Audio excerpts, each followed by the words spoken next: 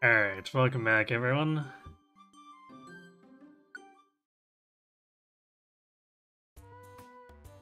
So, last time we finally actually got the dungeon for Ligia. So, first things first, we're going to go get Entei.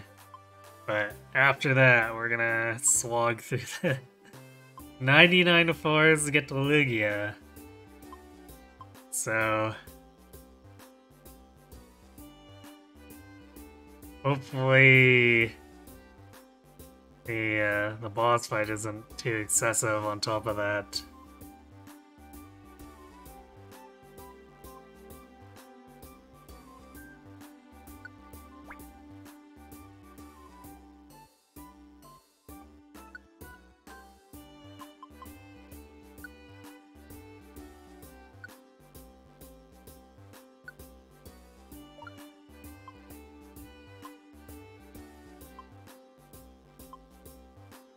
Okay, looks like we're set up for Entei, so we're going in.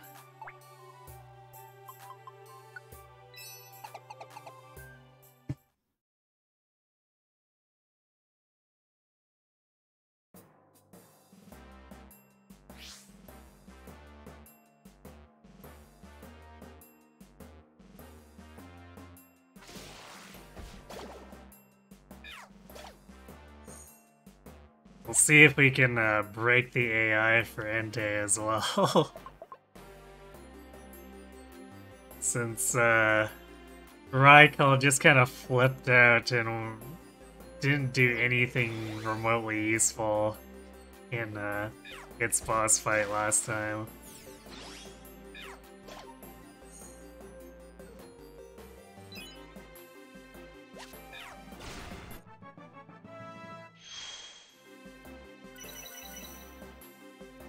Nice.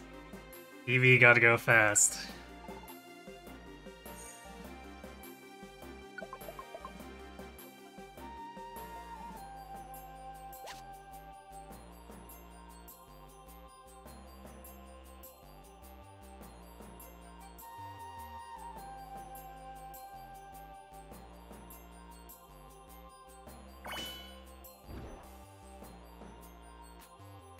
I'm not sure if Entei's moveset will allow for such pro plays as attacking a dark Pokemon with a psychic attack, though.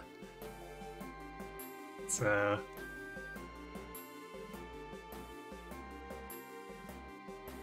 Entei will have to find creative ways to screw up.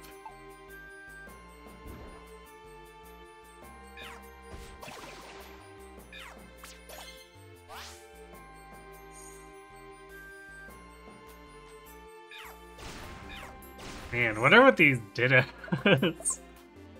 They're like every other item, and they're worth complete garbage for experience.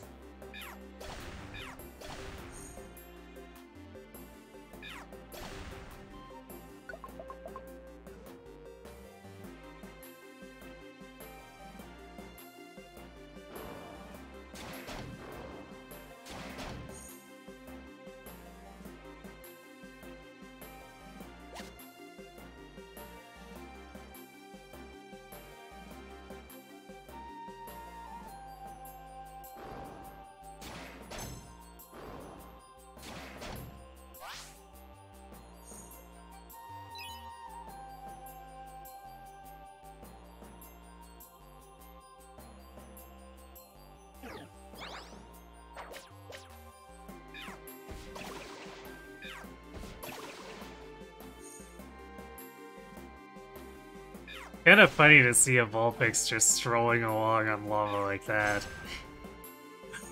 Like, sure, it's a fire Pokemon, but I feel like that would still not be particularly good for its health.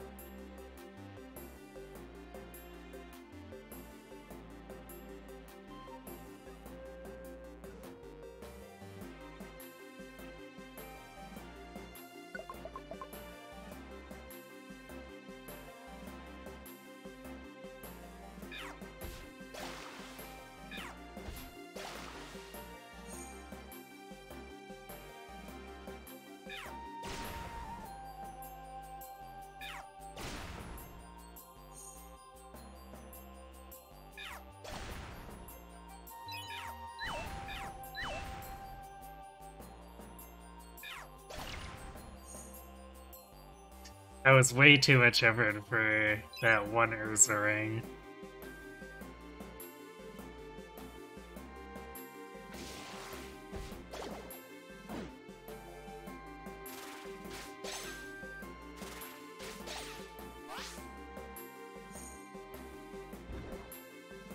Oh look, another Ditto. The Ditto wants to join us?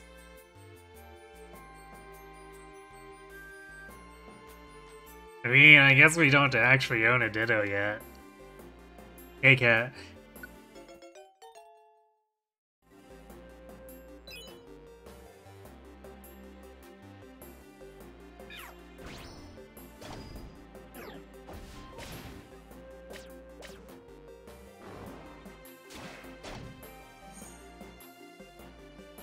And that recruitment confirms that it's level 45, so why is it worth so little experience? What the heck?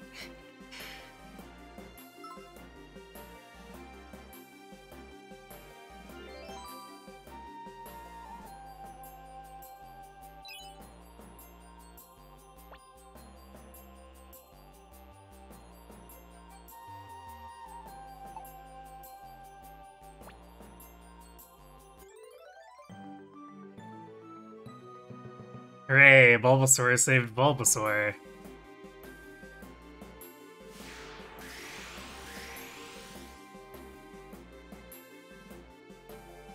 You're feeling better and you went bowling. Cool.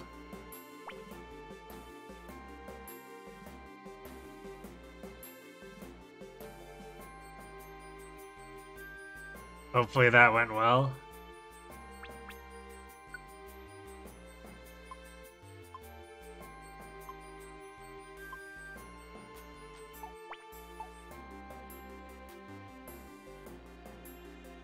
I half forgot we even had jobs in here.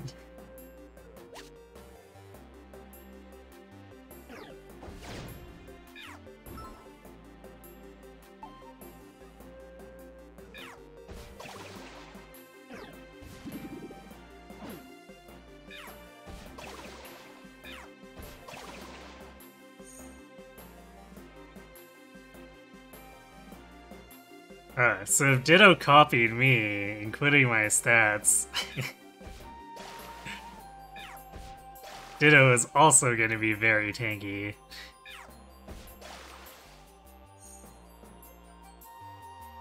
Your best game was 126. I think that's better than I've ever scored.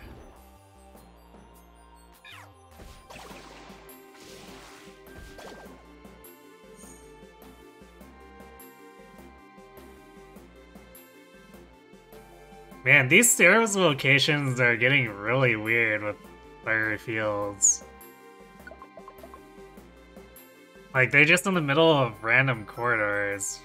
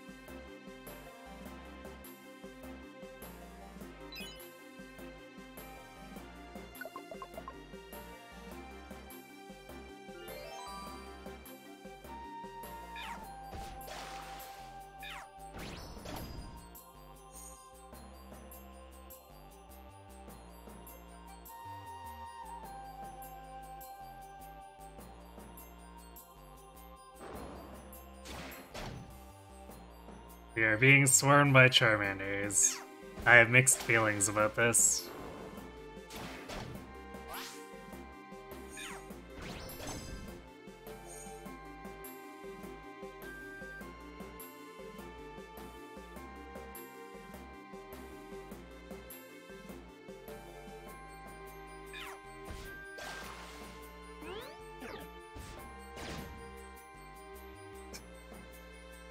Actually taking a lot of damage here, but I have 276 hit points, so like getting nailed for 70 fire damage isn't actually that bad. Chonkosaur to chonk.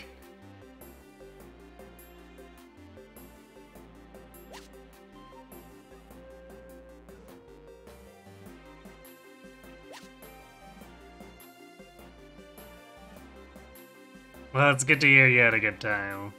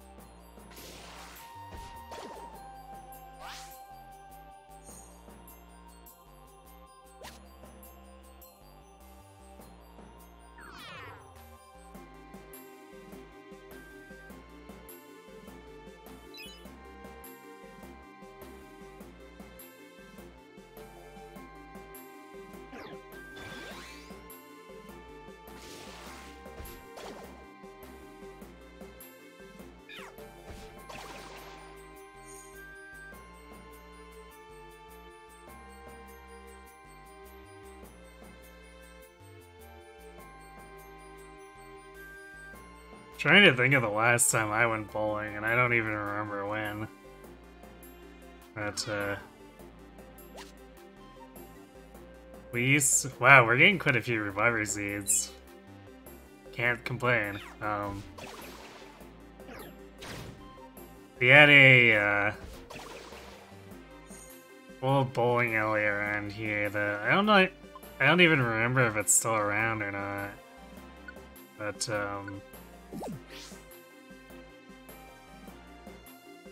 strangely, the most distinct thing I remember about it, aside from it being kind of like, for the longest time, that really old school kind of, I guess, 80s style bowling alley where you kept score on like paper with a pencil.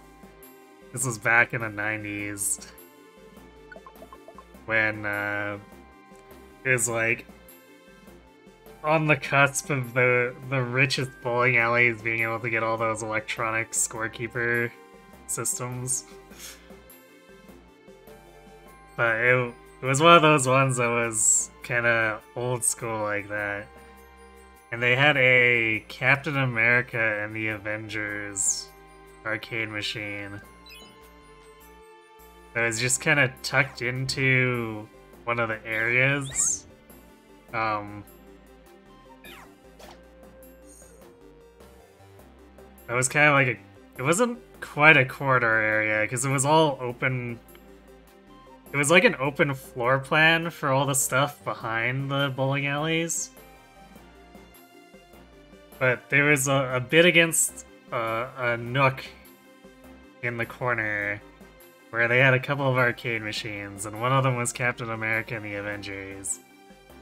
Every so often, like all those old arcade machines back in the day, it would do that call out in that cheesy voice, Captain America and the Avengers.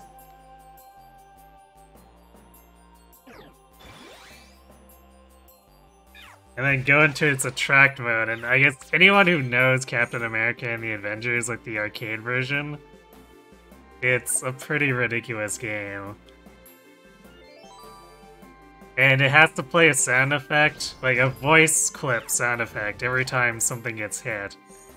So for the attract mode, you're just hearing a whole bunch of biffing and then people yelling out no and stuff like that.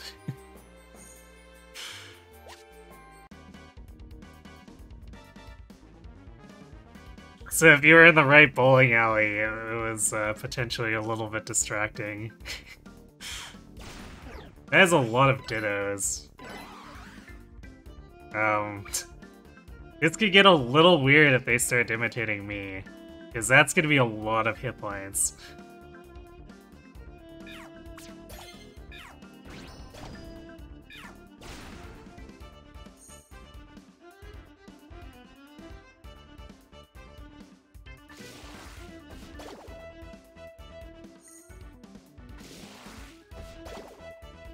Also, that's a lot of Flareons, and I bet none of them are gonna join us.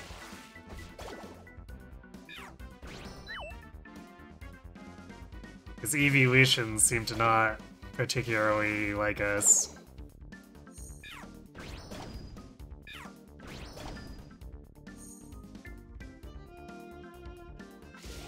I actually kinda question if they're recruitable.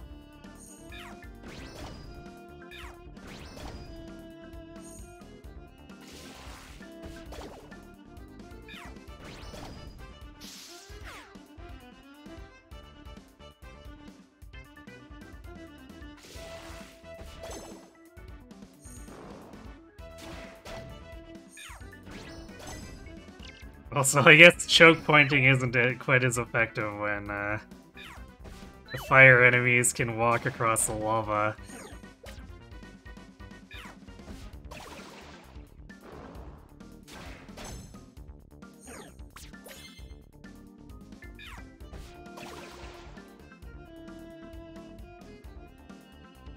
Well, we didn't get a Flareon, but I guess we can get a Quilava.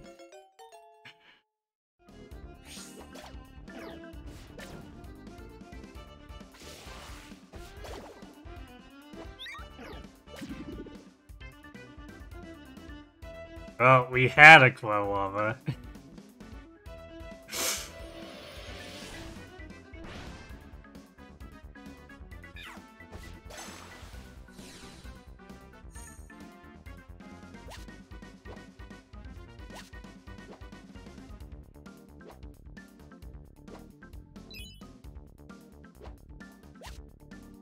Yeah, recruited and got killed at me. Whoops. I guess I wasn't paying attention to that. That's usually why I don't bother to recruit any of the mons in a monster house.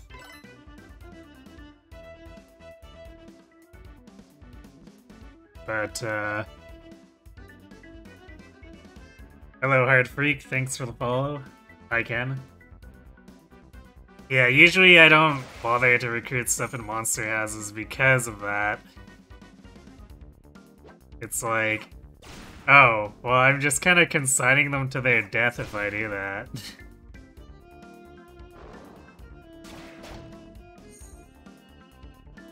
But there was only one Flareon left, so I thought it would be able to survive, but apparently, despite being a Firemon, it couldn't tank more than a couple of fire attacks.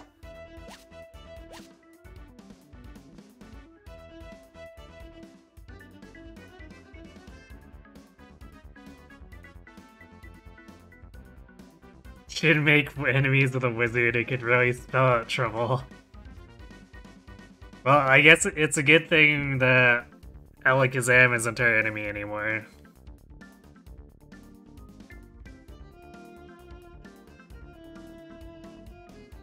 Stayed a few days ago, or you recruited the 3 birds where you're stuck at Kyogre, he just one-shots everything. It's impossible for you. I guess it's hard to say without it knowing what your team is. Otherwise,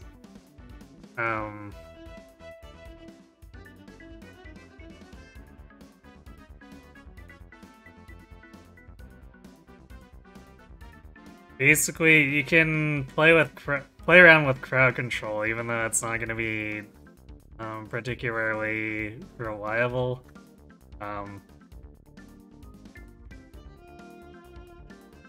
If you have any empowerment seeds, I found those to be really good at evening the odds with bosses that do their Mega Evolution thing.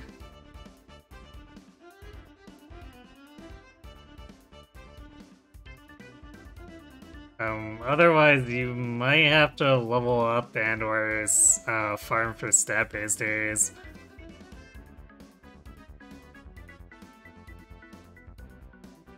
Oh, you're Charizard and you have Pikachu as your partner. Oof, yeah, I can see why You might have some issues with your Charizard.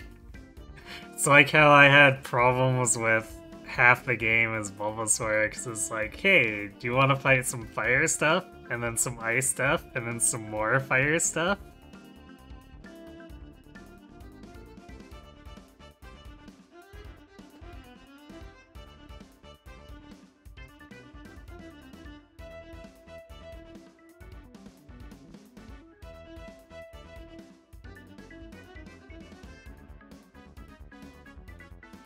Yeah, you'd want to find probably a grass type that's more on the bulky side, although Mystery Dungeon I feel like really screws most of the Pokemon over in terms of bulk.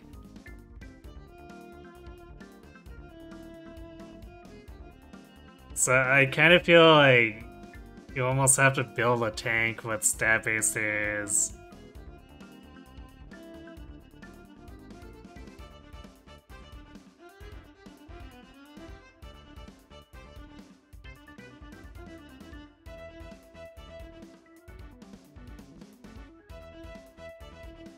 Yeah, I could definitely see how that could be a problem.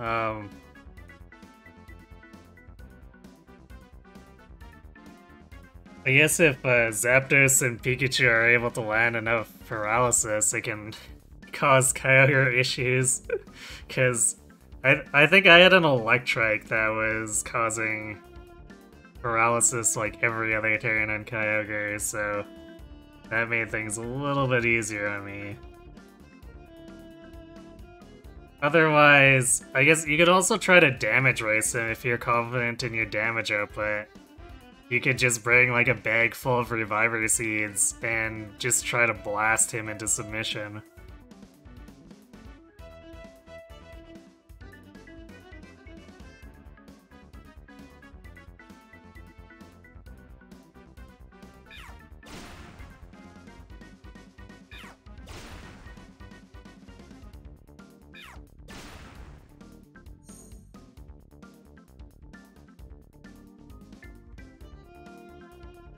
I guess, quite frankly, I almost feel like the game encourages that to a degree. Because Reviver Seeds are semi-common, and it's so easy to get 1 or 2 shot during a lot of parts of any adventure. Oh, nice! Can actually recruit this Flareon. Yoink. Now we have to actually keep it alive.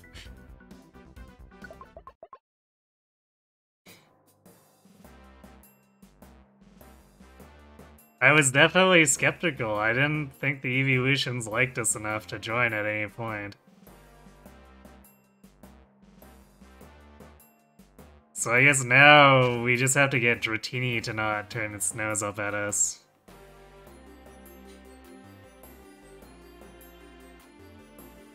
I guess Dratini or anything along the Dratini line.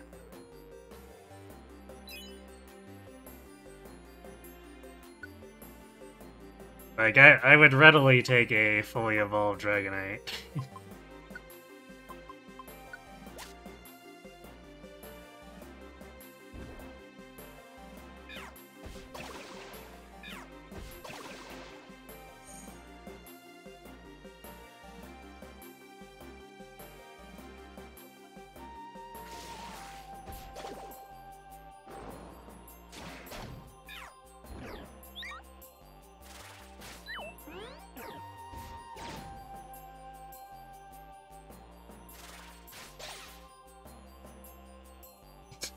Oh look, we got another Quilava. Let's see if this one can live more than 3 turns.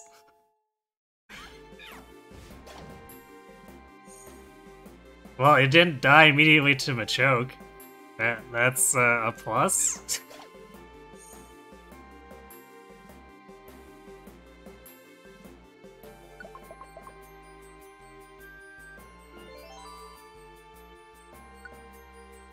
Flat Seed, pass.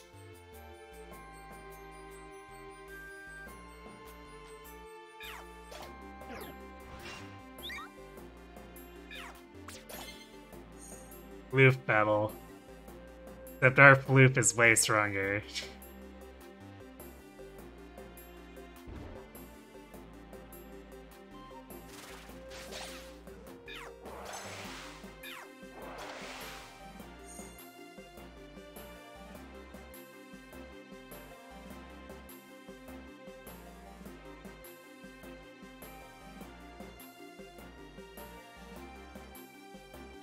Wish there was a way to level up fast besides Makihita tickets. One that I found pretty good for me, rare quality, which has led to me not needing to grind too much, is the XP based here.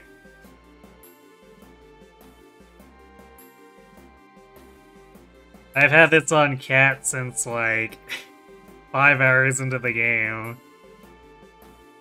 And I don't think I've ever had to level up any of my bench Pokemon. And Bulbasaur and Eevee had just been perpetually overleveled in 95% of the cases on top of that. Which doesn't help as much as it sounds, just because of the low hit point pool, but the ability to kill stuff fast is nice.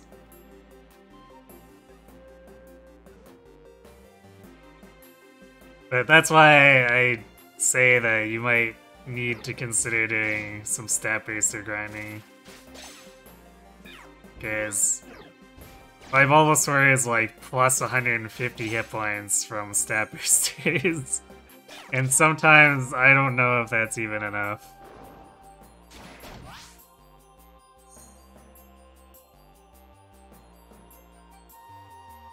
You did the questionnaire legitimately with your girlfriend.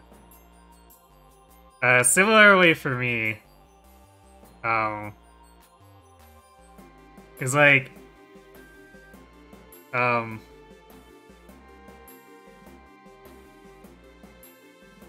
for the most part, I'm kind of that boring anime starter fan who likes Pikachu, so if I had a choice and didn't feel like I was cheating the system, I probably would have gone with Pikachu. But the game rolled me Bulbasaur, and I went, okay, sure, we'll go with Bulbasaur. And then it was just like fire and poison and ice and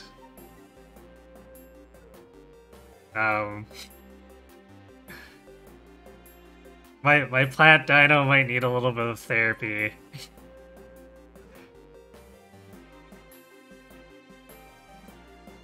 Although, I do have to say, I feel really sorry for anyone who rolls Chikorita, because I feel like that is probably one of the worst times.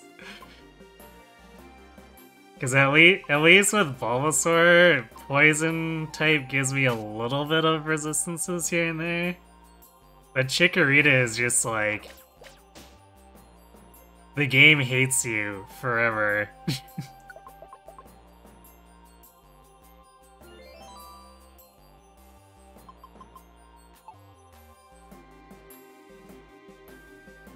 At least Chikorita has tank stats. I guess, but I feel like with the game, the way this game is made, the tank stats are only gonna help it so much. Trico. Oh yeah, I guess Trico would have a pretty bad time too.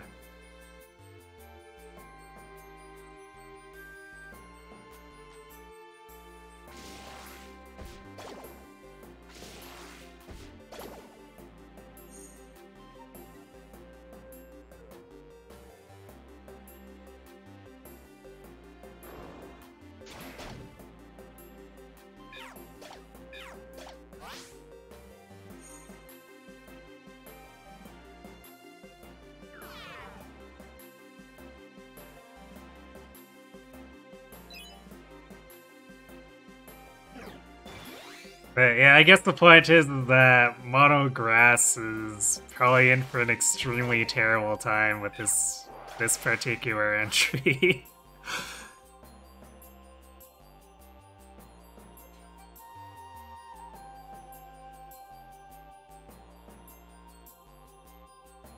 You want Kyogre bad because he's your favorite Pokemon?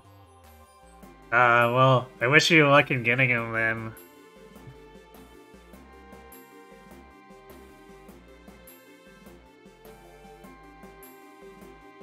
Apparently you can form stat bases in Buried Relic, though most of them are hidden inside walls, so you need something with Forge a Path. I see. So I guess if I were to actively farm those, I'd need to just take in Faros and run around wrecking the Reggie's home.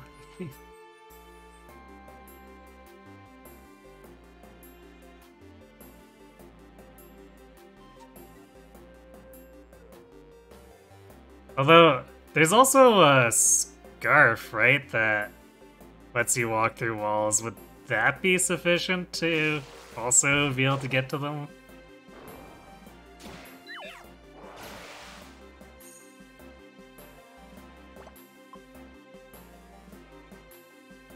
Let's see, is there something junky I can eat here? Apparently not. Alright, I guess we'll just use a regular apple once we get down to about 5.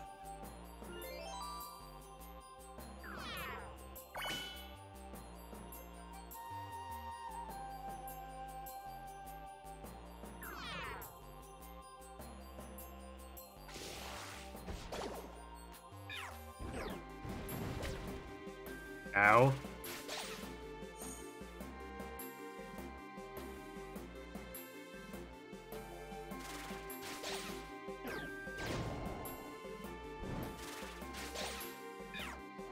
I am literally on fire.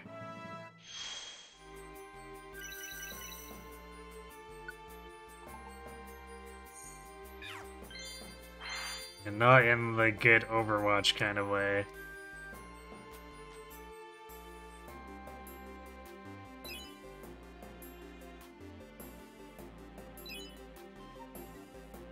Let me guess, Ditto? Ditto.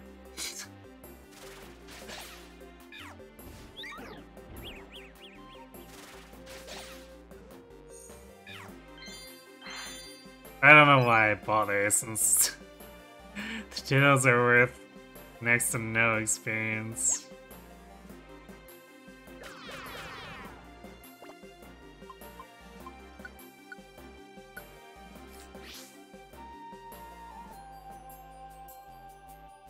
We're gonna check the middle. Yeah, of course. In any other case, it totally would have been in the middle, but...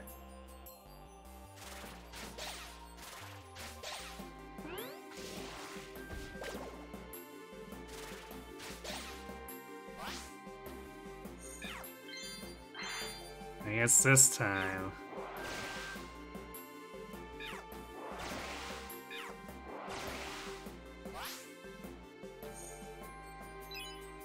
Oh, let's go right. Okay, I guess that's a corridor.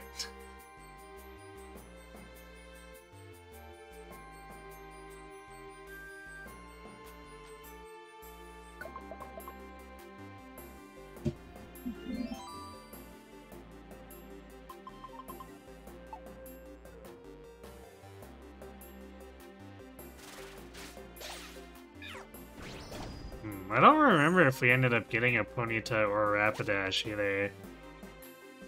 I want to say no, but I'm not 100%.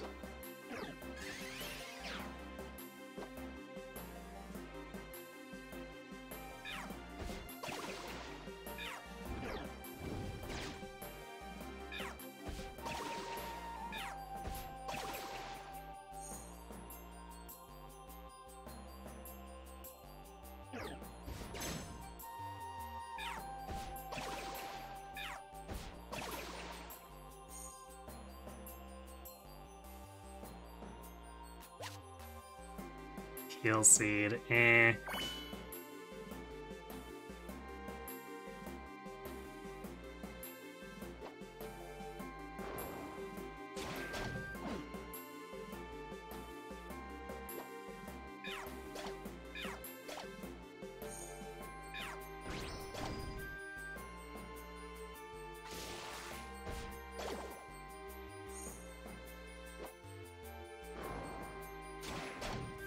Downside to having huge health pools, it takes forever to regenerate.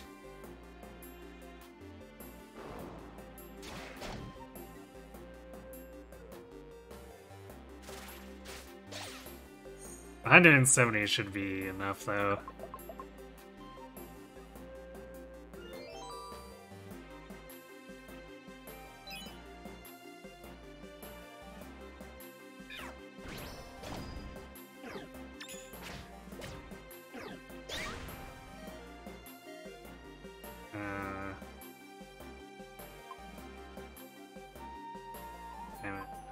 I'm gonna do that because I don't want whatever just nuked us to have awaken status. Well, it wasn't bad.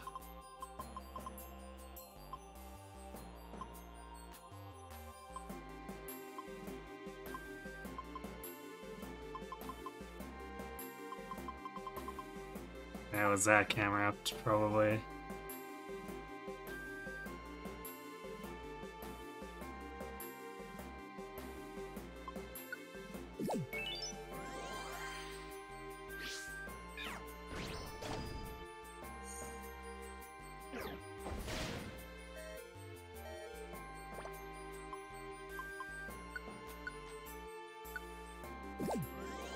Well, at least that probably kept it from using the nuke again.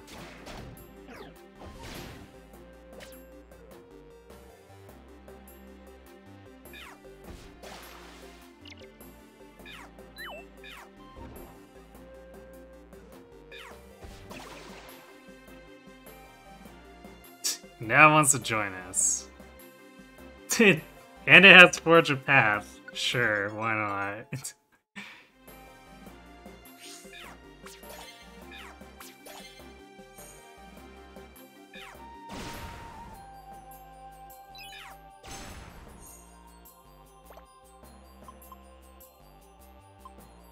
Well, yeah, so much for coming out ahead in Tiny Revivers. I guess we'll still have one extra if we don't have to use a bunch.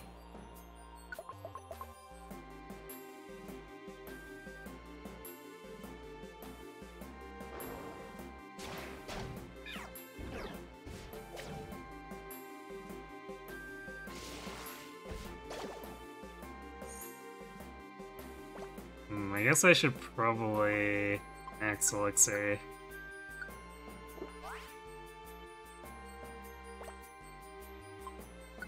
Probably time to do it for Invid as well.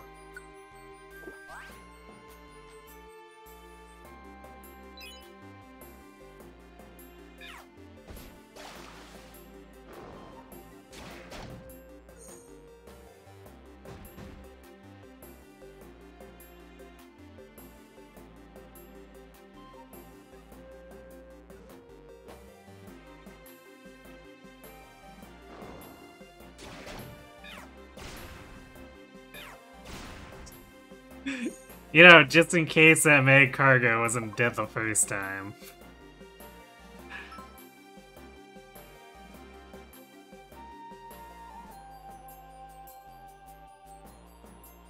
A Vaporeon lost up here, huh? Must have been slacking off.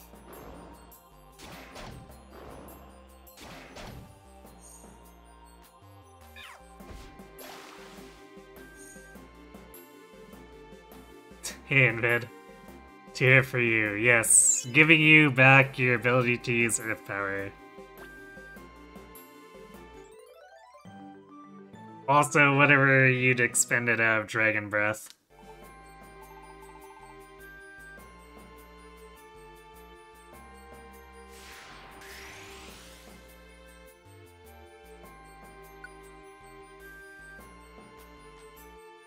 Still not sure how Vaporeon would have lost here, but...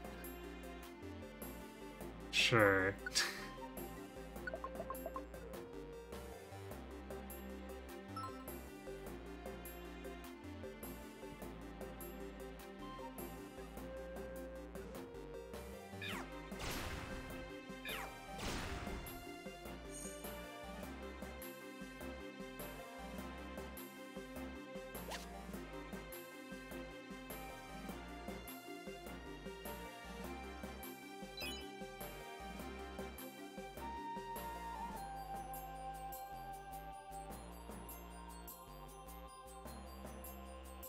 You got a perfect Furfrou today.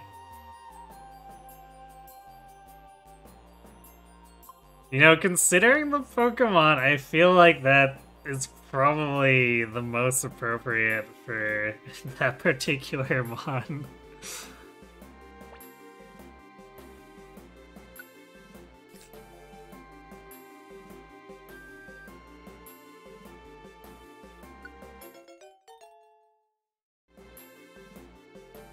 Oh, Ace or two foliar. Drop the maybe drop the Magmar for the Magby. Because Magby is a higher level and has a rare quality.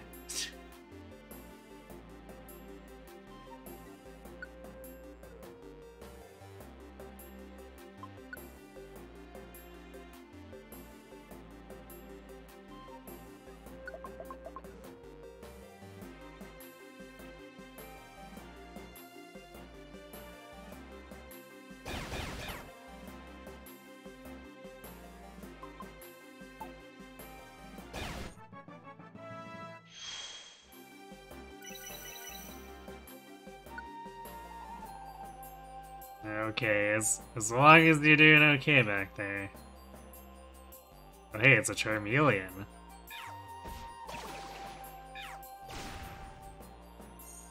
Was a Charmeleon.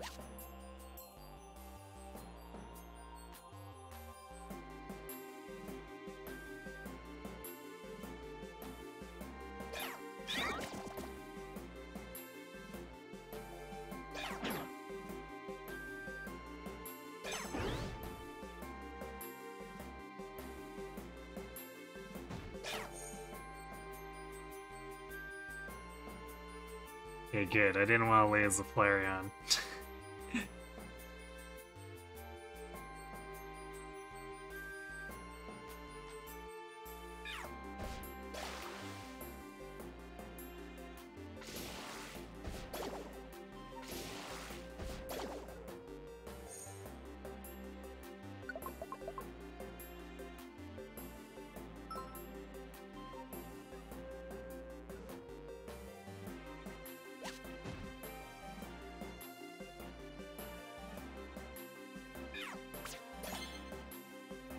Surprise!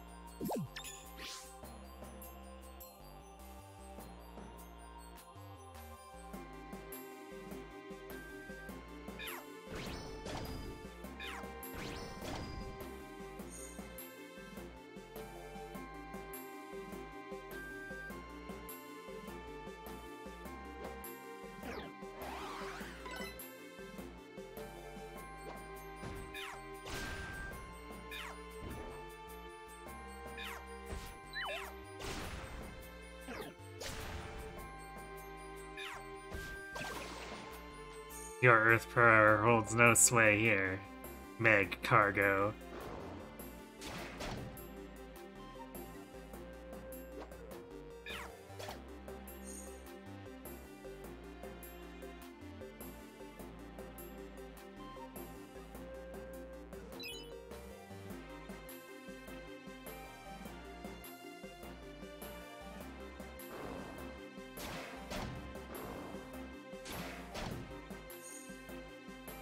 I know I've caught too many Furfrou by this point. I'm starting to get sick of them, but they're such good, excellent throw targets.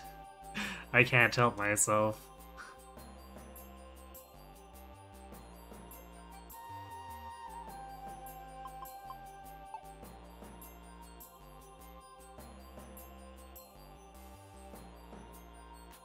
Well, we don't actually have an Ekans, but...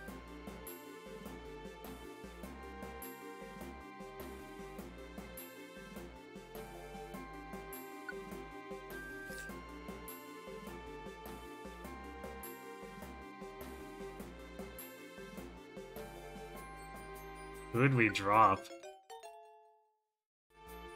This is where I wish we could send Pokemon back to camp.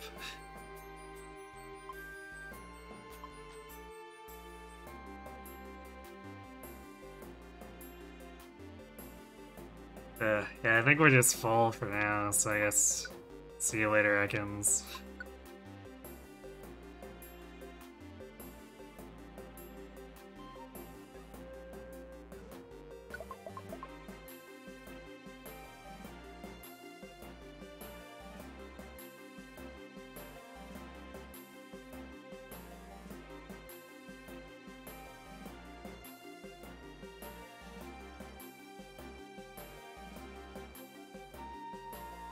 I guess I could actually look up how many I've caught as well.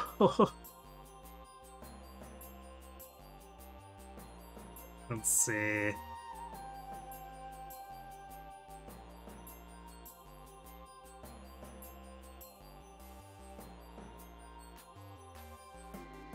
Well, I've seen 135 and only caught 97.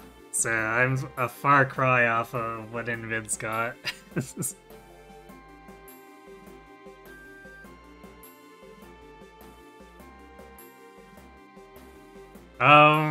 As to how we catch so many, I mean, it's just... I don't know, go habit at this point. It's fairly easy for, like, say, me to be idling watching a Twitch stream and just, like, checking in on Go every now and again.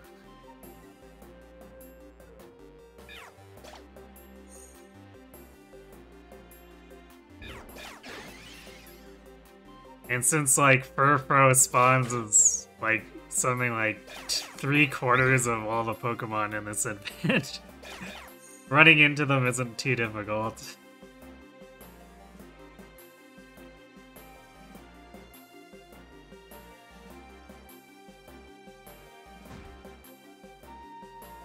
I need to adhere to your winding corridors. I go where I want.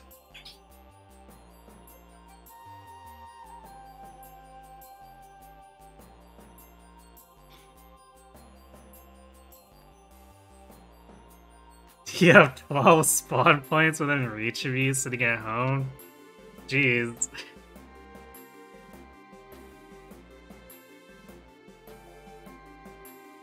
I guess I've technically got something like 6 or 7.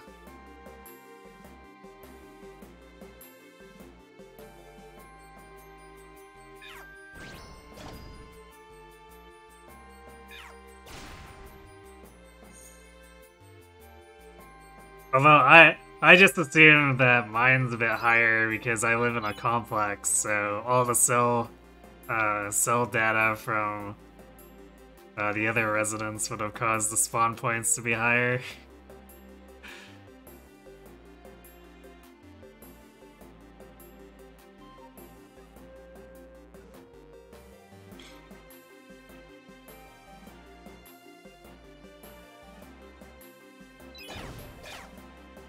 Oh, now what are you fighting?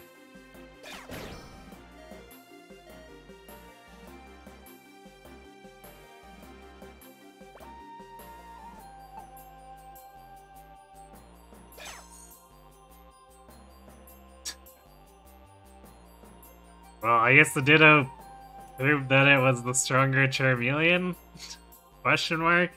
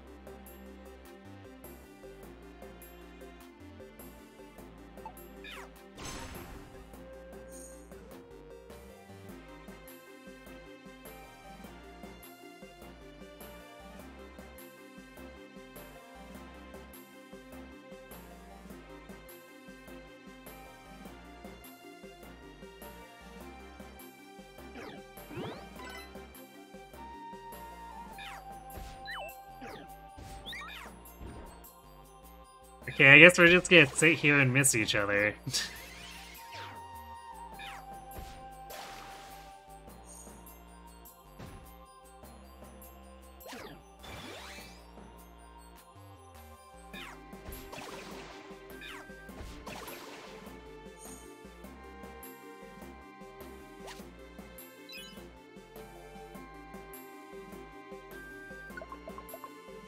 But yeah, I guess what it boils down to is that it's a fairly easy activity to just kind of multitask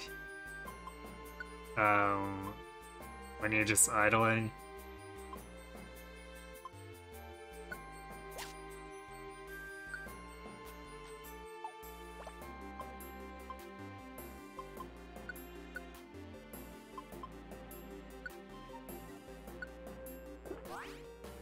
Yeah. Might as well if we're gonna...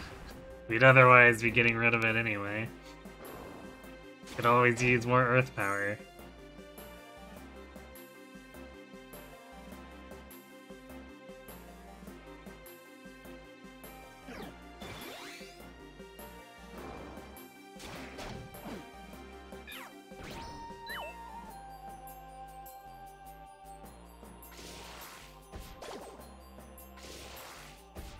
And I guess also to some degree the auto catchers play into it.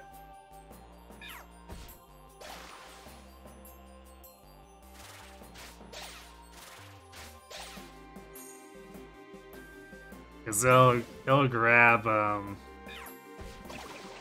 handful of mons, depending on how long you're on the road or out using it or whatever.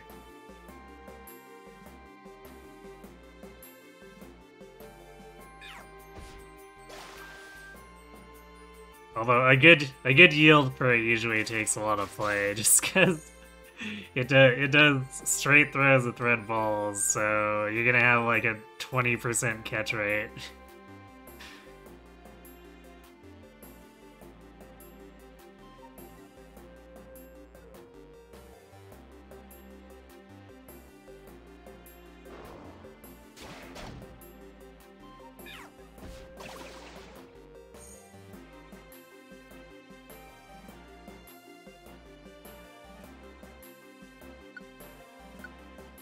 Who needs this? Well, we can get 20 points of Shadow Ball back with cats, so let's do that.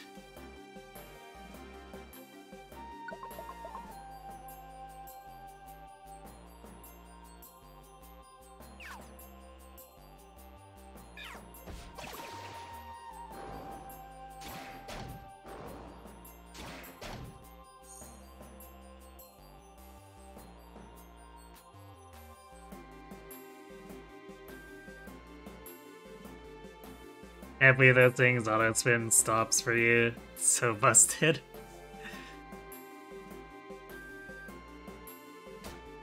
Yeah, I mean, I guess it's part of the incentive, because the devices aren't exactly cheap. So I guess in a way, Game Freak had to do a little bit of bribery.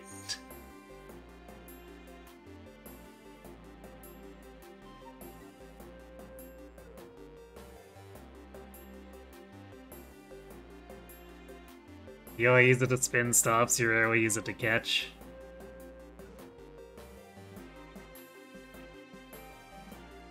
So, like, do you not use it when you're out in your car anymore in mid?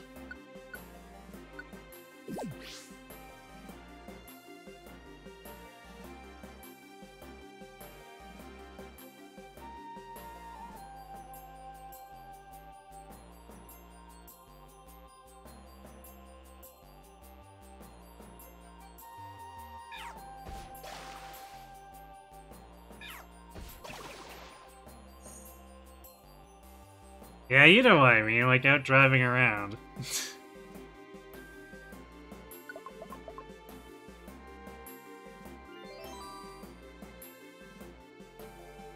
Because that's where probably about 75% of my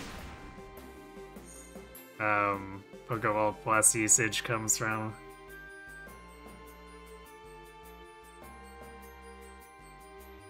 Feels way less frequent.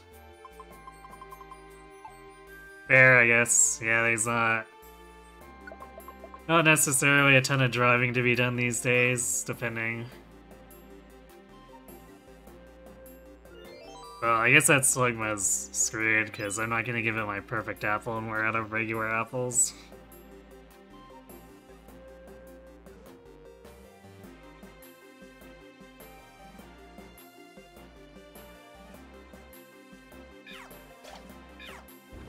I'll sometimes personally get lazy too, or I guess not feel like catching when I'm moving around on foot, so I'll just start auto-catching and not look at my screen.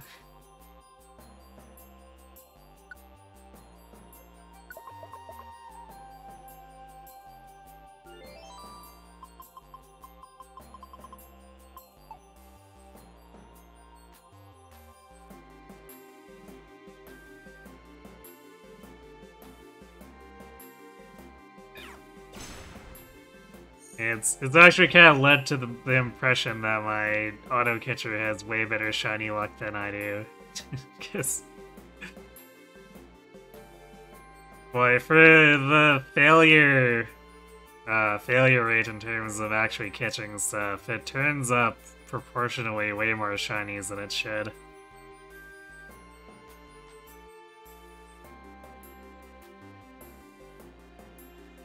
You obsessively check IVs, and the thought of missing something to auto-catcher fills you with existential dread.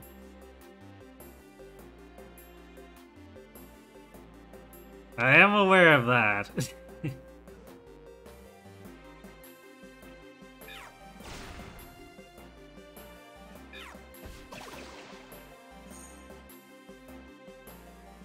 At least you've got Kelki to help you with that. I can't imagine trying to hand compete that, and I'm not willing to jump through the hoops for that.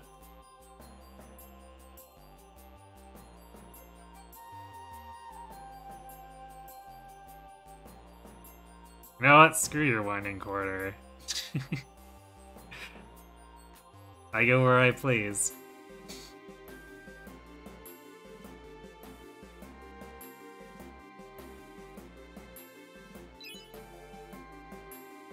I guess we're fighting Entei next. Let's see if his AI breaks.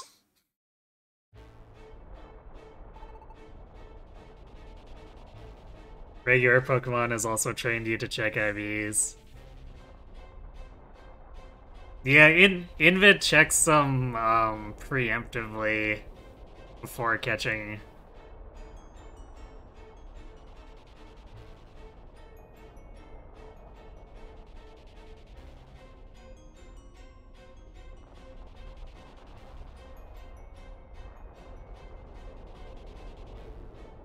I guess I'm also kind of... I guess less so these days, but I'm... previously I'd be being concerned with amassing Stardust in order to build raid teams. But I hit a certain point where my type coverage was wide enough that I don't really build that much these days. But I still kind of have the habit of the catch en masse to accumulate Stardust. So I'm not too picky.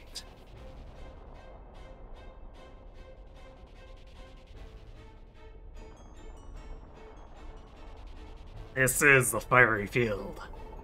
This is no place for your kind. I am Entei. I live surrounded by the fiery lava of volcanoes. Depart from here. Immediately. Work. Work, work, work, work, work.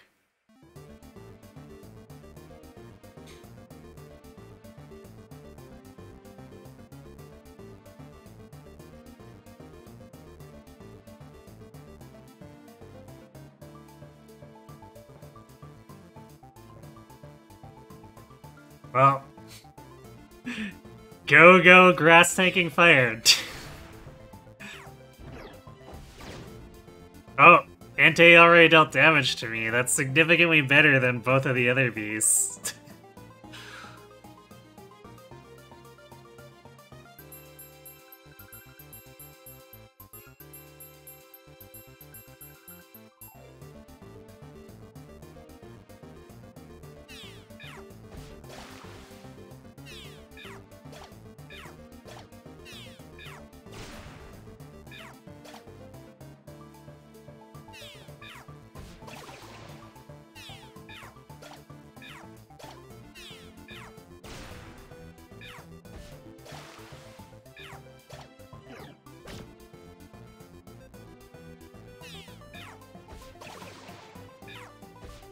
I do like how Entei would rather stomp the Quilava than try to use a fire move against the grass Pokemon sitting in front of it.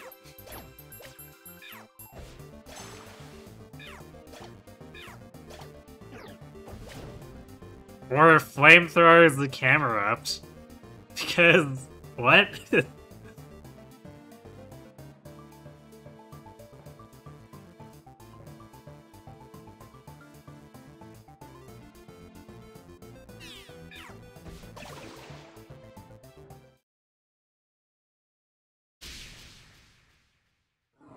Bork! I've been borked.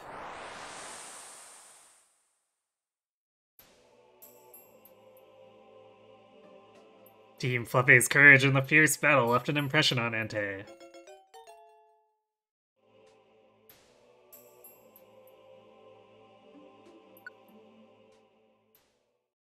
Yay, we got the beast.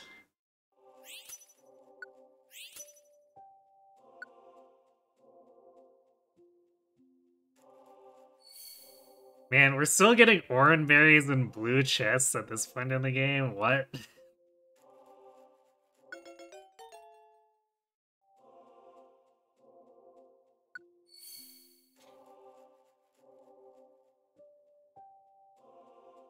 Flareon's portrait seems a touch deformed to me.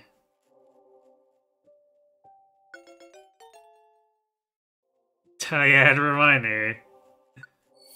If anyone wants to claim these, just let me know and I'll swing by the camps to rename them.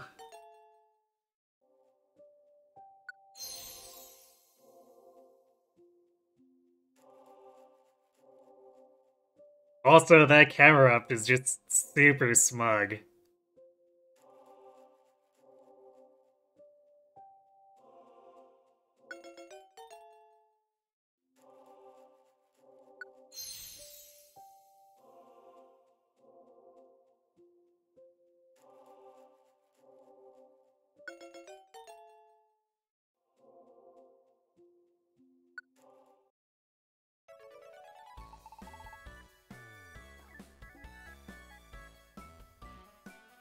Camera up did more damage to my team than Entei. Rip.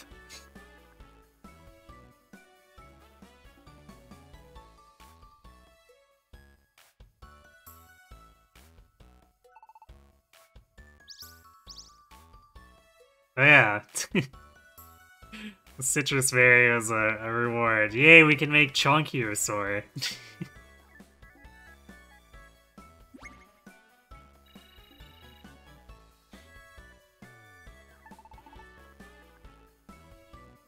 Ah, look at that Ninetales smile.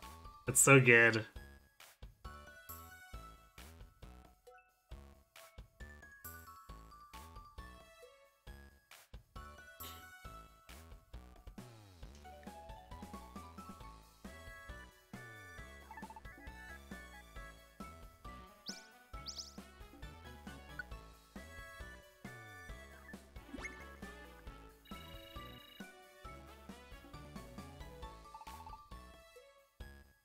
And then happy Vaporeon. Ooh, double empowerment seed. Yes, please.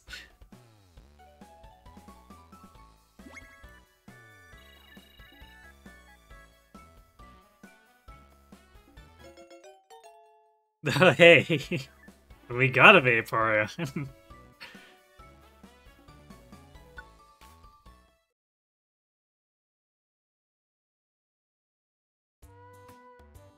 Team Flufface now includes additional evolutions. Yeah, 2 evolutions in 1 dungeon. It's like we hit some kind of critical threshold where the game finally went, fine, you want these evolutions, have them.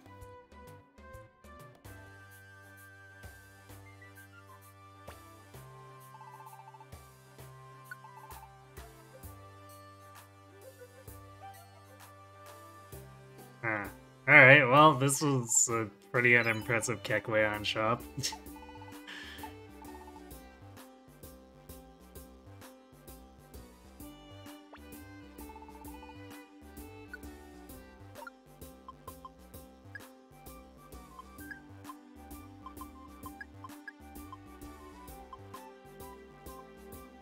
Somehow we ended up carrying grimy food over.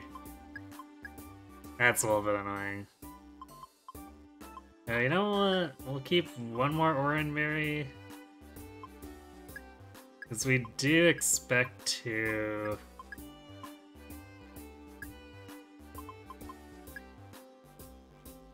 need to do a bit more healing when we fight Lugia.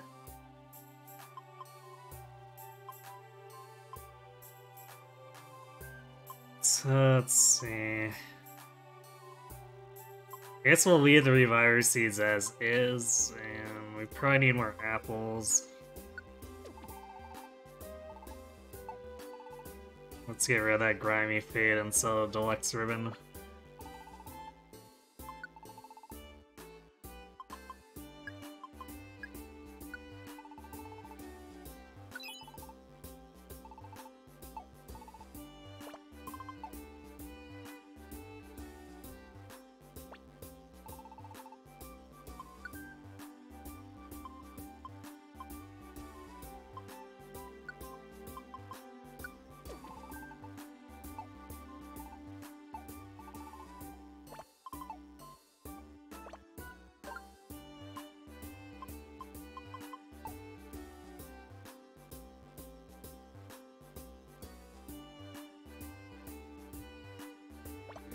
Who else on our roster has small stomach?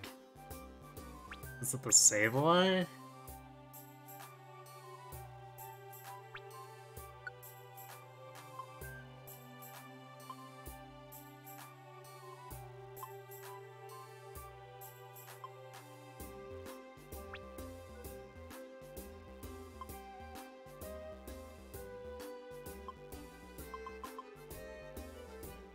Yeah, Sableye does.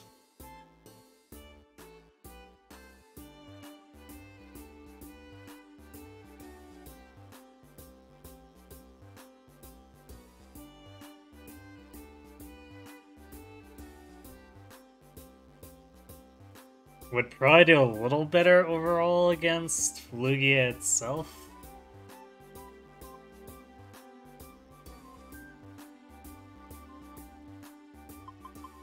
Who else do we have?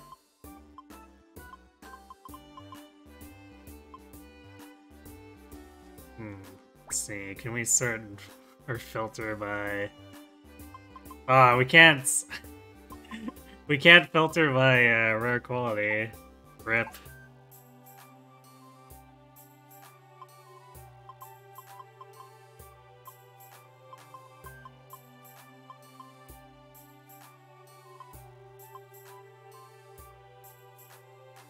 We do have a Spiel of Food Finder, which is not quite as good, but still...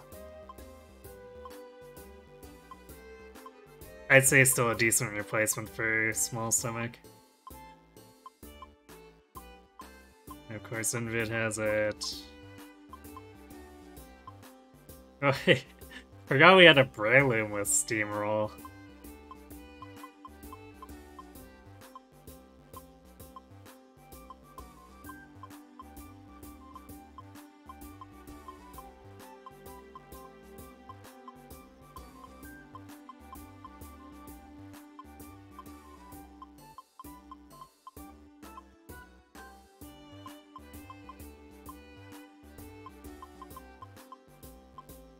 Marowak. I think Marowak would be a very bad choice for where we're going.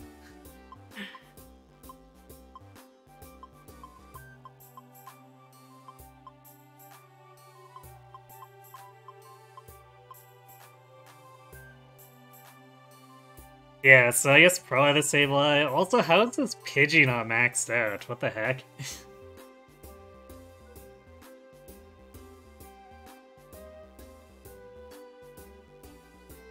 Yeah, 2 of the 3 OG evolutions. Although, I'm not sure if...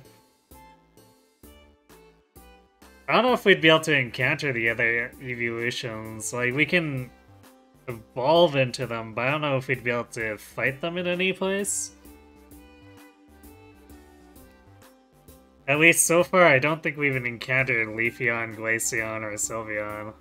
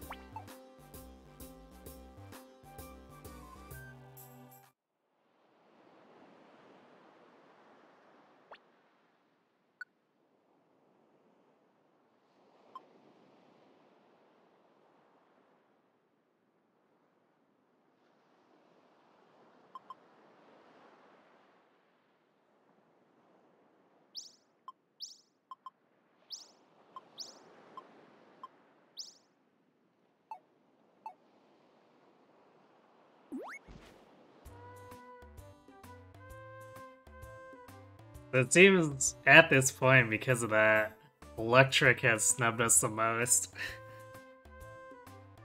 It's no Jolteon, no Pikachu.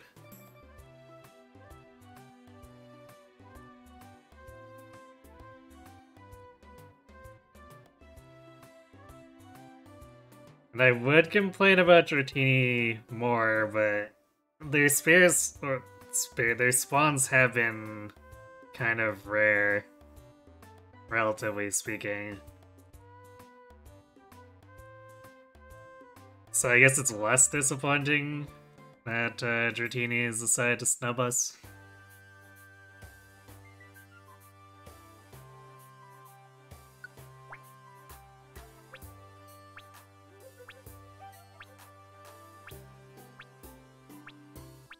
Oh, I guess I must have changed this team to swap in Articuno in place of the Sableye.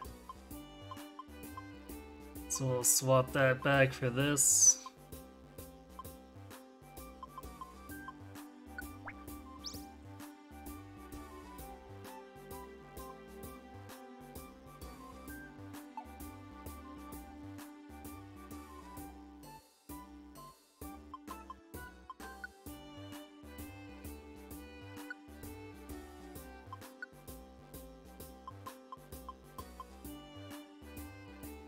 You know what, I feel like we're not taking any chances if we're gonna have to do this 99 floors to get to Lugia.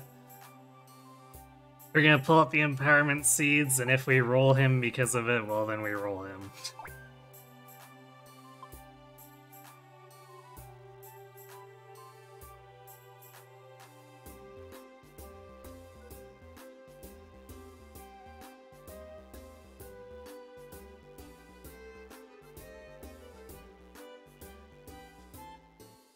Yeah. Guess we're good to go.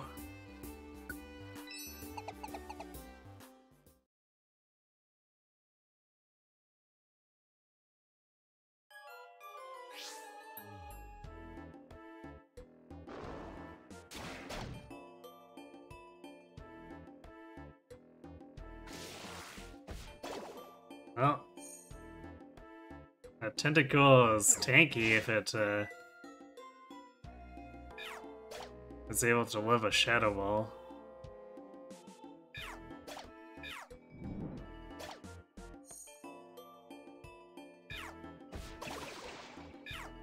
Yeah, so these, at 300 experience, these are not exactly low-level enemies.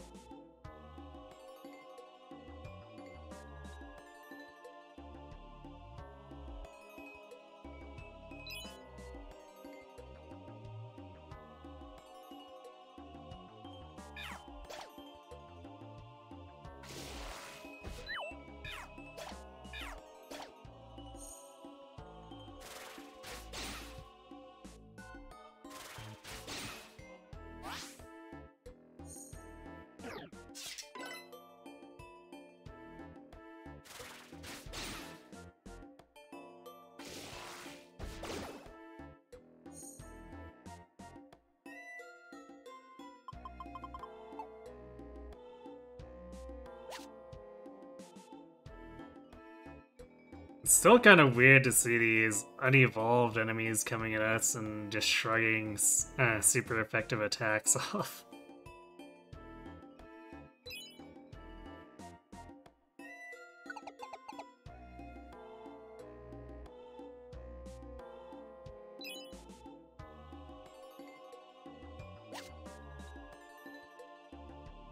It's like how, or I guess one of the better illustrations of it is with Ho's dungeon and the Growlithe being stronger than the stage 2 evolutions of some of the enemies in there.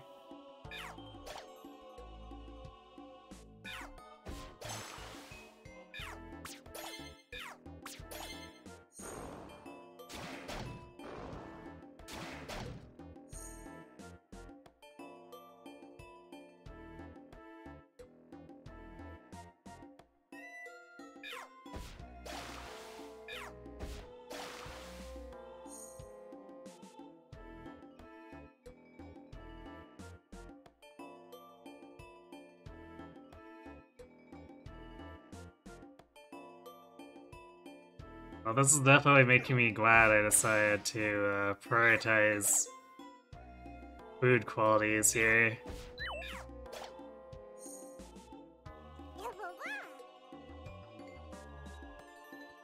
Hey Megatronus, thanks for the follow.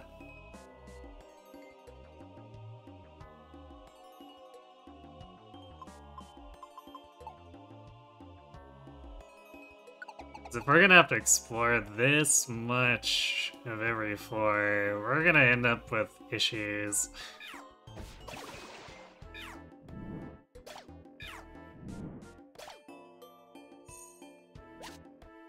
Random red box off of a Wingull of all things.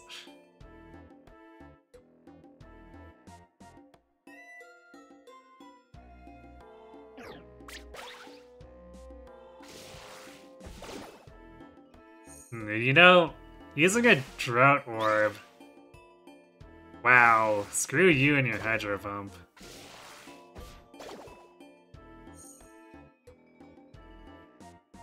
Using a Drought Orb in the sea strikes me as a way to screw things up super badly for everyone.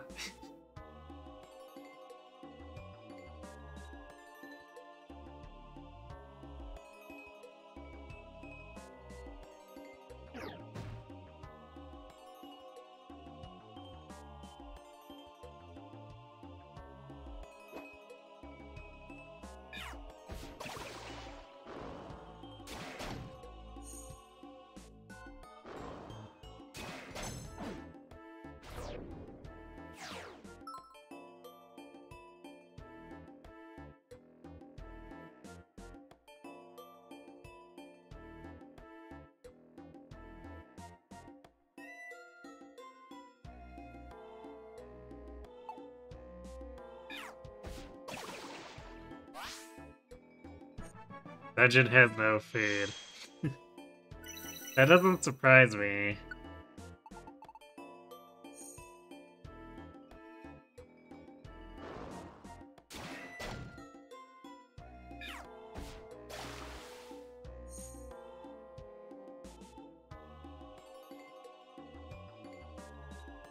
Because remember that other underwater dungeon that basically had no food? Seems like it's a little bit of a trend.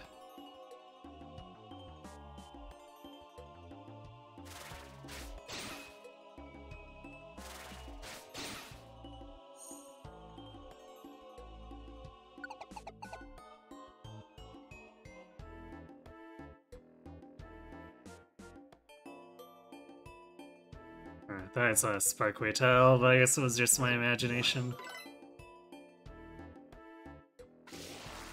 I actually kind of wonder if I should have brought a second perfect apple.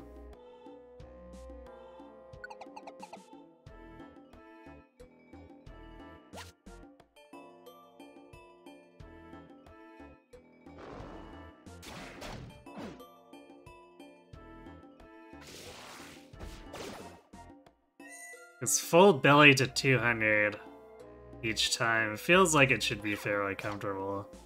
150 might get a little tight, depending.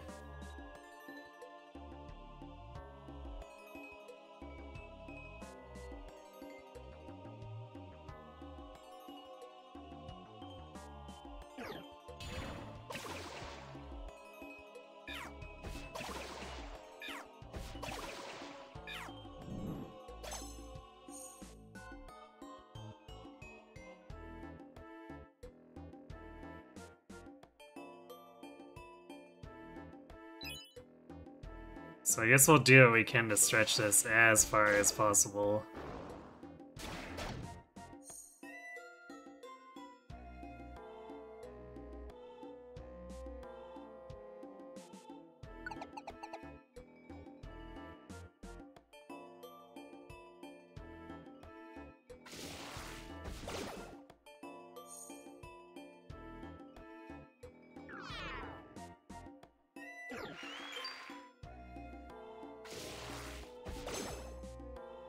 Please energy ball me in the face, said the seal. And then it died.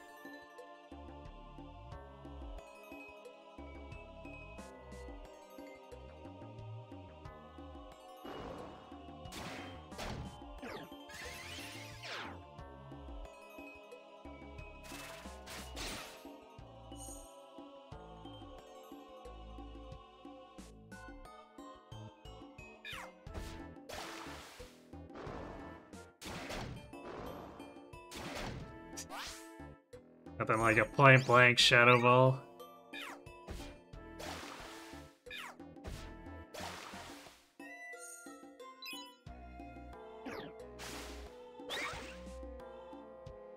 Why does Quillfish get to have Hydro Pump?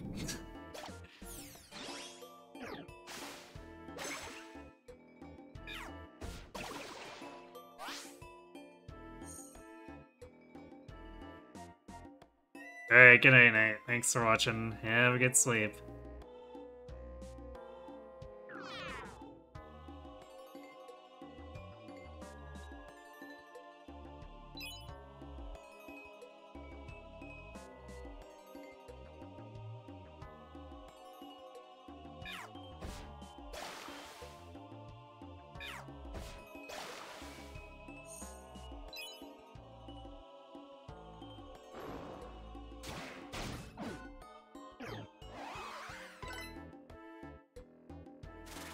Lived through a 143 damage Shadow Ball, huh?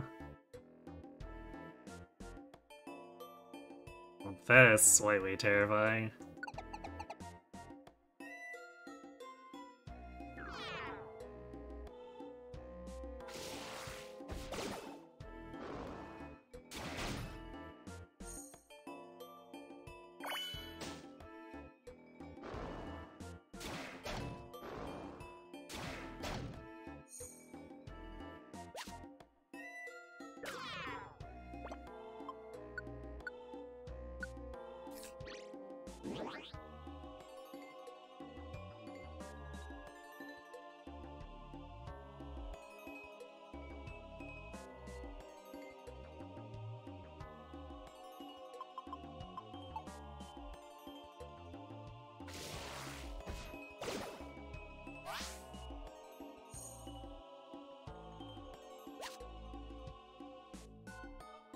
Oh, so I guess there was a sparkly tail that time.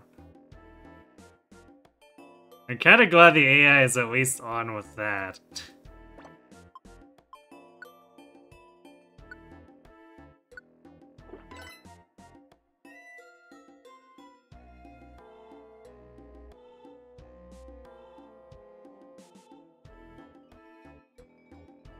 Because we'd probably be missing a few stat basters otherwise.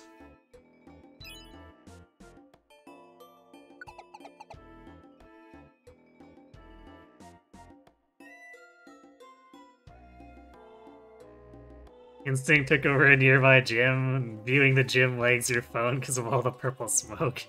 So there's 6 shadow Pokemon. I see.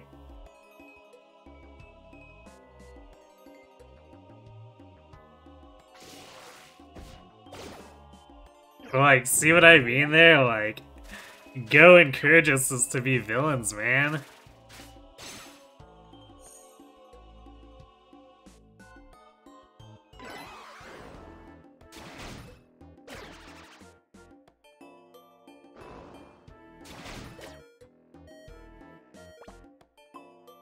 Don't die, cat. You can do it.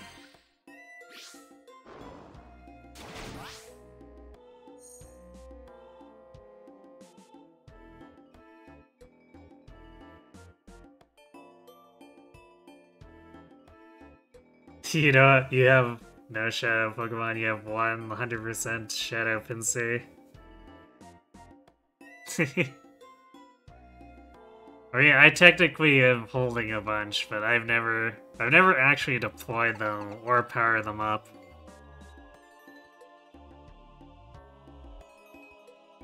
You purify the rest of them. I feel like that's not gonna happen for me just because a bunch of them are legendaries, and that's a lot of legendary candy and Stardust to spend on that.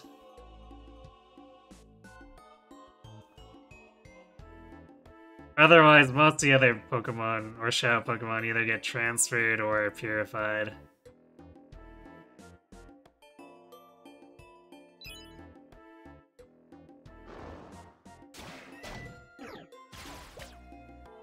But, like, Go's mechanics for sure encourage being the villain, because Shadow Pokemon are just 90% of the time better than their non-Shadow counterparts, which I really find does not fit with the theme of Pokemon. I mean, call me weird, but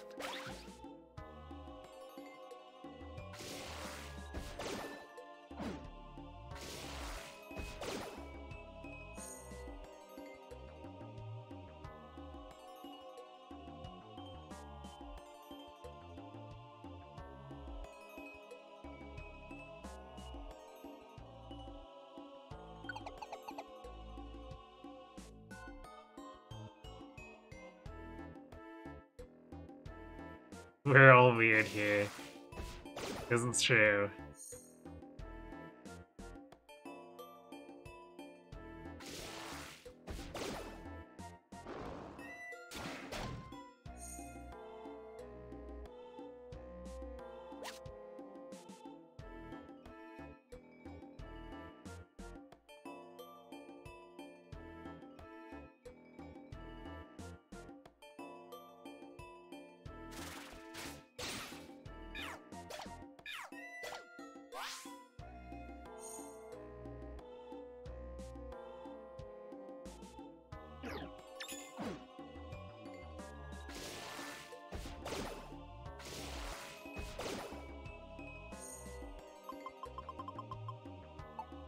We're up to getting 100 or 390 experience. These enemies might get really high level. Like, we're only on floor 12.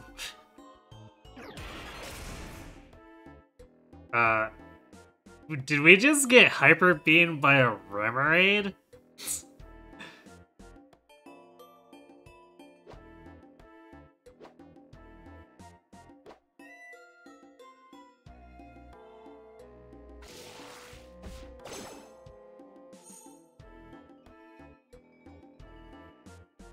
I'm sorry, but what?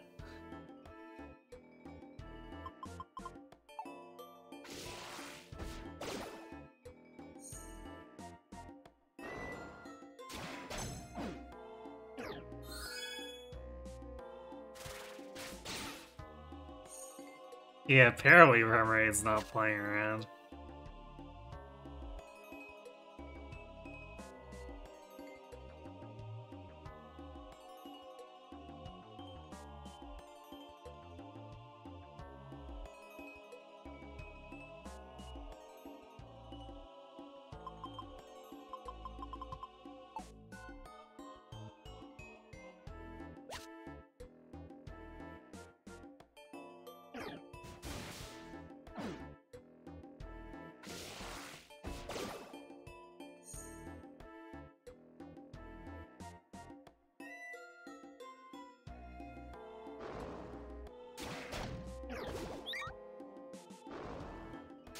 Again, it's like the low power stuff, the single evolution or non-evolved opponents, they're just like doing all the stupid stuff in a lot of these dungeons.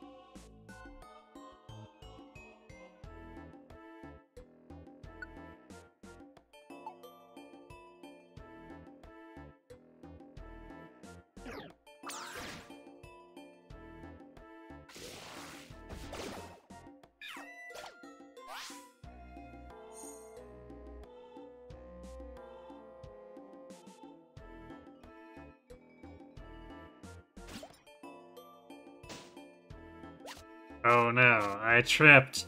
I dropped a few things. Woe is me.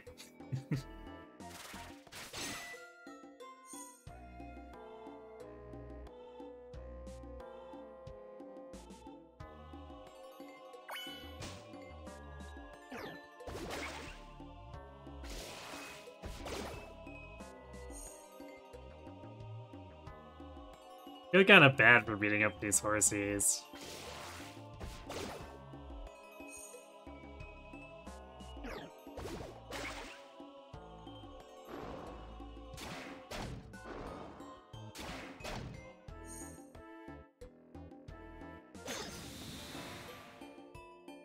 Really? We're just not gonna deal with Steel Blizzard.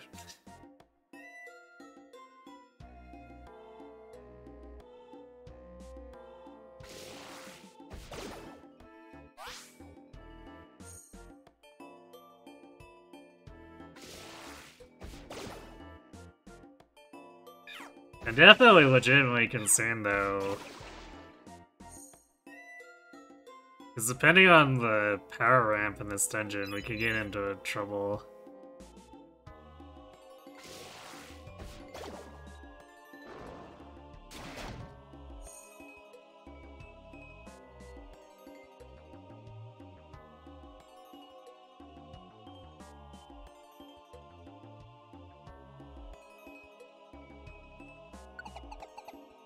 It's like... I want to say with the last few 75 or 99 floor dungeons, enemies improved by around 10 to 15 levels, sometimes a little more.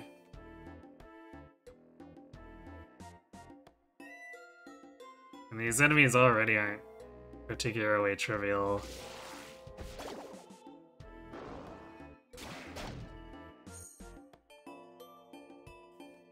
Excuse you while you wreck shit with Shadow Ball.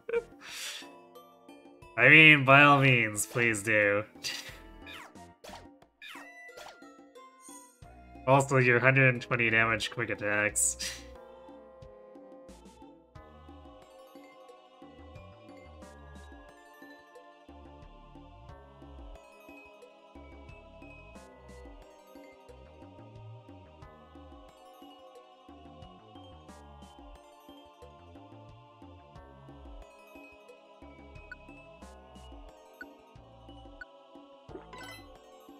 Gotta get my vitamins.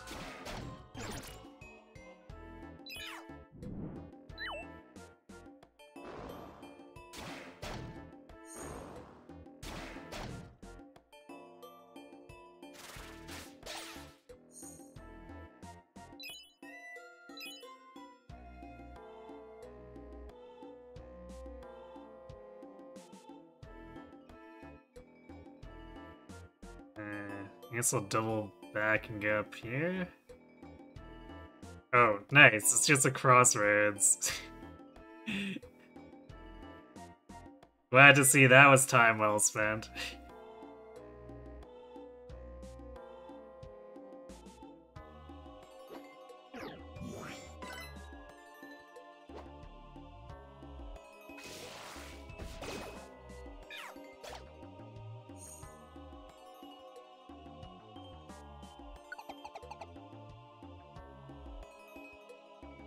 Krabby used Harden. It's how you can know that it's fighting for the villainous side.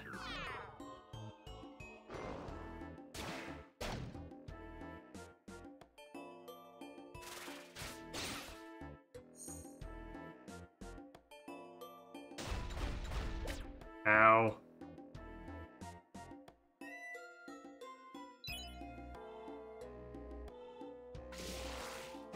That was kind of weird. I think the game freaked out a little. Because I stepped on that blast trap and it took a full 5 seconds before it actually animated anything.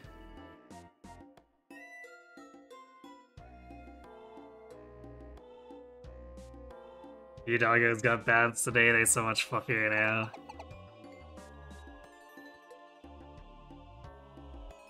And did they form their own Team Fluffes?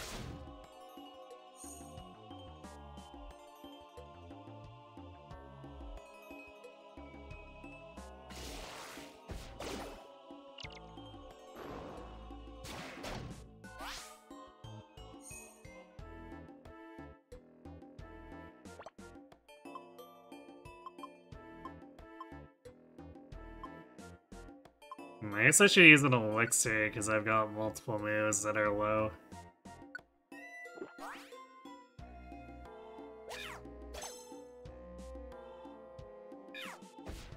Pretty much.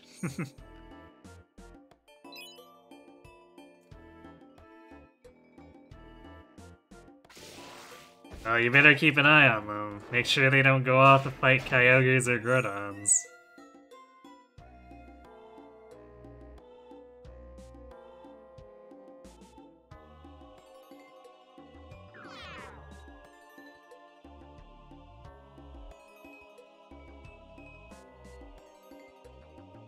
Okay, well, I guess we're going back around.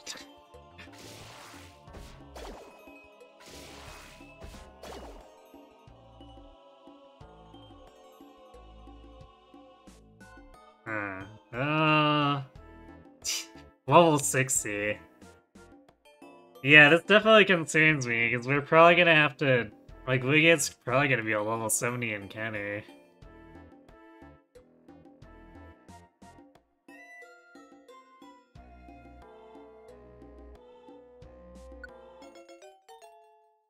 Probably should have done more homework today, but bowling was really fun. Hey, you gotta take some time off. Because part of working hard is actually recovering enough so that you can work hard another day.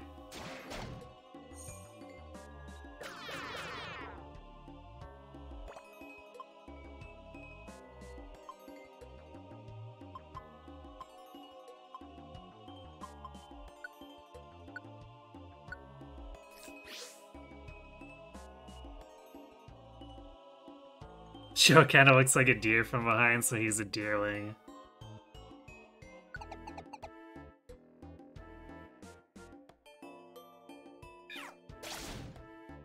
Well, just in time for autumn, right? Get that coat swap over.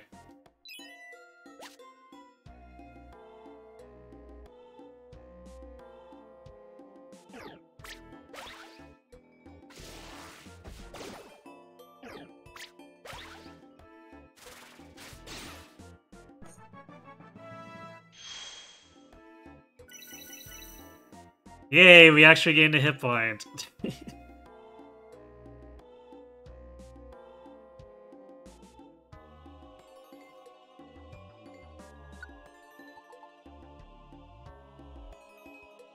Specifically Winter Deerling because he loves snow. Well, there you go.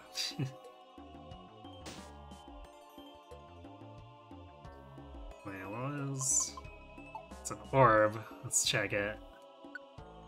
Petrify. Alright. Let's try the Pika Scarf. I don't think we need... I don't think we need protection against poison.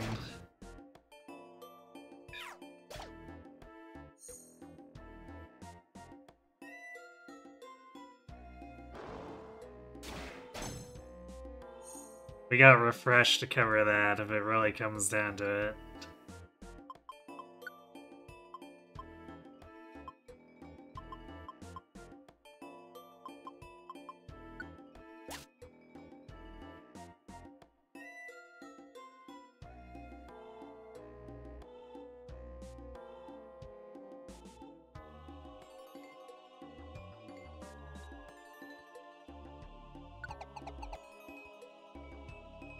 Take snow baths when there's enough snow out.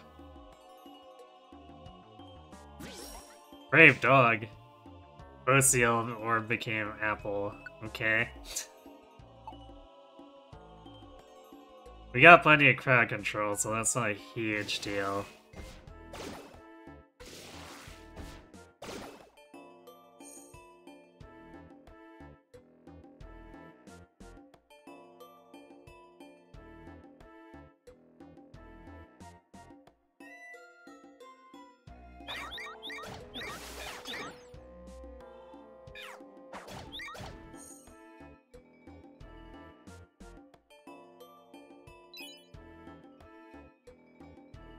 Wow, the pocket change in this dungeon is actually not particularly pocket change.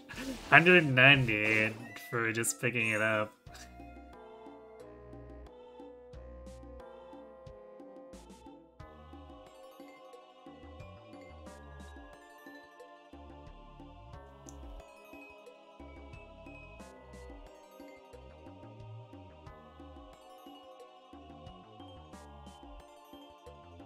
Hello, Canal Warrior.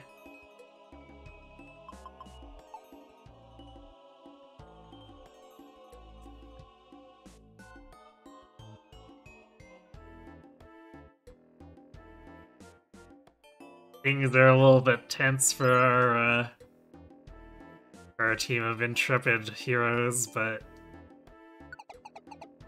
otherwise things are going.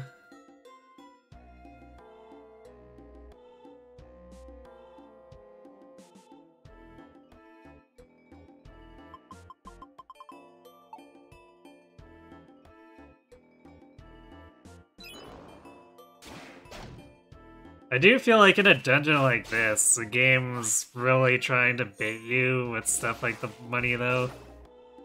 'Cause it's like, hey, I heard you wanted to pick up these items, but there's no food, so if you want to get it, you're spending precious belly.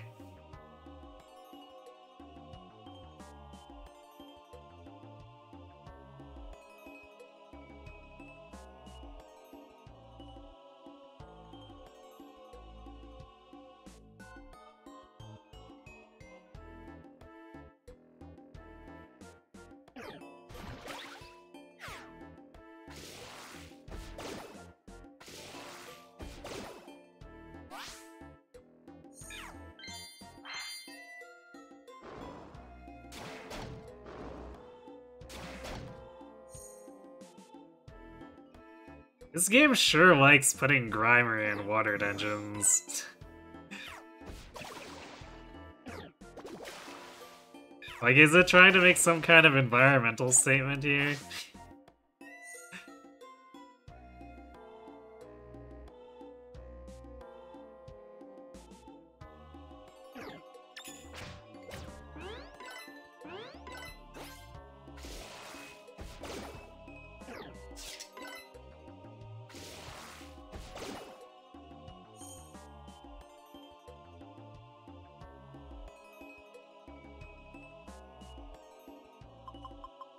Ooh, Max Elixir.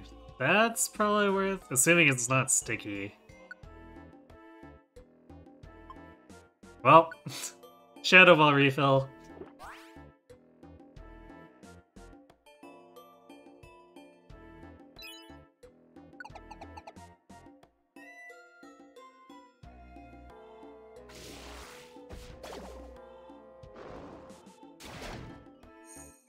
Actually, how is Sableye Shadow Ball doing? Oh, Cat definitely uses like 3 times as many Shadow Balls as the Sableye does.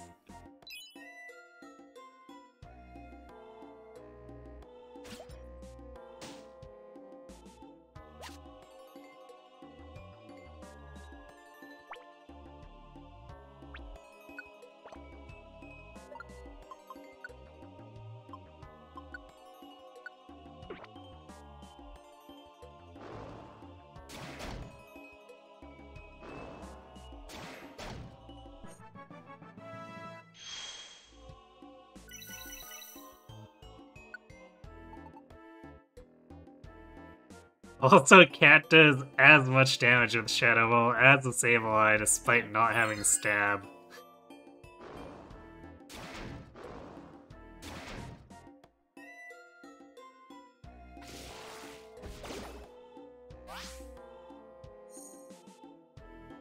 It's because Eevee is cute and kicks butt. This is true. Okay, we definitely want that Reviver Seed.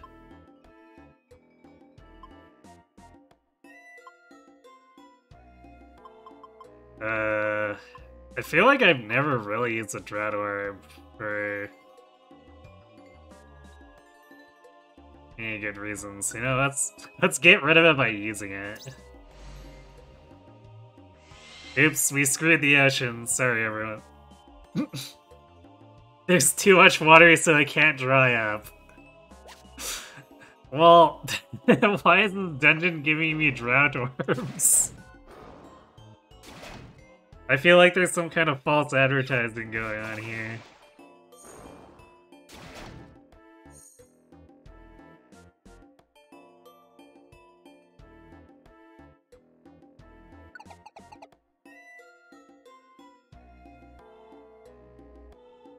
Did we get the new iPhone? I'm not really a bleeding edge technology kind of person, so I tend to be at least 2 models behind in anything.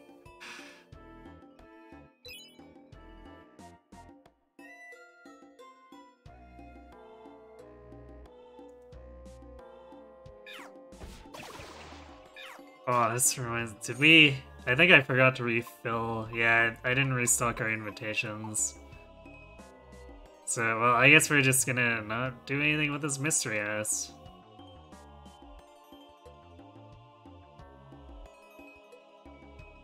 I feel like if you have a Pokemon like Sableye, you should be able to just go over and pick the lock, though. I'm sure they'd forgive us for breaking into their house. Right?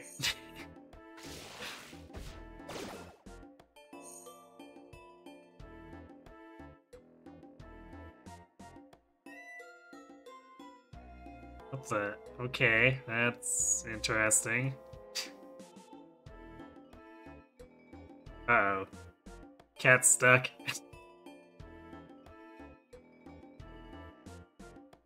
No. Come on. There we go.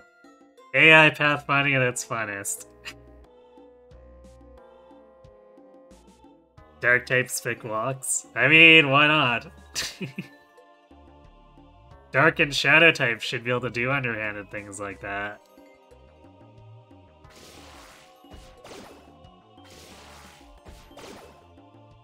Or I guess ghost types. Actually, really, ghost types should just be able to be like, door? What door?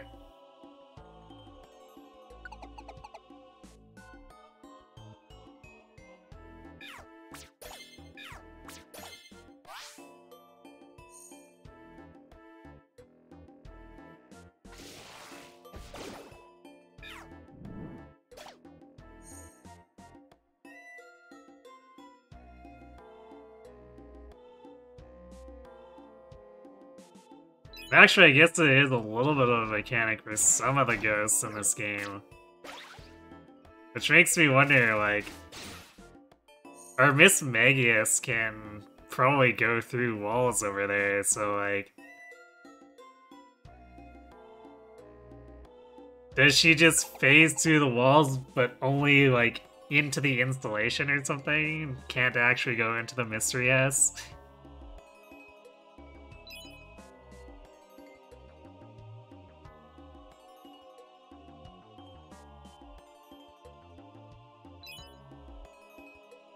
Actually, would Pokemon even build houses with insulation?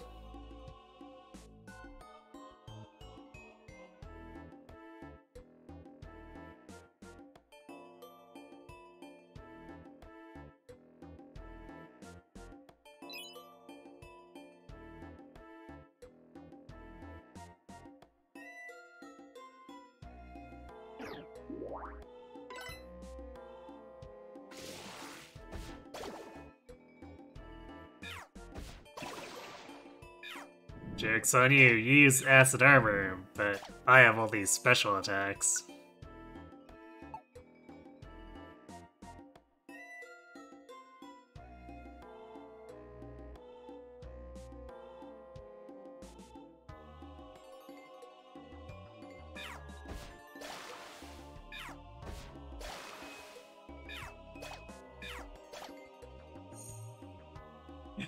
Well, that is one dead Grimer.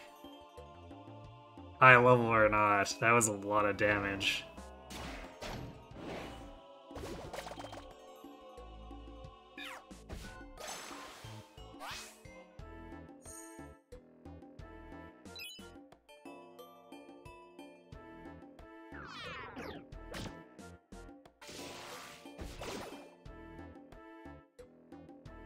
The killer wants to join us, I see. Sure, why not?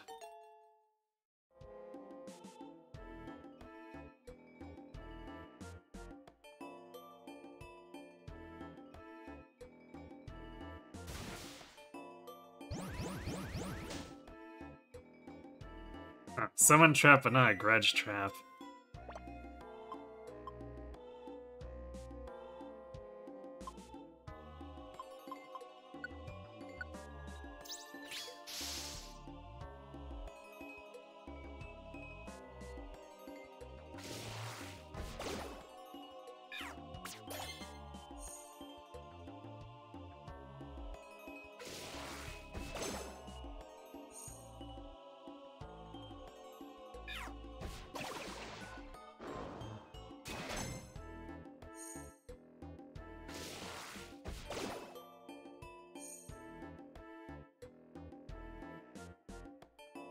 They thought they were being clever. But really, they just got themselves wrecked.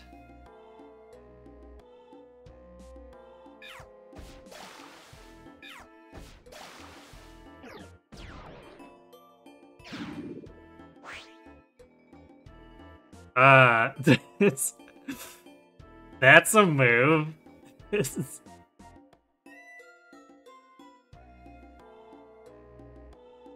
Well, I guess maybe we'll run into that Grimer again later.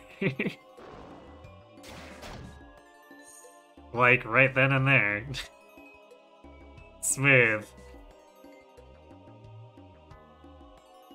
Wait, what am I doing? The stairs are over there.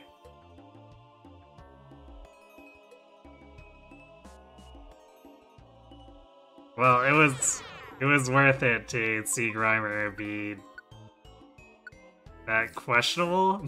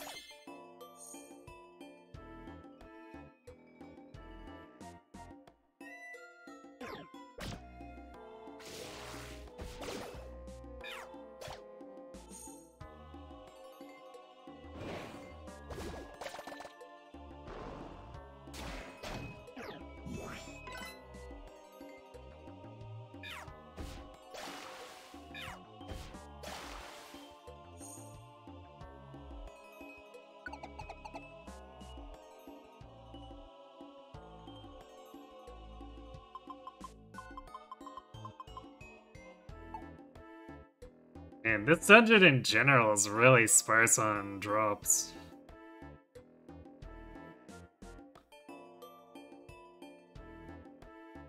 So like, even if food was included in the drop pool, I don't know how much of a difference it would make.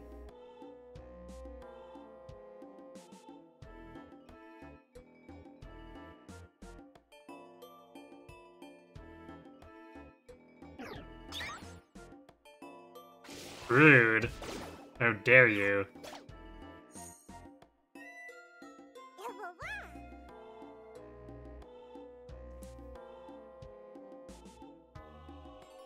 Hey, thanks for the follow, Laxi the Toxic.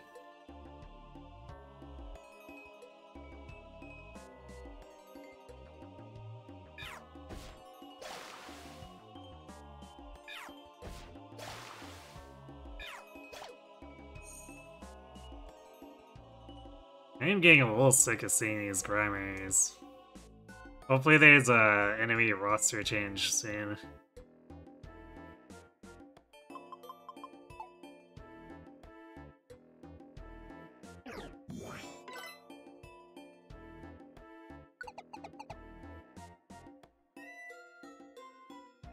Like how the killer actually walks horizontally like a crab would. It is cute. But it's not as good as Spiel.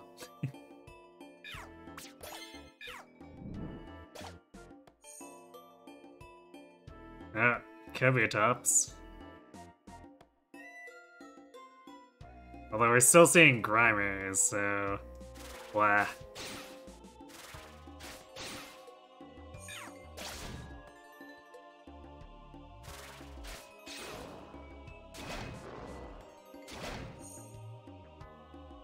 Alright, I had no idea what was actually going on up there, so I was just firing blindly. Good thing this isn't gun combat.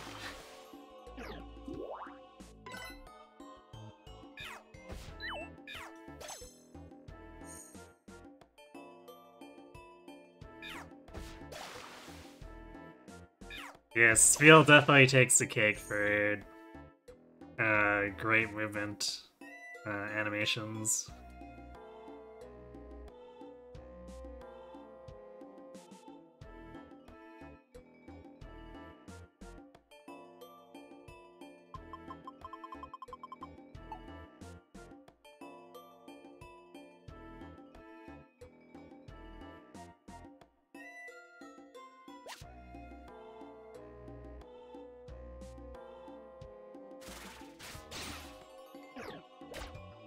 We could also use with a music change.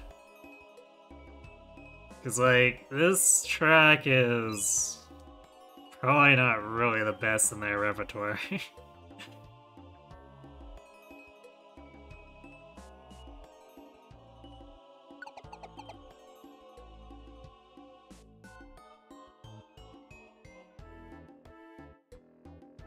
I could definitely listen to, say, the Sky Tower track for like 80 plus 4s without batting an eye, but this track, it's getting a little old after 30.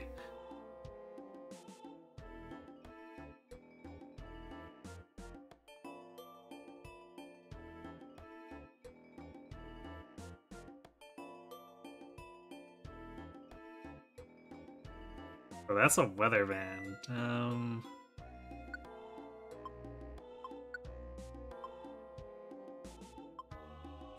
Take that over the scope lens.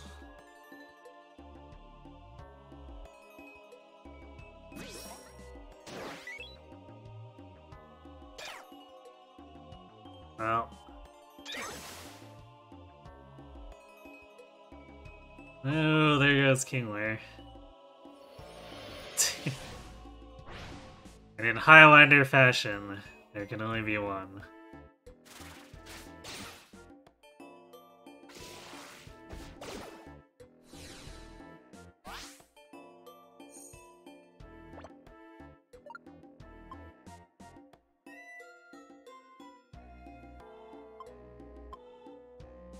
So that doesn't put us in the best place PP-wise, but... we do have PP pouch, so it kinda doesn't matter that much. Also, that's a lot of Seadras and Vaporeons.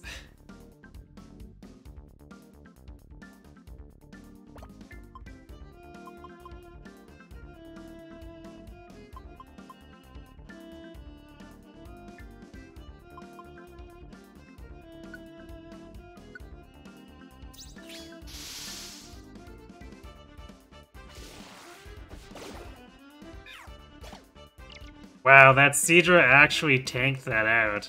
What the heck?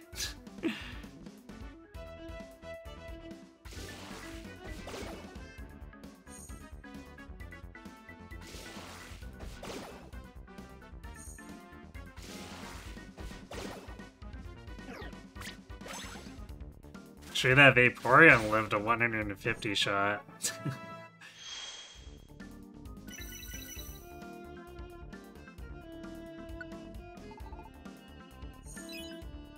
I'm kind of noticing the game at this level seems to like giving away 2 speed for every level up. It's a little weird.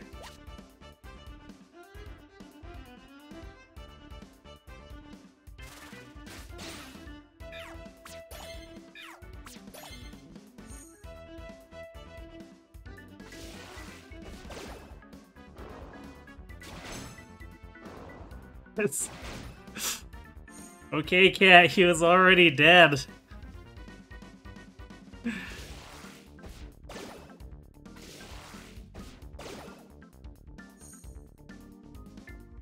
Yeah, more food's not bad, for sure. But we've got small stomachs, so, like, we can get by off of just finding random heal seeds.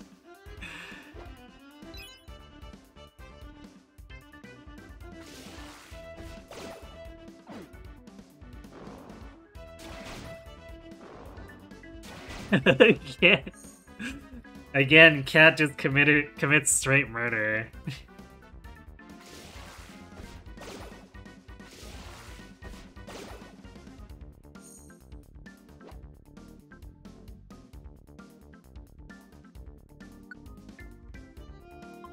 Lots of crowd control. Well, drought orbs are useless, so I guess we're getting rid of that.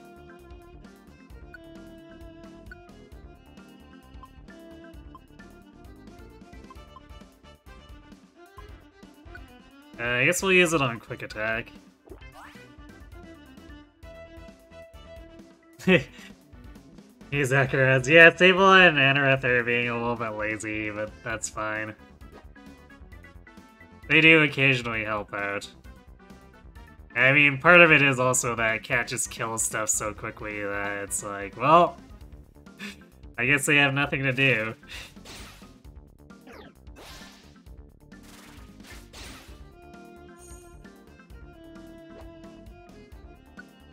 Reviver Seed,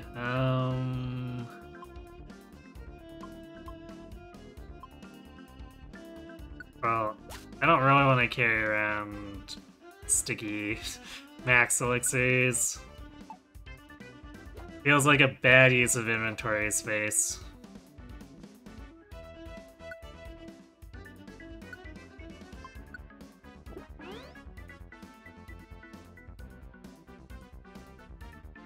They're all just like Crom.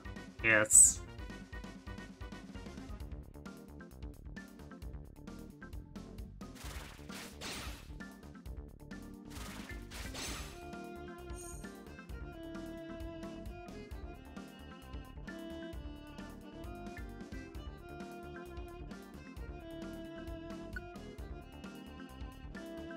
Jeez. We're actually running out of space for this stuff.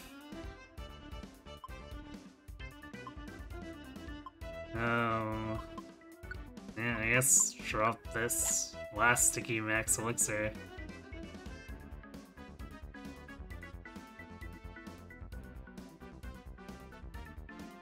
Another orb.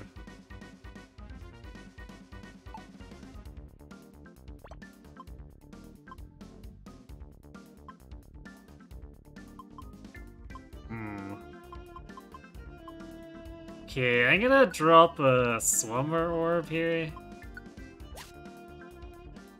Because Swimmer only hits a room, but Foe Hold crowd controls the entire floor.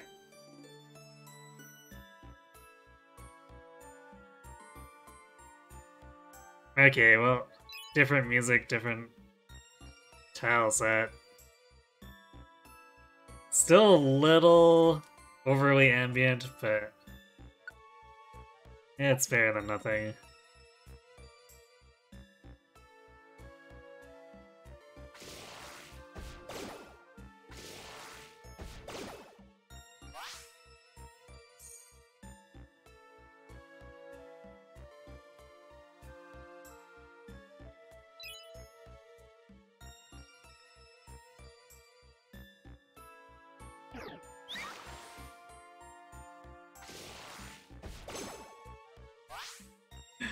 Oh, that was quite the crit.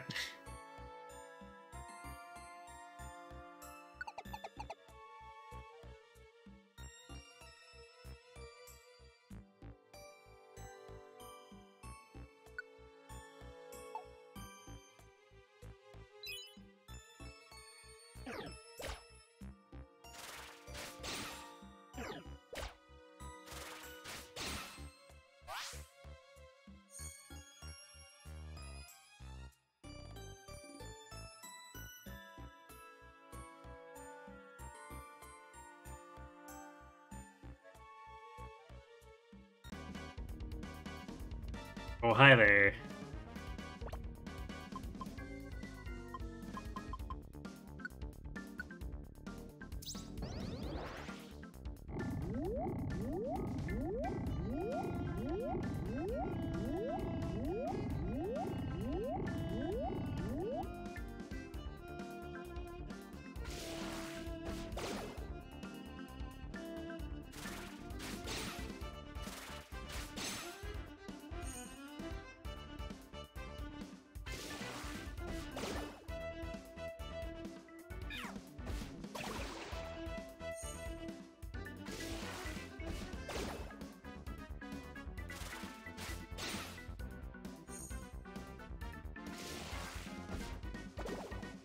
Oh, whoops. I thought that Kabutops was actually on tile with us. Oh boy. Enemy using agility on a monster house room. This seems all okay. Nothing can possibly go wrong.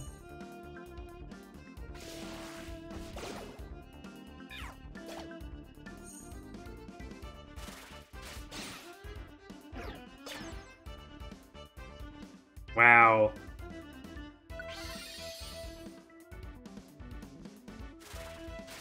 Having something like guillotine in the game is so dirty too.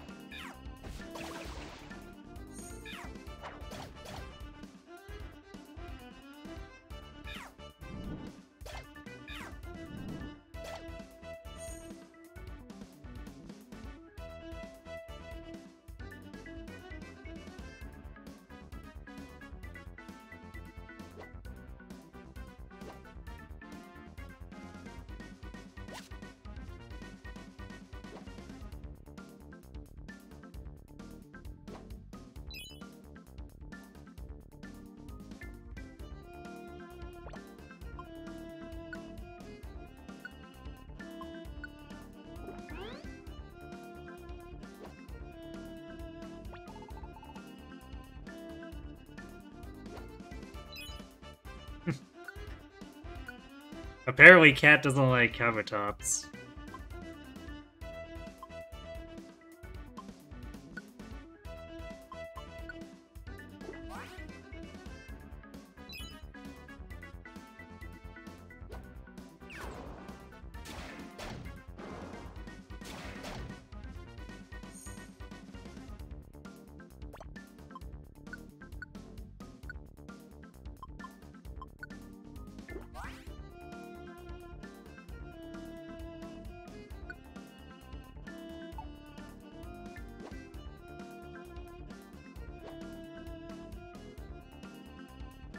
Well, that was rough.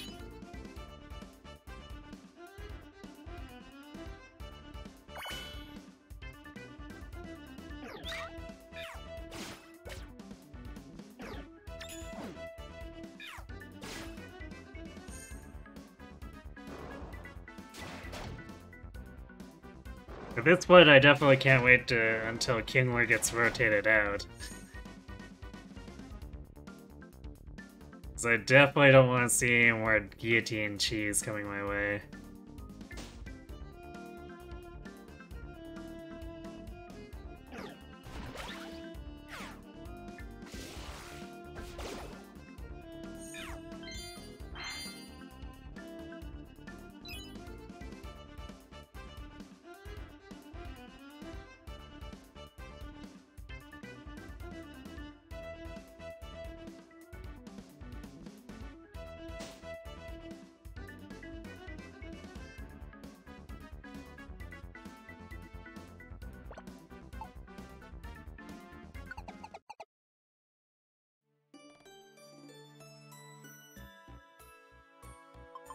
Well, this certainly is a room.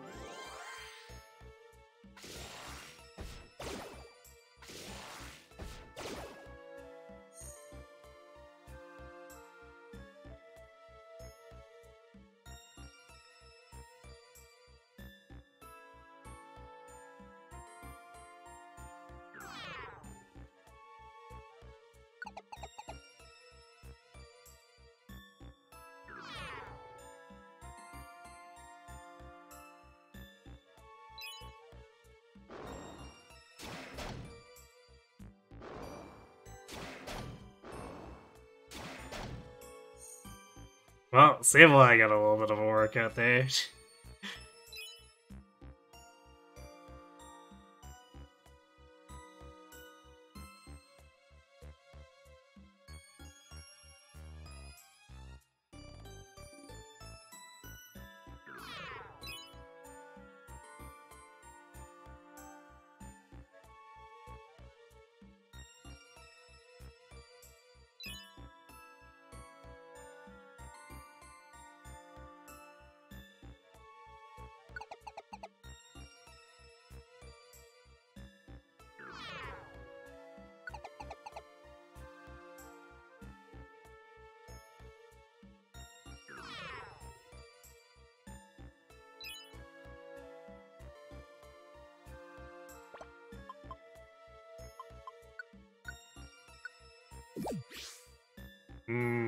Plain seed for 149 Billy.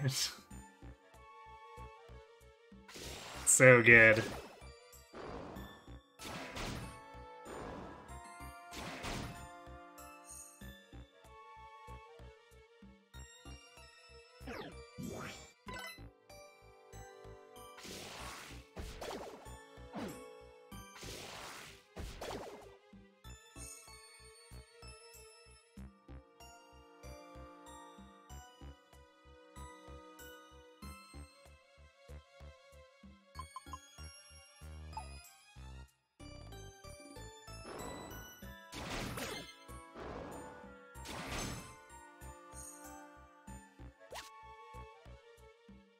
I'll dodge orb, but it's sticky.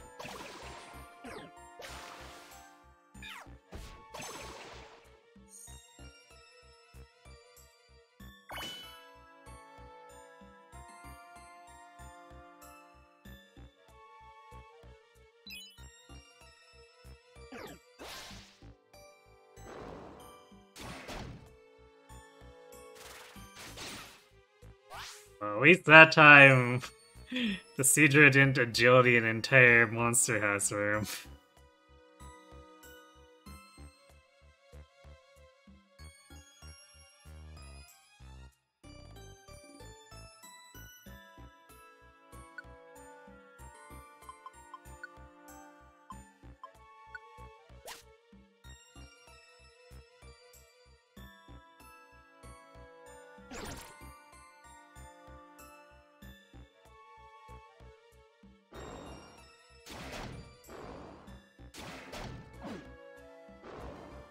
Good thing I came back to check.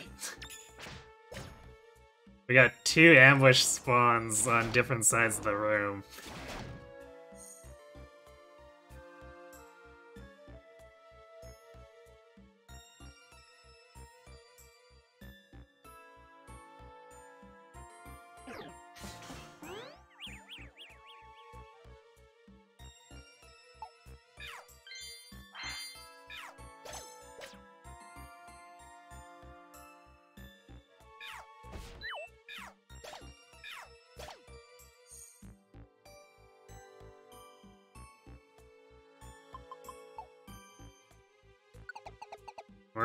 We're only at floor 38 and the enemies are up to 400 experience given.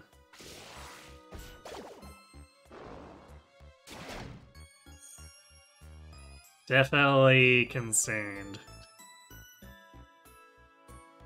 Cause like at least with Mewtwo's dungeon was short. Short but intense.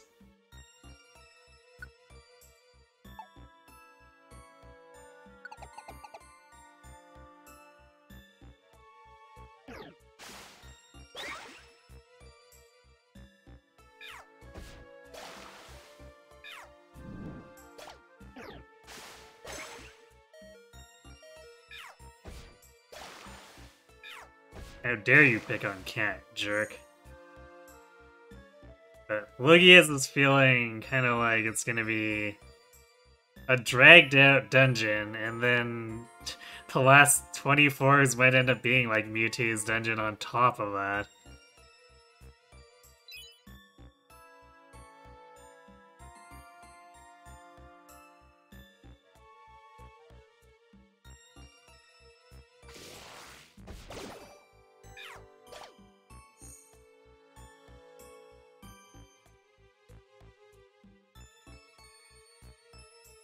Life Seed.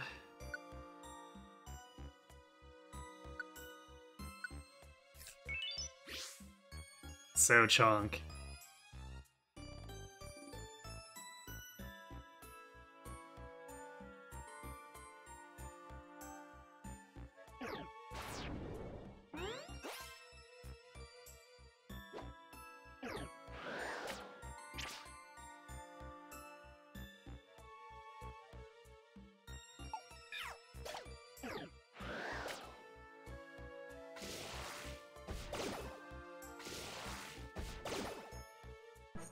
Teach you to flinch me.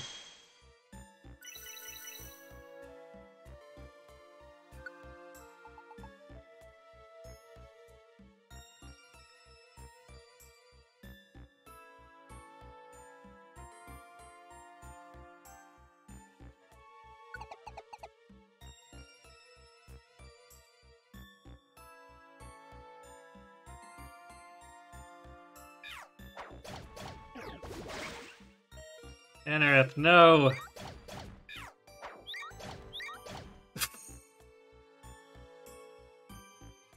Alright, I'm not sure which direction to say the Anorith no now. Because that was disgusting.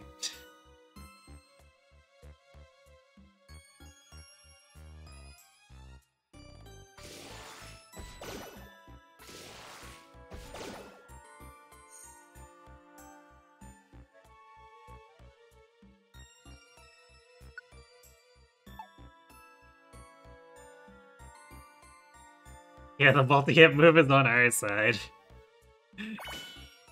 But that's why it was disgusting. That was like, what, 7 hits for 50?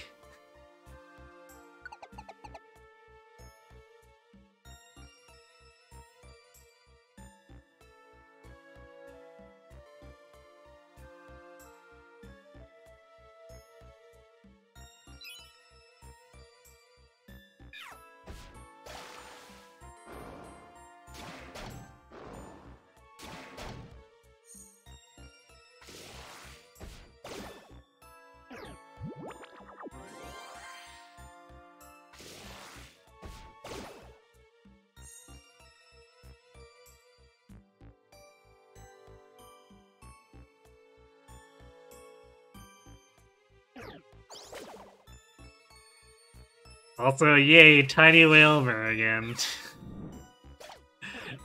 Which I guess means we'll probably see Wailords in about 24s.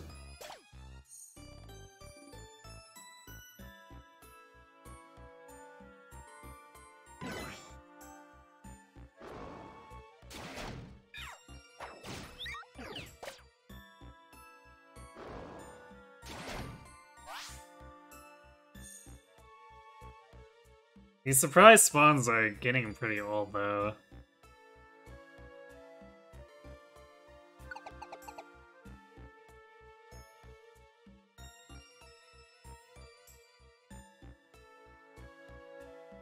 Oh, dangerous rhymes. You vaguely remember roles like that making up the majority of situations where you wiped out. I mean, there's been times where I've been mauled and knocked out by multi-hit moves like that, and like, you see my hit points, right? I have 282. And multi-hit moves can still do me in sometimes.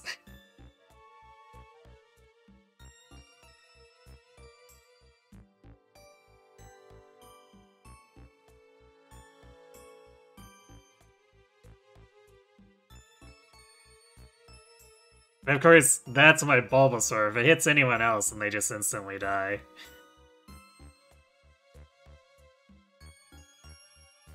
Background music has chimes that keeps making you think of a level in GoldenEye. Like,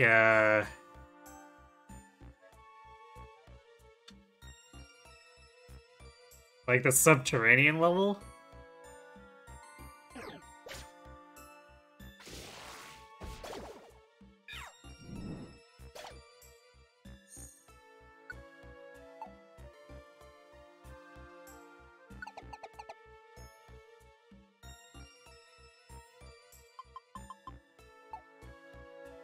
Yeah, you think so?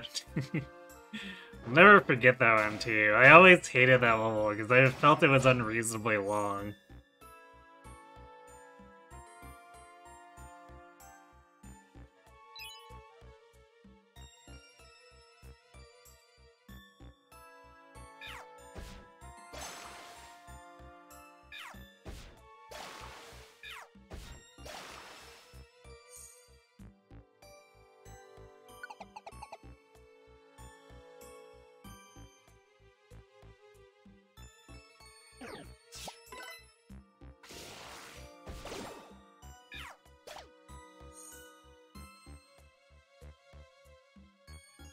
Okay, we're having a decent run of stairs here.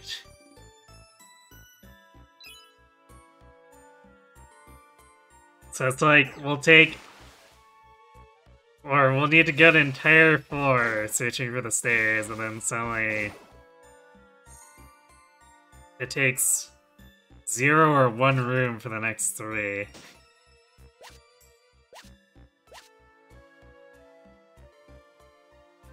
So it makes our floors go by in a really strange, bursty way.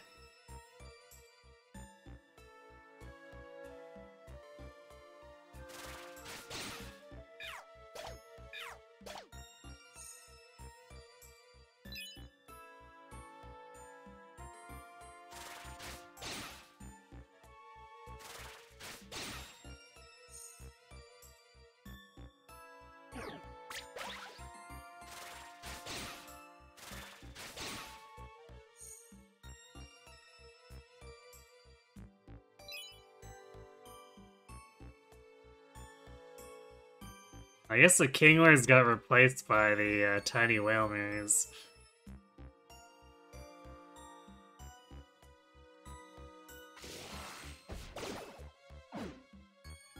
So we're seeing an awful lot of those now. Which, I won't complain, it doesn't seem like the whale mirrors are particularly overly strong in any way.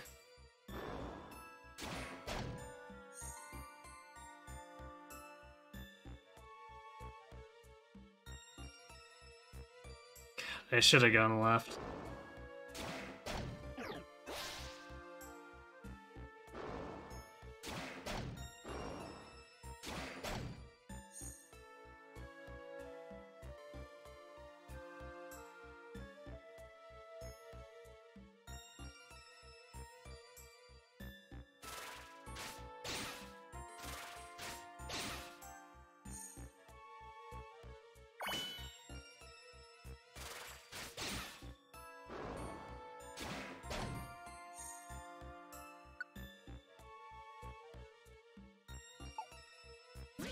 Oh, I don't need that. Escape orb. Alright, I guess it's a good thing we have a spare, because it definitely turned one of our escape orbs into an apple. Which, I mean, we're doing well enough that we probably won't end up evacuating anyway, but...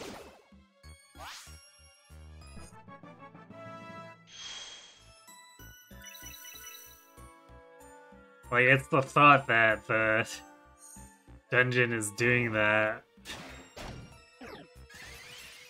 makes it feel like it's being particularly malicious.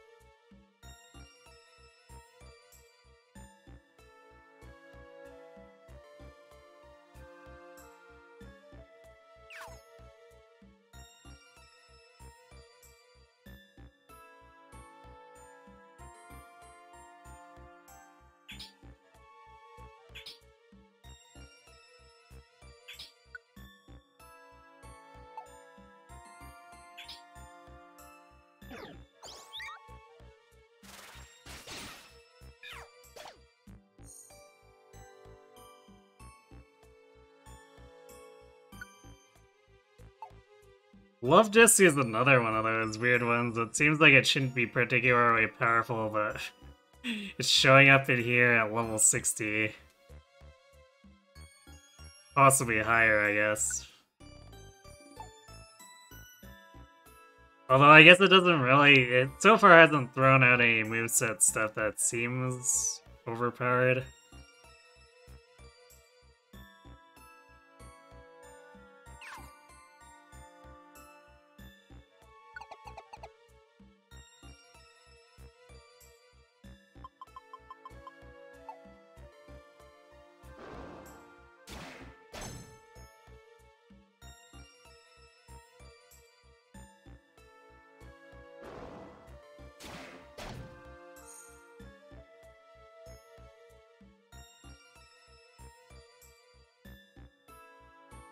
Hey Shao, you should perhaps stop depending on auto mode so much in the dungeon.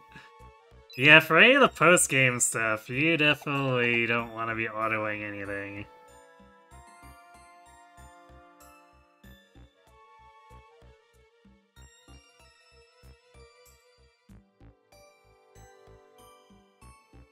Because there's a lot of enemies with dangerous moves, and the AI is very bad at dealing with them.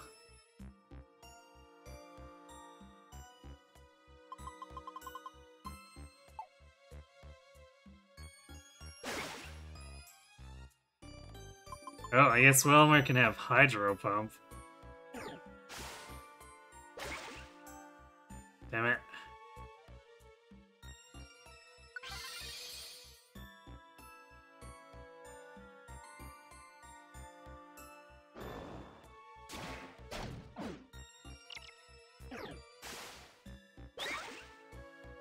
Can you just stop?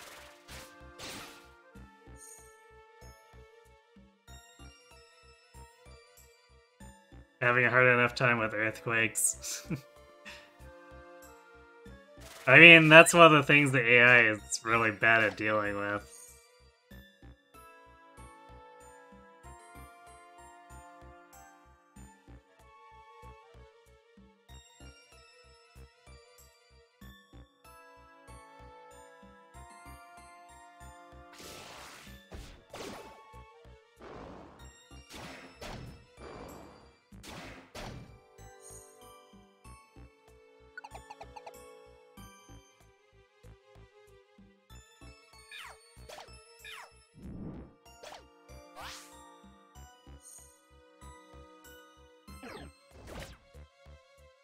Wow. 105 damage heavy slam, huh? Alright, I guess they're starting to give Wilmer stuff that's a little scarier now. Can't wait for them to start throwing around Whalers with that same setup.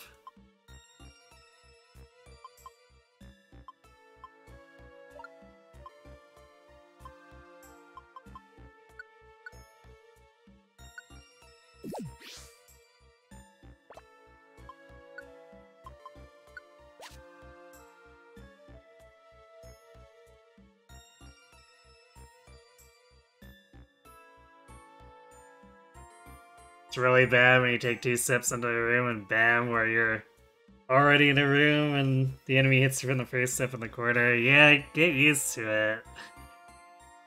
The enemies really love abusing that.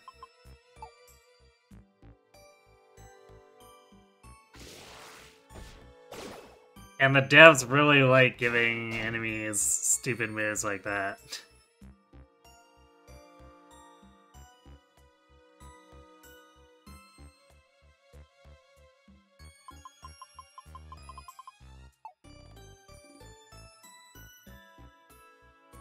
Although the plus side is if you get a guest on your team that has AoE, you can abuse it the same way. Dude.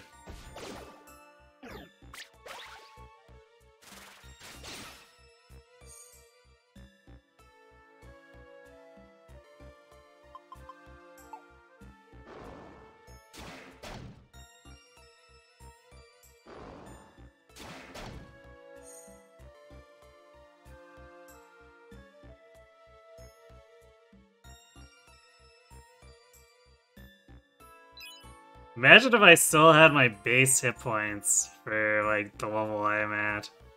That whale or Whalmer would still have taken off almost half my health with one Hydro Pump. And I'm resistant to it.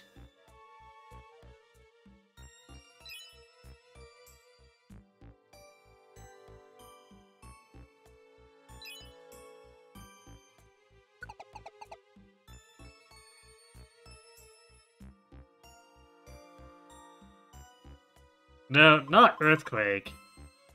Oh, hey, it's a Dratini. Like, Earthquake is a bad example, but you'd... Like, say you get an Electrike with Discharge. You're gonna abuse Discharge all day, every day.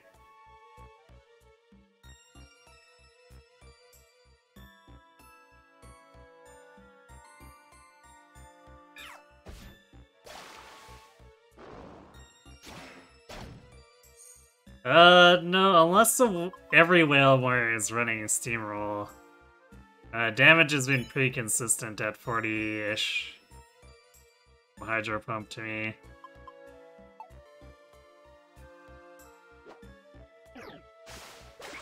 Damn it.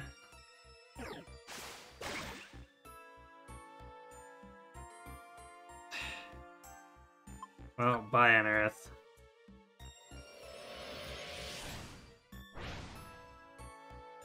See, I try to get the AI to move out of the way of Hydro Pump, but it just keeps moving into the way.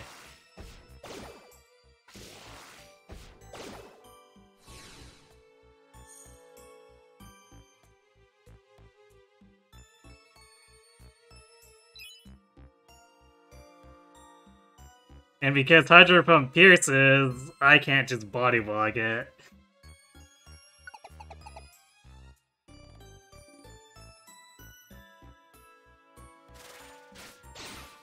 Which is like half the reason why I built my Bulbasaur this way, with a ton of bulk, so I can just step in the way and let everything hit me instead.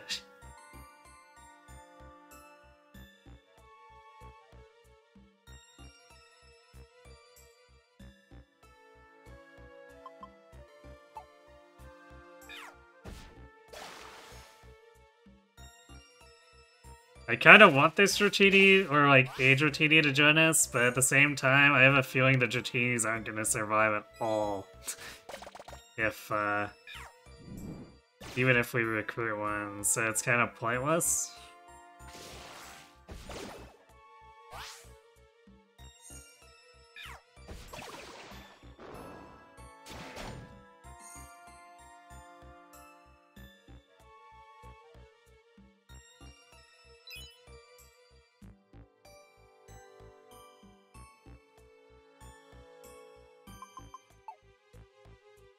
If only there was a rare quality that could...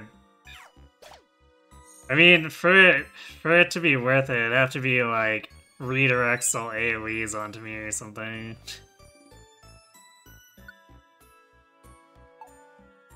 Although I guess we technically kind of had that with the Manectric absorbing all of Raikou's lightning attacks. That felt a little dirty.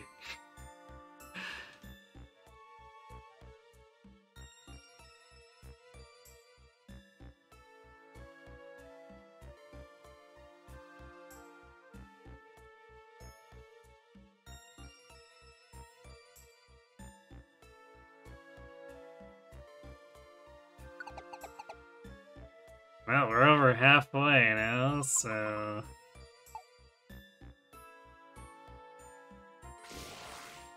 Just gotta keep it up, I guess.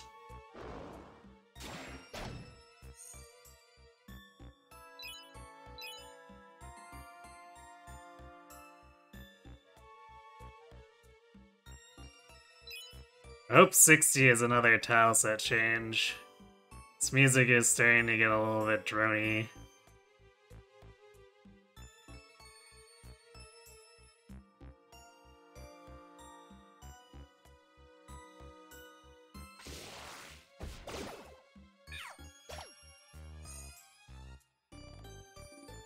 Yeah, there's tight formation. Which,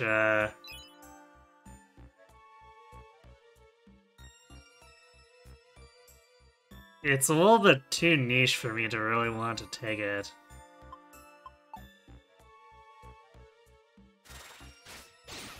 But if it shows up on a guest, I'll gladly have that guest on the team.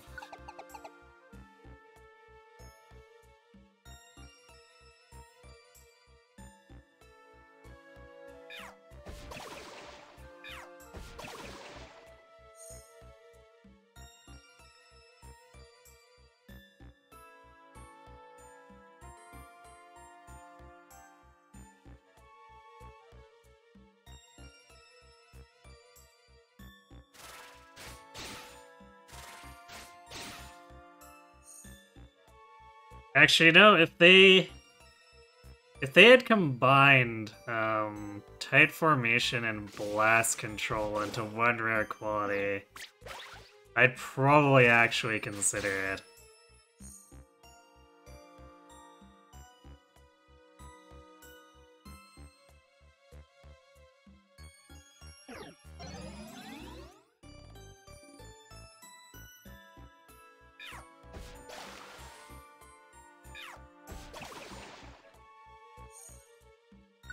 Well, Dratini dropped a chest, but still didn't want to join us.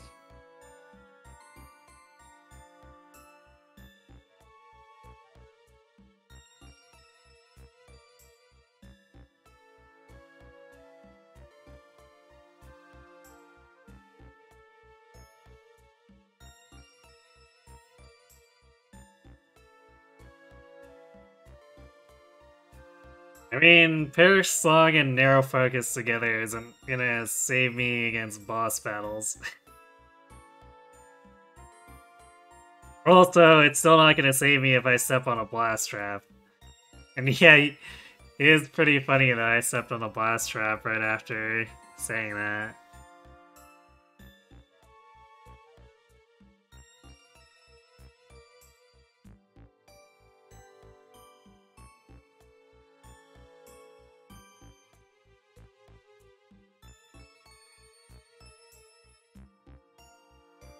Yeah, Brawl's another one of those where it's almost good enough that I'd want to take it, but it's a little too niche, but I will gleefully accept it on guess.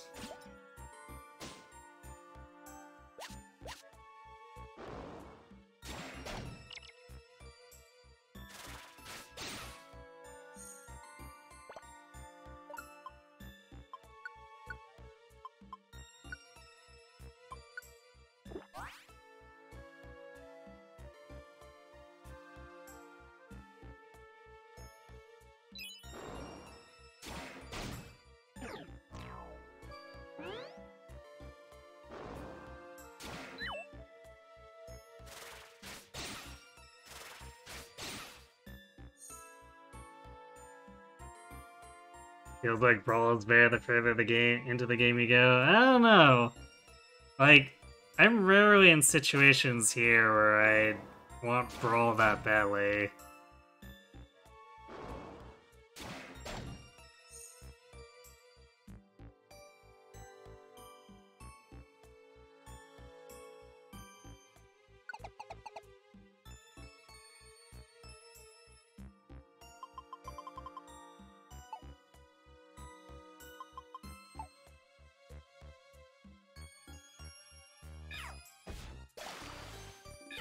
Like,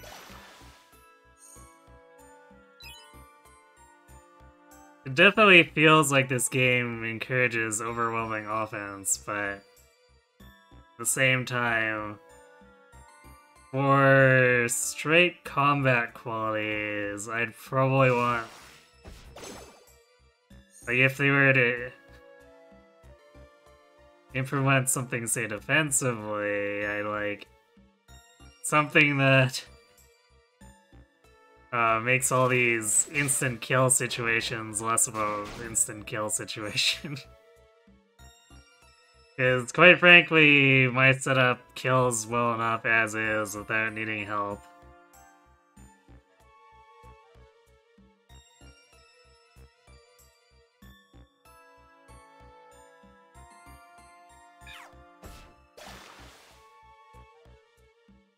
But here's the thing, I stand in the doorway of monster houses and easily kill them anyway without brawl.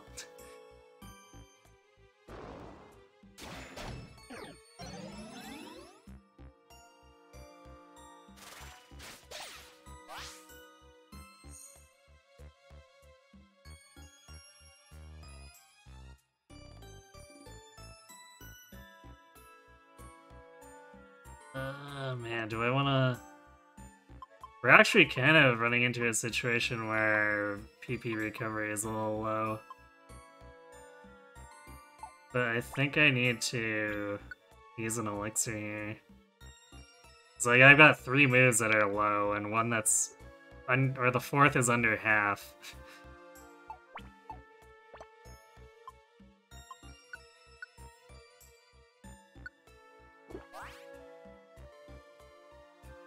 Too bad there's no rare quality that gives you something like sturdy. Yeah, I would be all for that.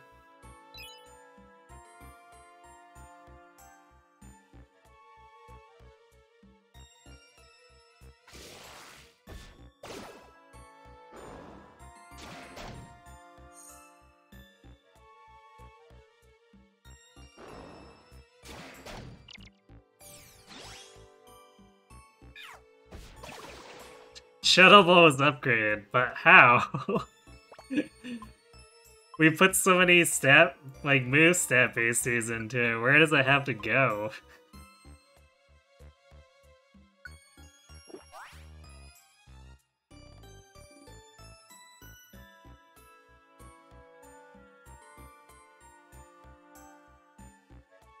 Just don't fall for those email scams that try to sell you something guaranteed to make your PP bigger.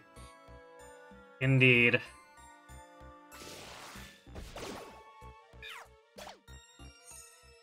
We really need to get after Pelipper for delivering those to us.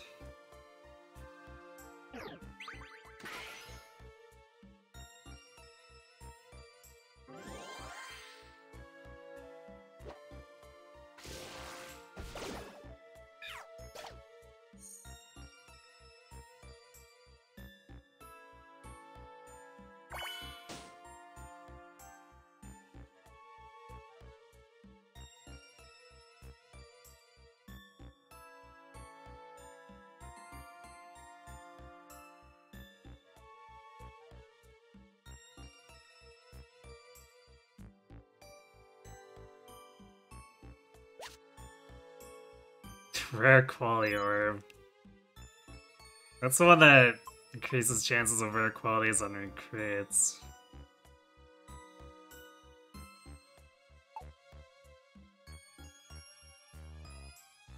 That's such a overly specific orb.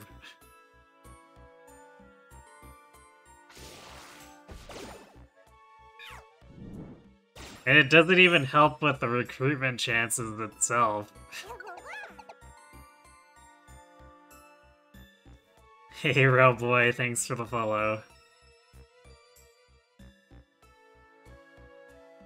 So it almost feels like half of what the orb should be.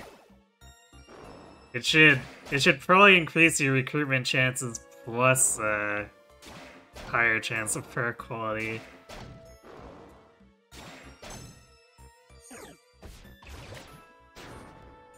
Rude.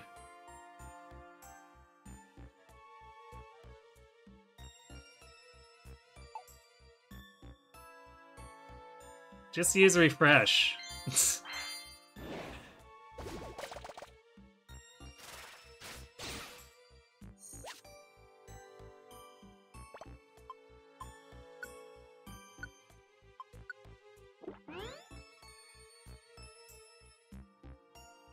Let's try this doorway.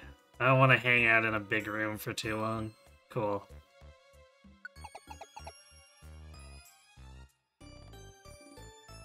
If something might show up with Hydro Pump and start shooting us from all the way across the room.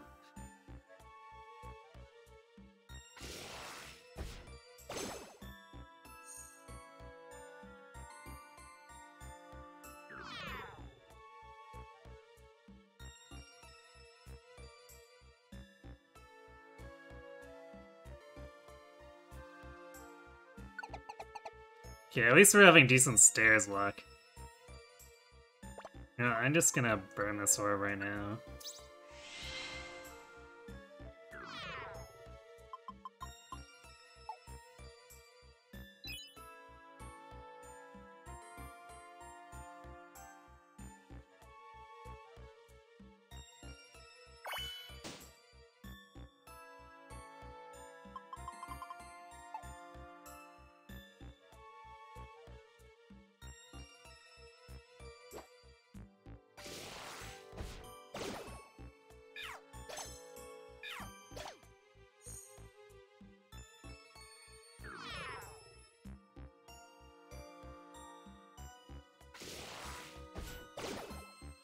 Yeah, random thought. I wonder if apple traps are programmed to avoid hitting other apples.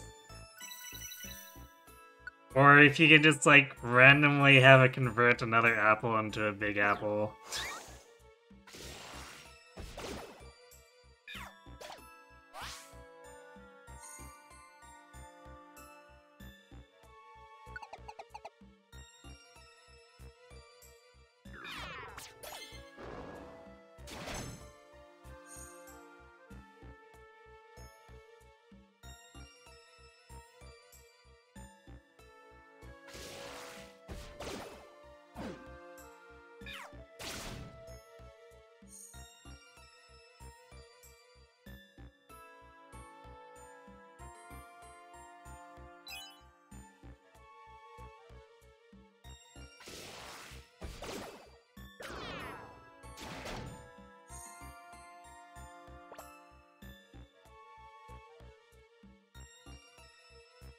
How I get the small stomach quality for your party and be running Steamroll riled up in small stomach? Small stomach's definitely good.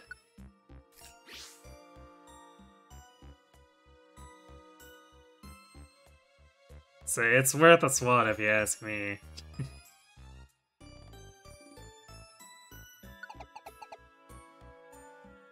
At least, unless you've got a ridiculous amount of perfect apples in your warehouse, then you might want to consider something else, but otherwise, it's definitely helpful.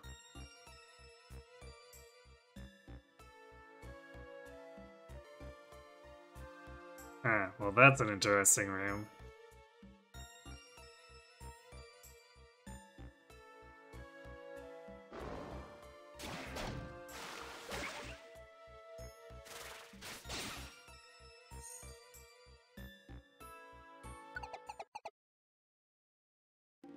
Then you'd be losing Notorious Healing.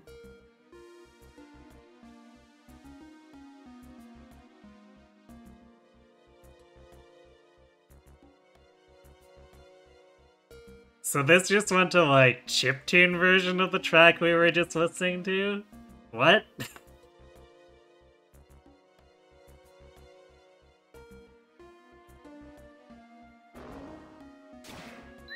Oh hey, it's the return of the Grimer line.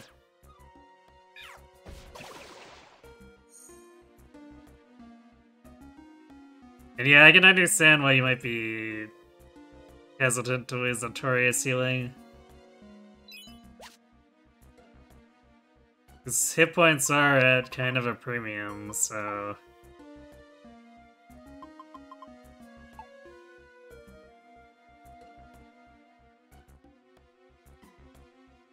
keeping yourself healthy is important, for sure.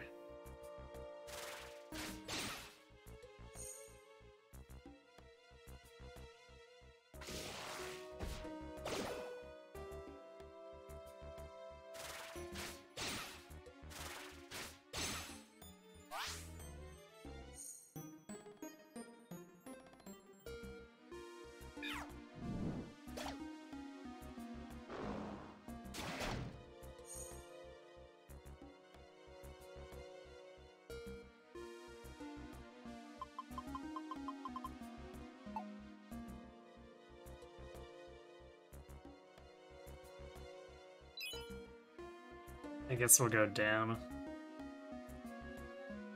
Nope.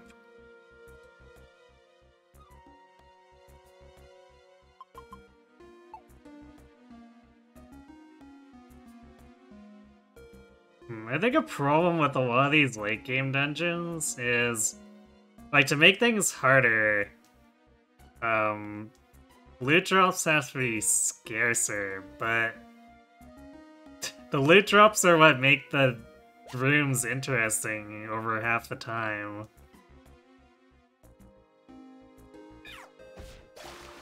So, like, now we're just getting a bunch of empty rooms that, like, seemingly serve no purpose.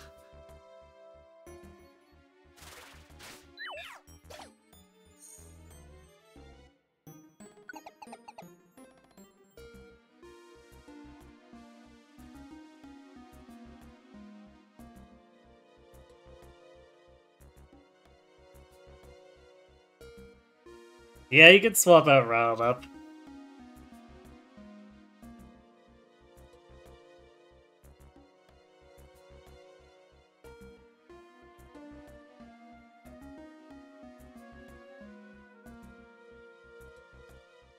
Although having boss slaying power ain't too bad either, so...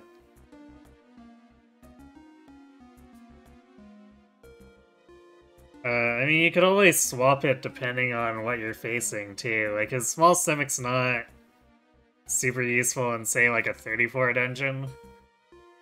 But its value goes way up if you're in 50 plus 4s.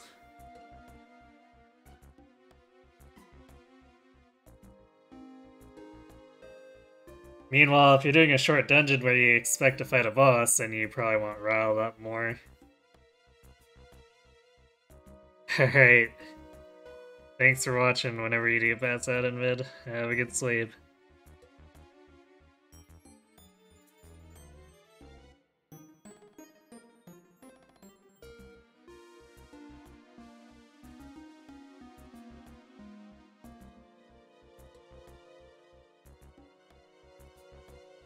So I frequently swap who I'm running as my third Pokemon, depending on typing and what their rare quality is.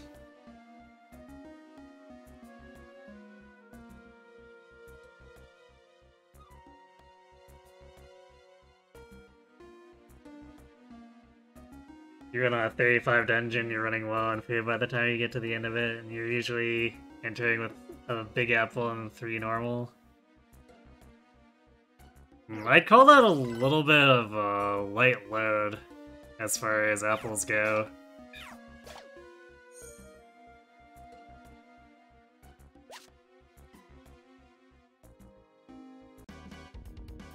Oh, hey. When was the last Monster House? Like 20 floors ago? When we had something like 4 of them in a row?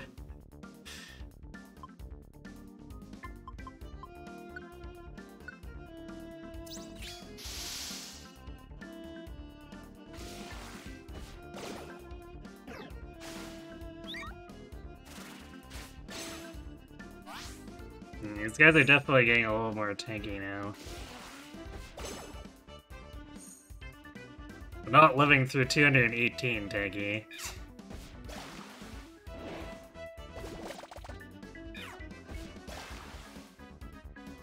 Wait, why is... Damn it. Stupid corridor AI. Like, we should have killed that with Shadow Ball easily.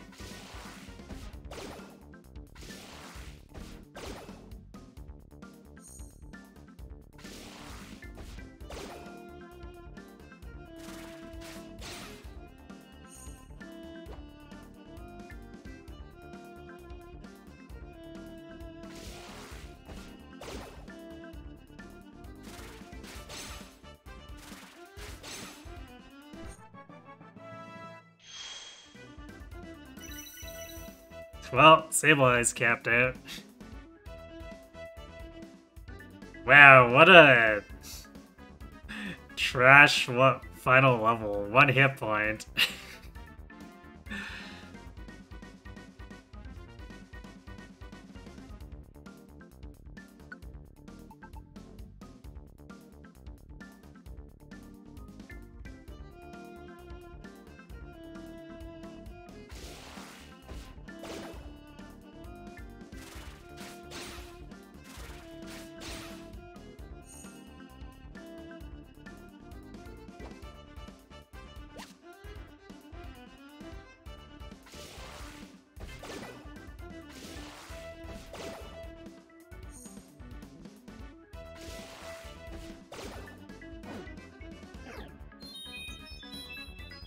Really?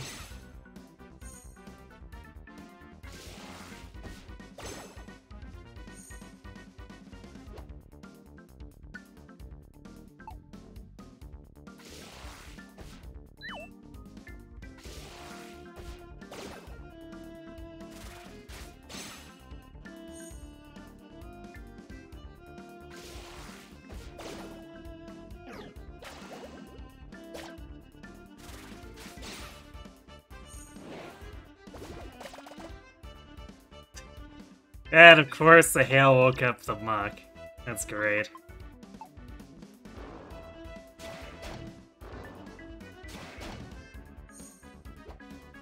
Well, I guess it's a good thing that Cat's just a cannon.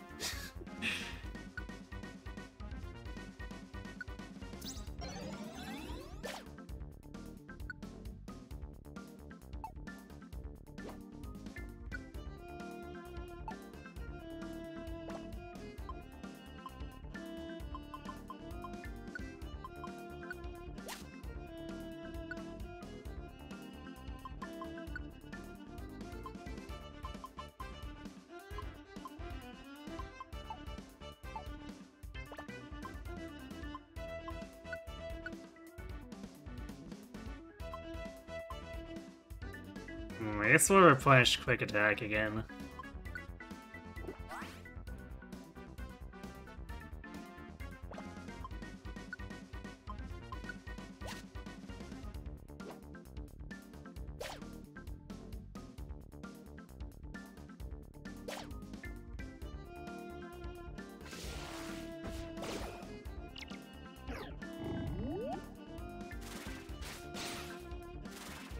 Sleeping on the job, huh?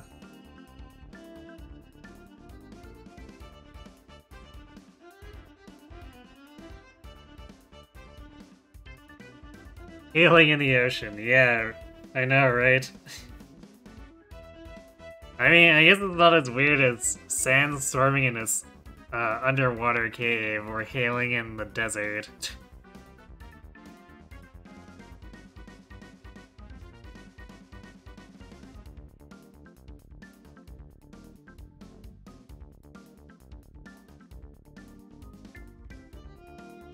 And yeah, a couple perfect apples and a bunch of plain seeds is a pretty good strategy. Assuming you have this small stomach.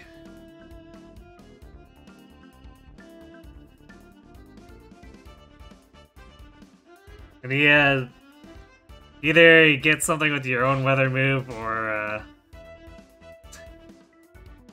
okay then. Or, get something like Psyduck that just says, nope, no weather.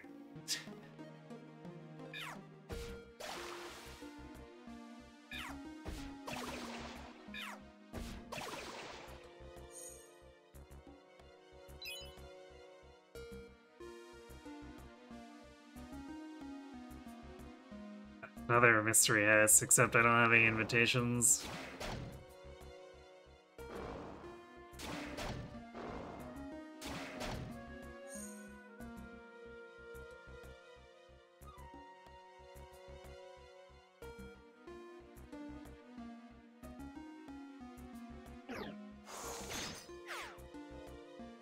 Wow, did that Sharpedo just spawn behind us?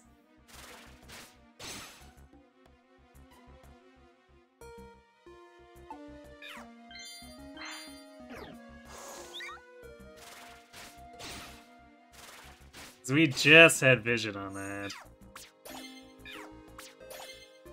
Like, that's brazen even for the game.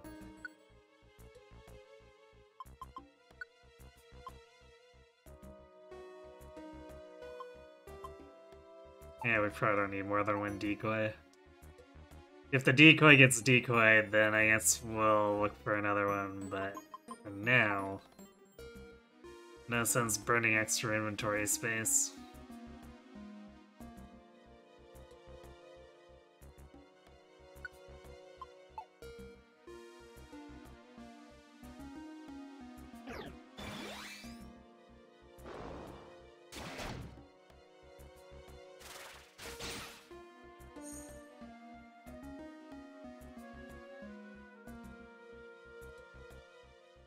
I caught the game ambush spawning me. I did, didn't I?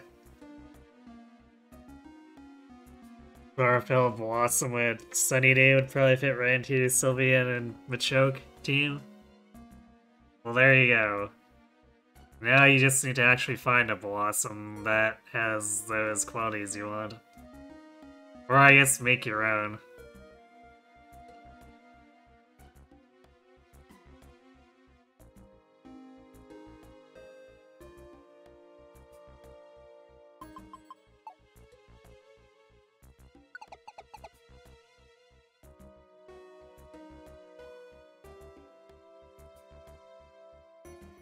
Maybe I should actually... or punish Energy Ball. It's been kind of a mainstay. But we don't have that many... Yeah, we're actually kind of direly in need of PP restoration. Also, thanks, Blast Trap.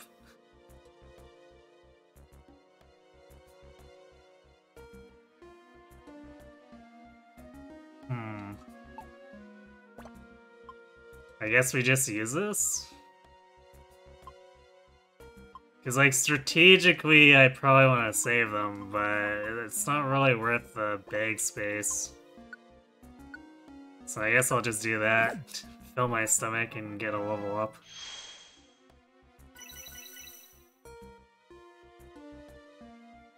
Ooh, a whole special attack and special def, and I guess 2 speed.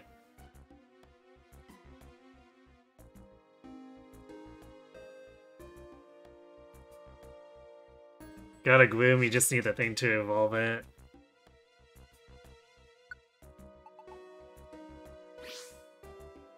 That is usually the trick, isn't it, right? You need to find the item, it's not usually as simple as it sounds.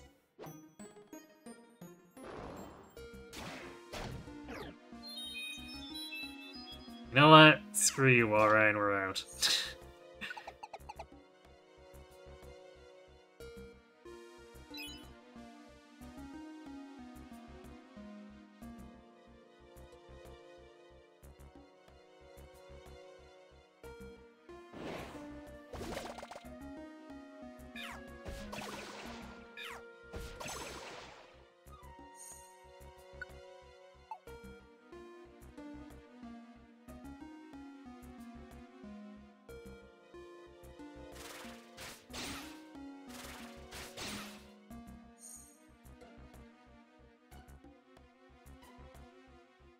Those little side trenches are a bit treacherous, because enemies can just spawn there or hide there.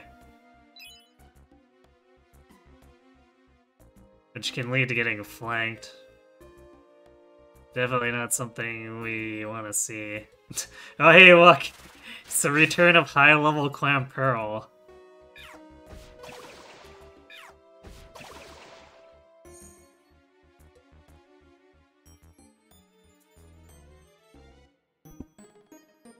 This game, the thing to evolve is always an evolution stone? Oh. In that case, finish a post-game dungeon that you know has a treasure room, or think will have a treasure room. Because, like, 3/4 of the time, there's just evolution stones there.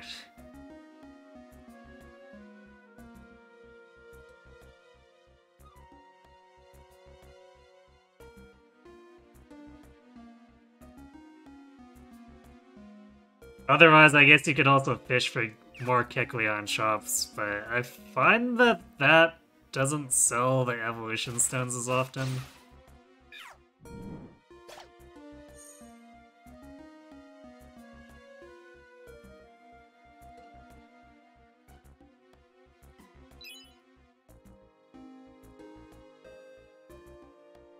Whereas, I'm pretty sure there's been several times where I've gone to the bottom 4 of some of those post-game dungeons, and it's like, hey, here's a bunch of red chests and 6 evolution stones. And I'm like, okay, I can't carry this many evolution stones, I guess I'm leaving some behind.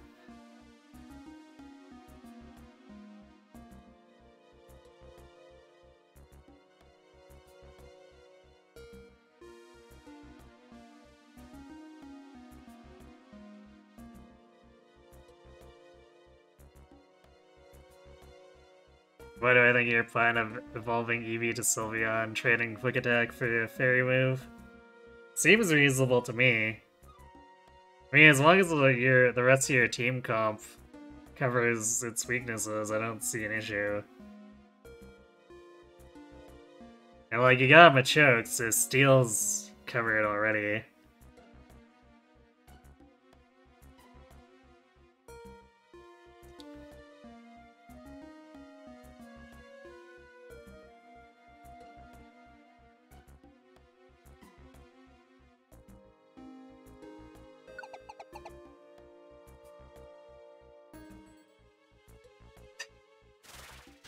Okay, Clownfurl, we get it. You're fierce.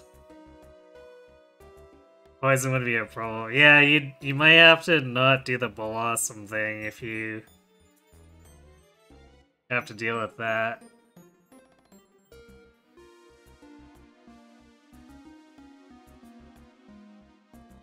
But it's easy enough to pick up like a poison counter as your third if you want to get a Sylveon. Okay, well I guess since we'd be ditching this otherwise, now I'll do Energy Ball. Yay!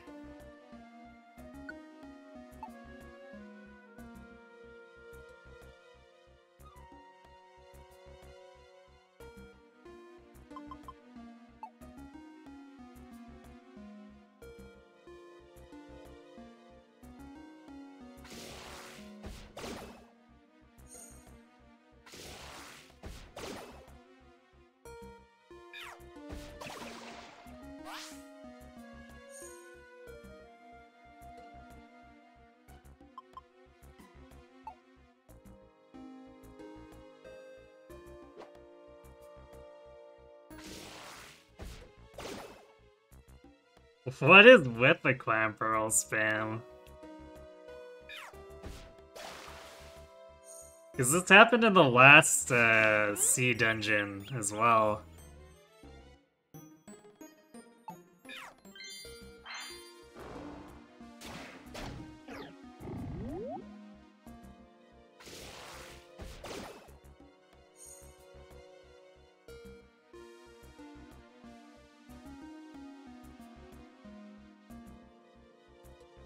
Yes, Sylveon pick up a psychic move itself?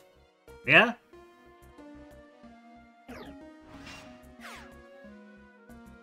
Definitely wouldn't be unreasonable.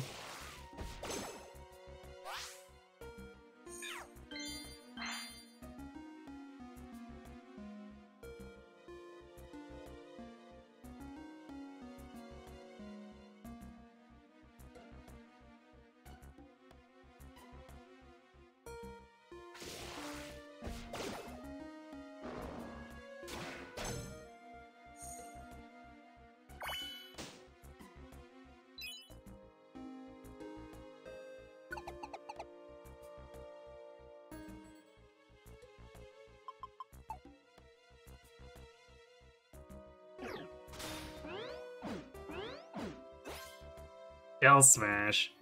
Although that triple speed's a little scary. The fact that it just lets me one-shot it because it lowered all of its defenses is kind of like, maybe not the best tactical move there, Clamperl.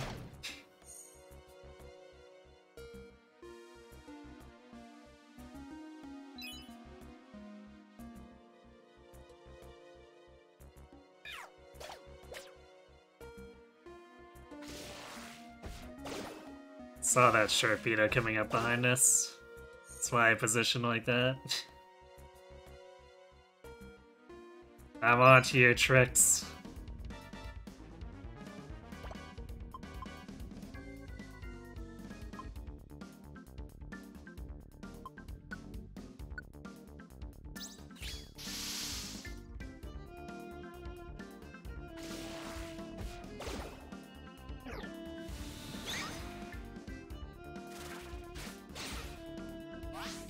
Blizzard, huh? Gross.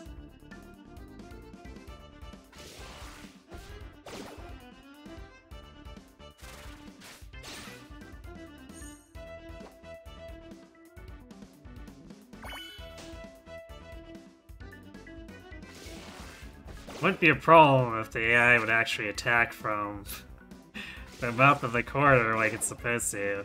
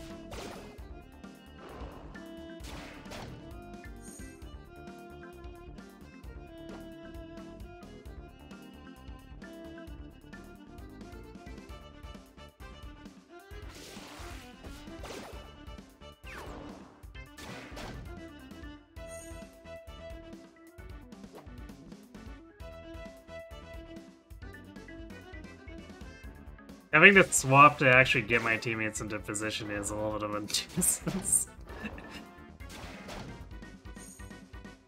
It's like, come on. You need just...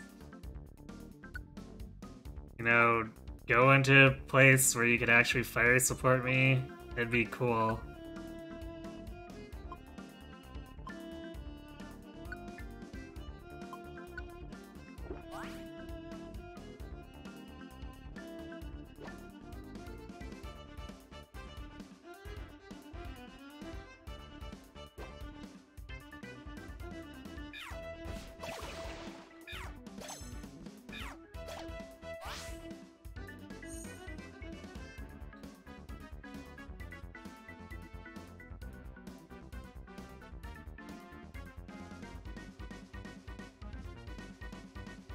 In closer expansion, the psychic moves that learns naturally by TMs are all support moves, only Side Shock being remotely offensive. Ah. That's unfortunate.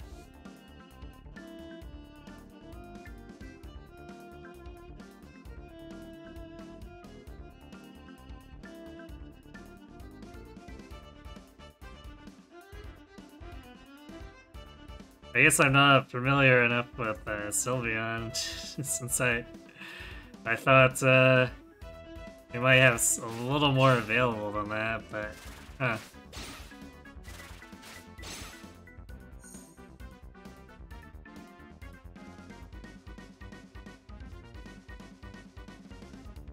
You know, rather than just like gratuitously using PP on stuff we don't need to fight, I'm just gonna go to the next floor.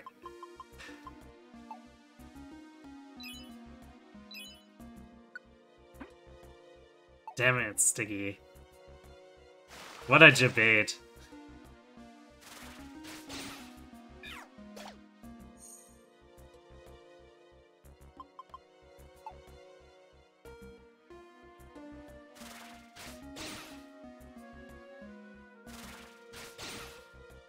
And like, cleanse orbs are such an overly niche item that I find it really difficult to justify carrying it at all.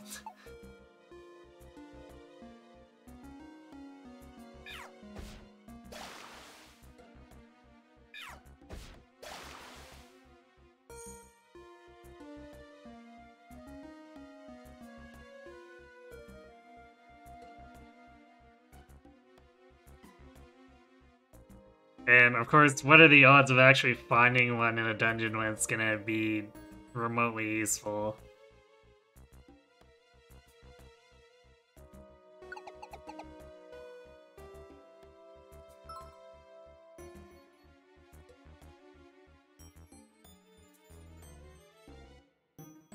Whoa, is this the first fainted Pokemon we've found in this dungeon? Because we gained a couple through combat, but I think this is the first fainted one.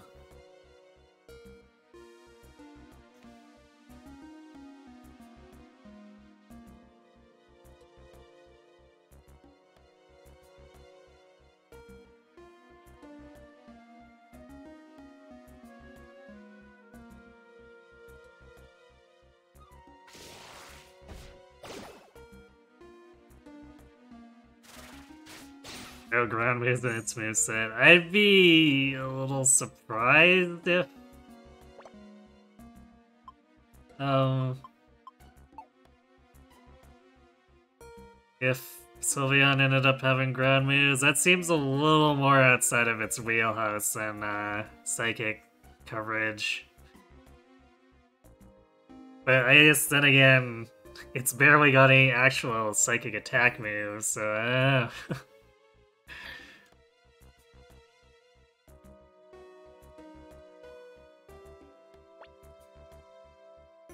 well, small stomach lets us get away with at least doing this, but see how actually useful this Mantike will be. It is level 62 and has tight formation. That could potentially help against the stupid stuff like Blizzard and whatnot. Assuming it lives long enough for that to matter.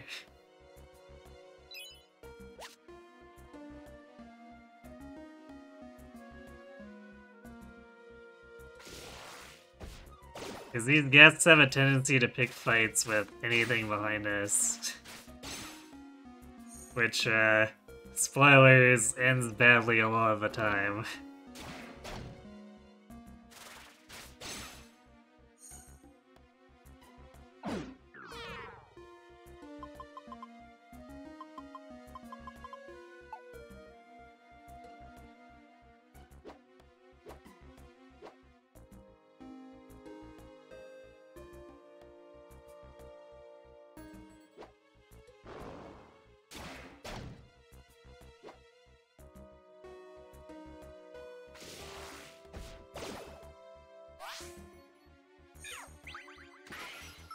Sludge? Yeah, there is definitely something behind this.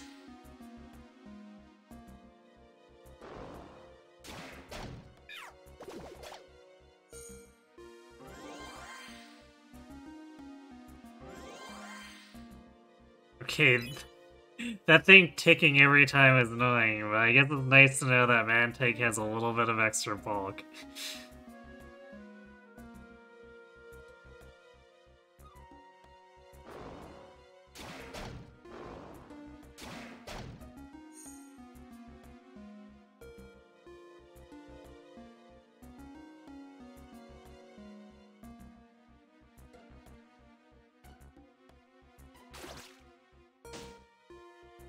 One short orb got sticky. I mean, there's worse things that could happen too.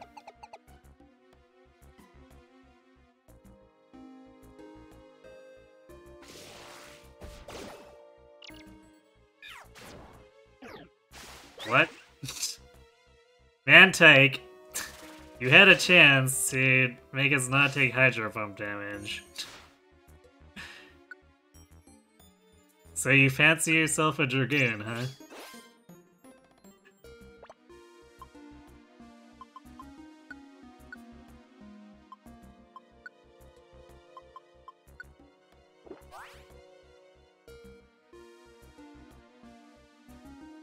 What was that?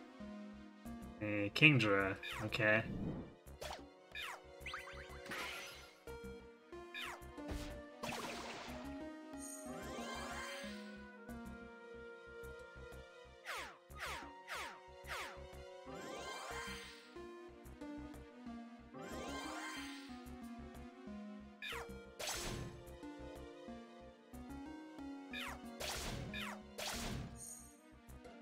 Nice.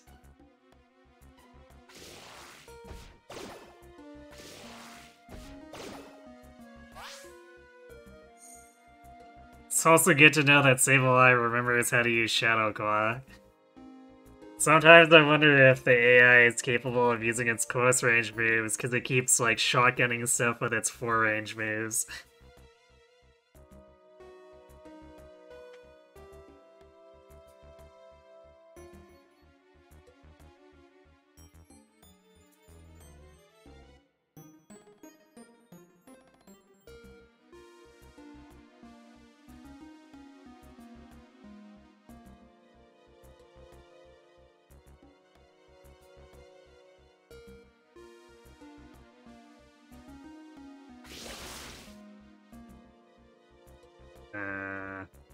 Alright, well, let's probably discharge.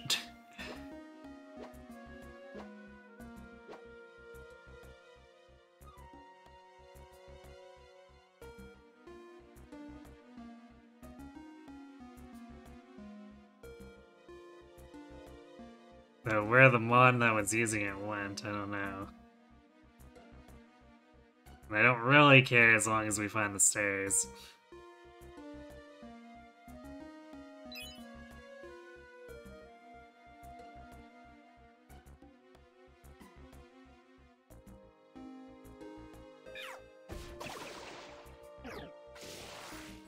Really?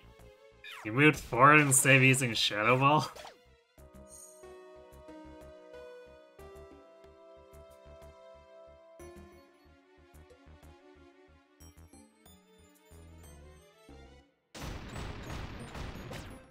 Ow. Stupid big blast traps.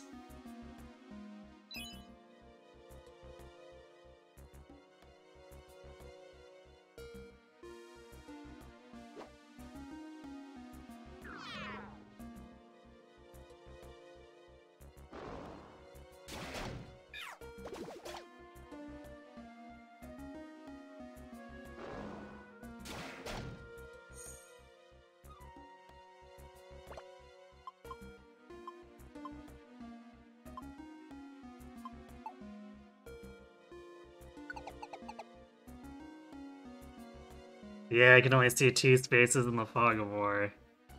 Which is really stupid.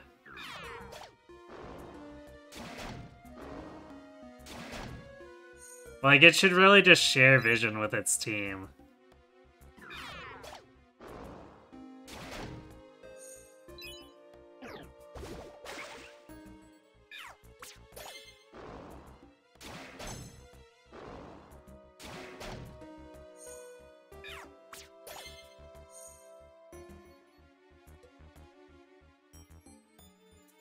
Unless it's, say, blinded, of course, but that's a special case.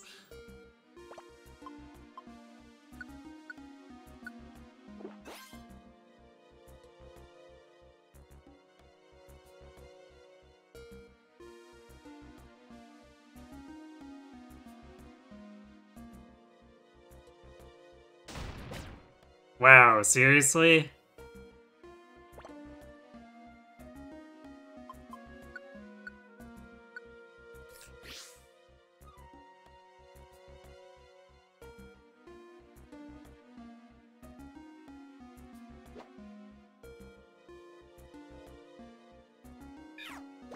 Oh hey, it's the Clan Pearl evolution.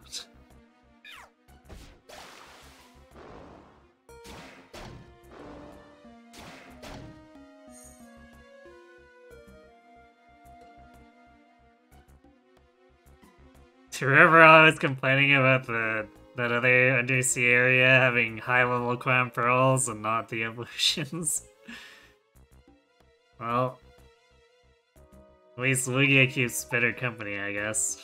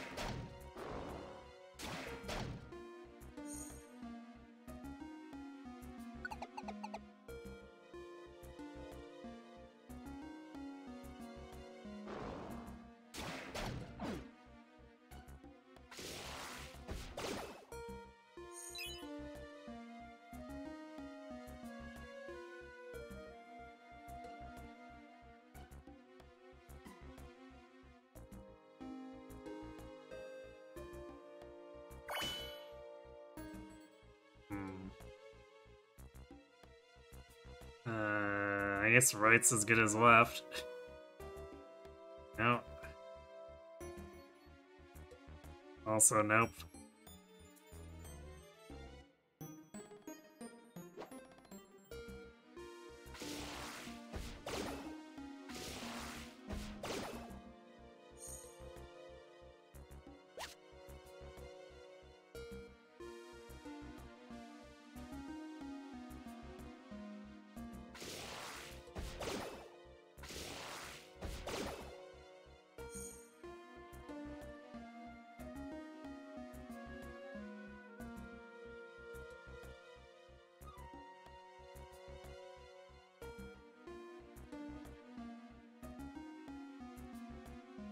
Yeah, we're just gonna explore the entire floor.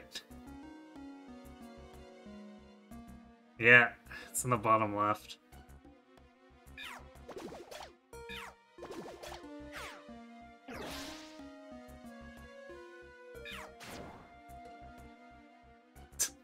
At least Mantike knows how to get up danger. So when it's ambushed in the back, it just nopes out.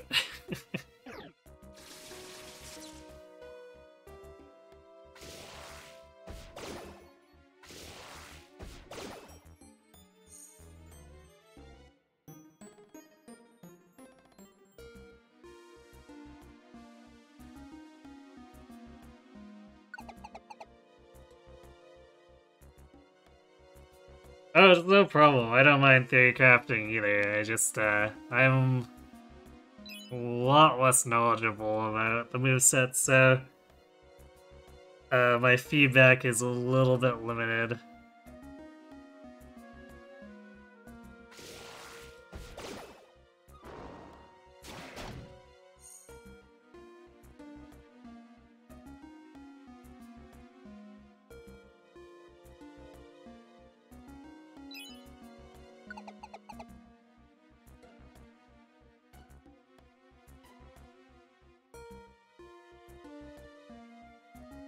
To be fair, you're heavily waiting on Bulbapedia for this.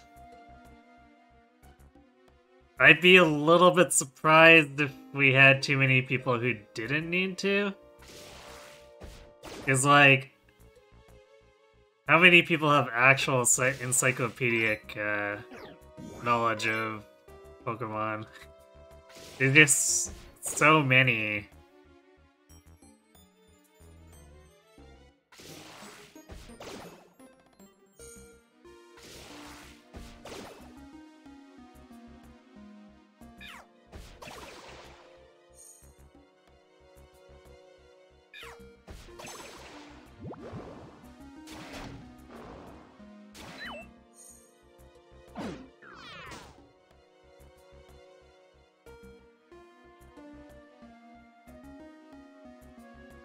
Because, like, even with my favorites, I have no idea.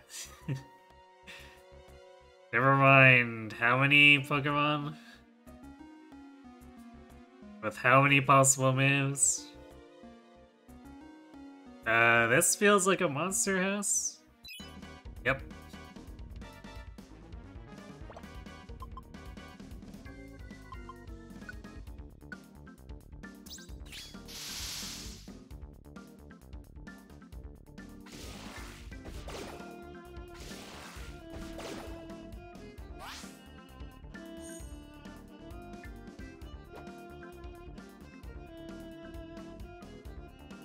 You gonna come in the room? Thank you.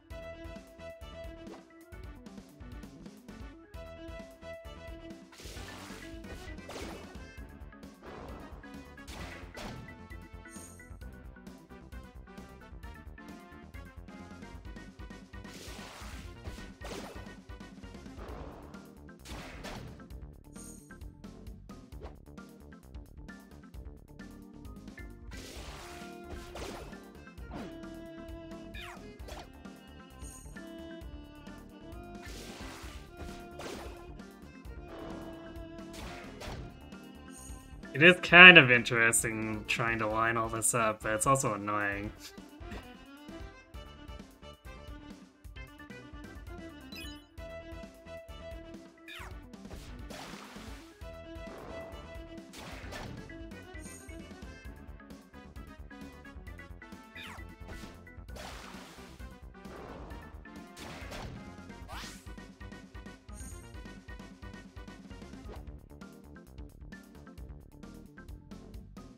Wait. Oh, it's trying to make me aim at the Clown Pearl down there instead.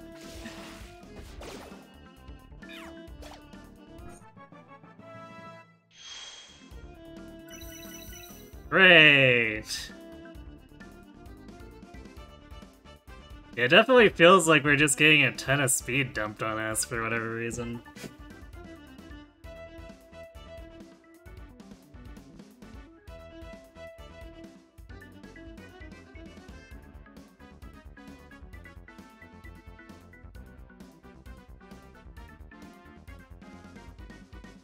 The amount of traps in this monster has is a bit extreme. I wonder if maybe they buffed it up for some of the later game places.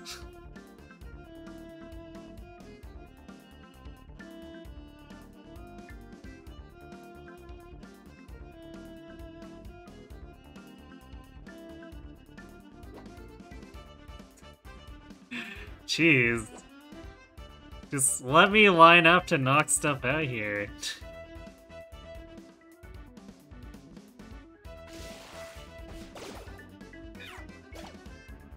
There, was that really that hard?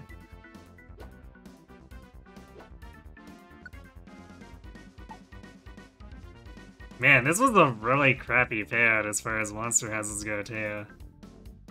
I guess we're into the territory where the game is thumbing its nose at us. It's like, oh, you thought you were gonna get items from a monster house? Nah. Nah.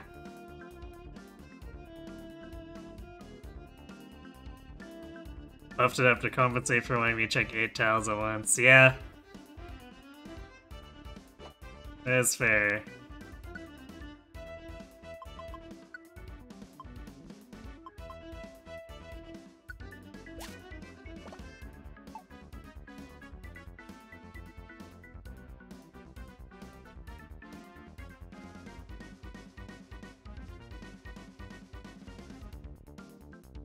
Okay.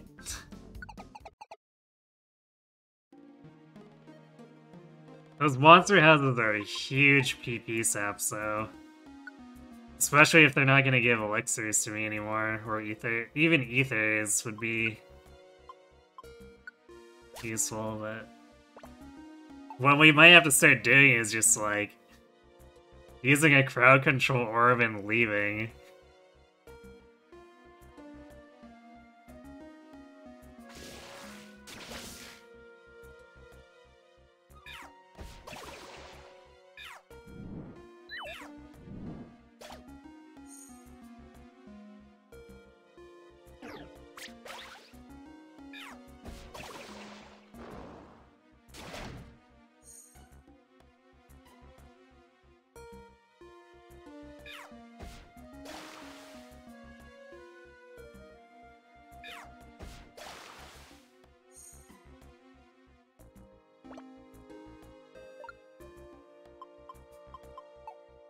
Maybe I should have brought some throwables.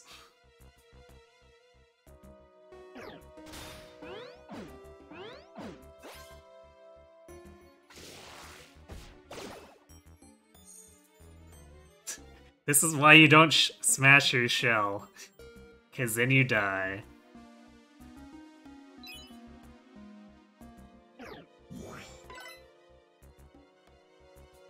See, that Clown Pearl's being smarter about it. Using Iron Curl. Or Iron Events.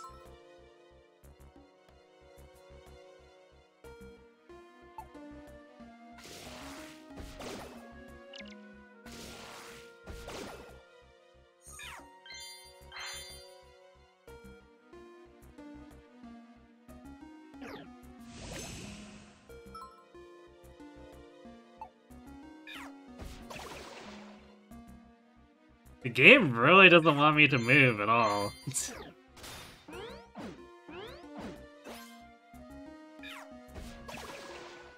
It's like, hey, let me root you, and then root you again.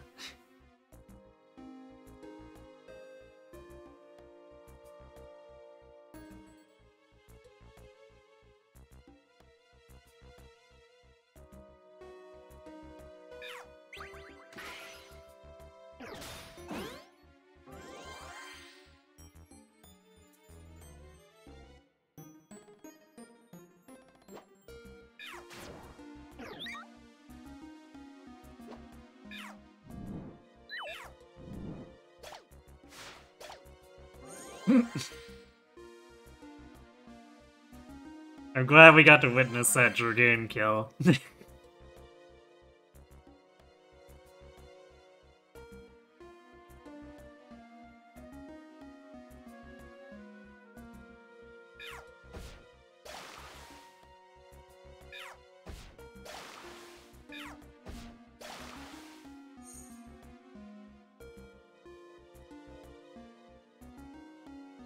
Credit where it's due, Mantech finally made it work.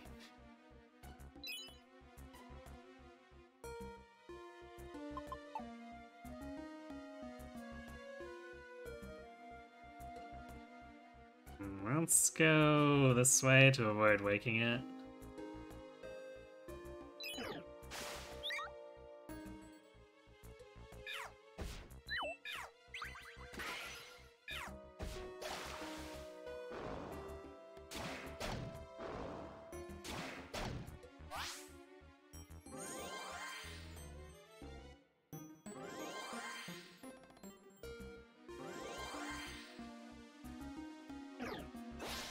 Oh boy.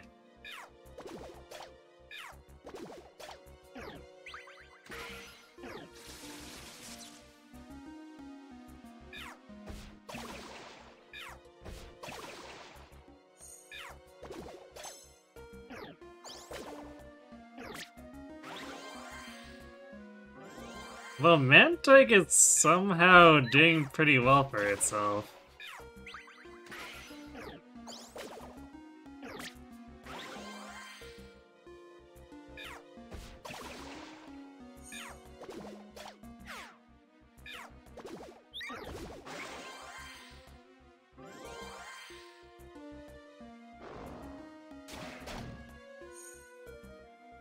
Are we done?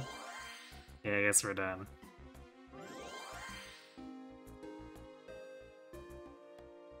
That was pretty gross though. 2 spawned in front of us and 1 behind.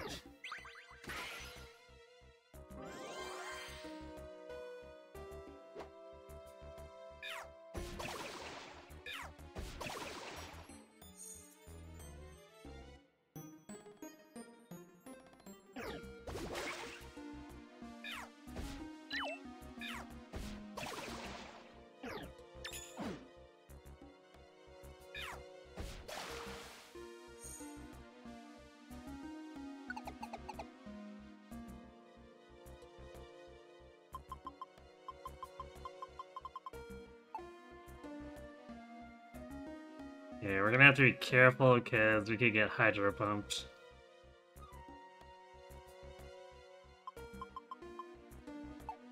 Doubly so now.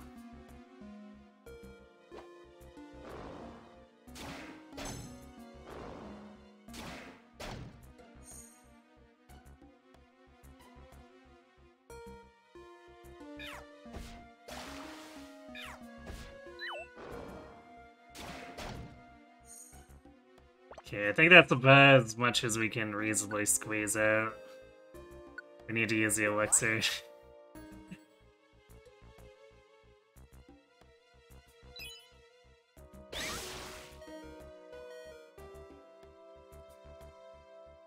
What was that even?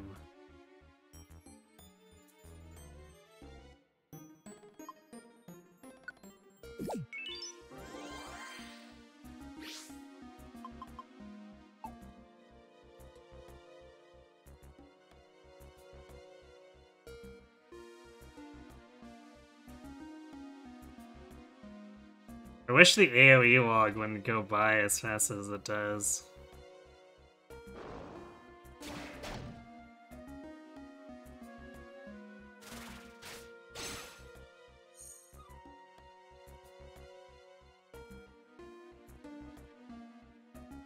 Looked like a discharge?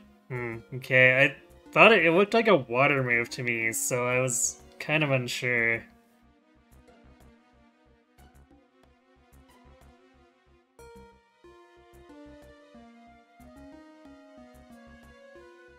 Could run a Soul Rock or a Lunatone, yeah.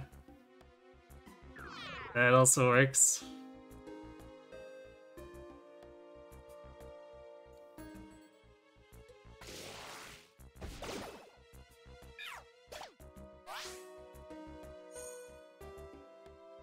Man, we still need to get through 21 more floors before we actually reach Lugia.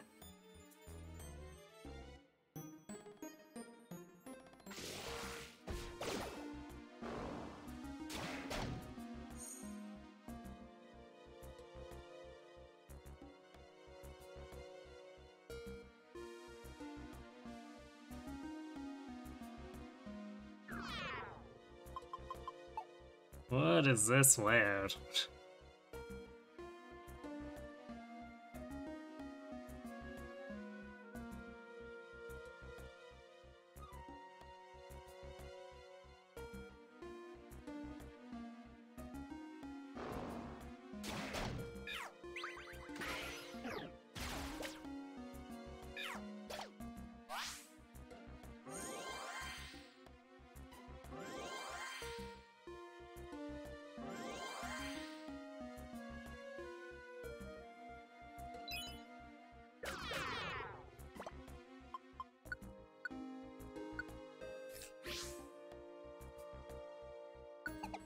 I don't think we should have issues with food anyway.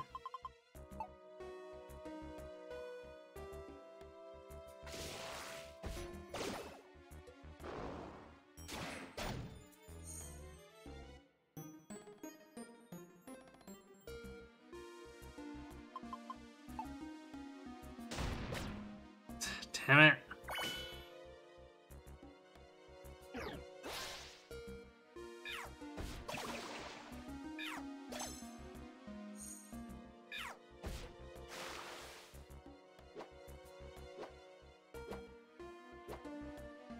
Okay, I guess that Kingdra just jumped ship.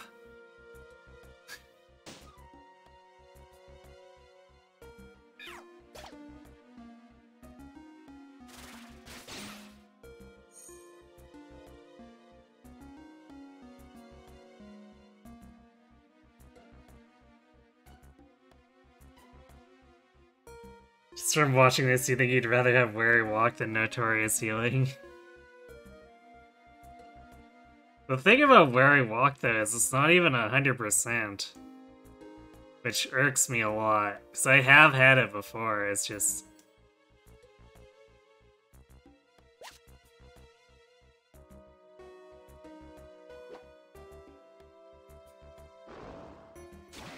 I feel like it doesn't really give it the mileage it should.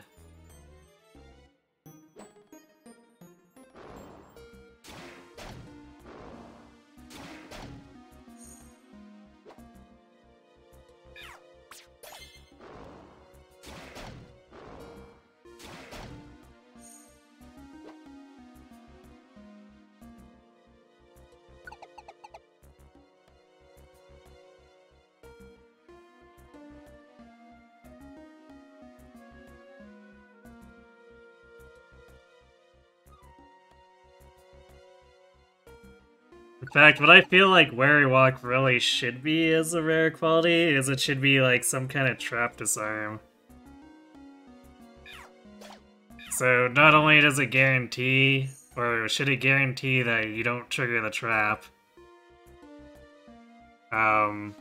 it should make it so if you walk on a trap, it just disables it and despawns it.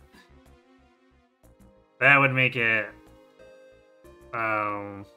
less frustrating to have.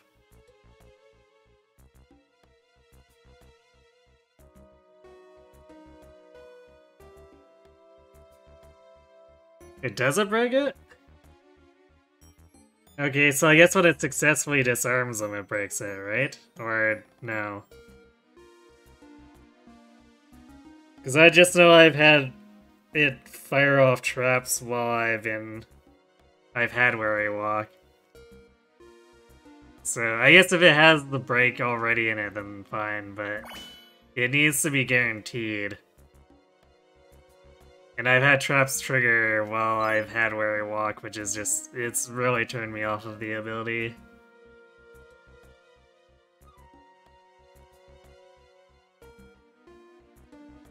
What the?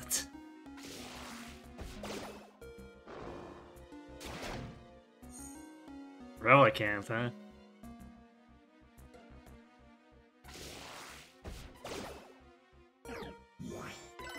I'll be frank, I forgot that Relicanth was a thing that existed.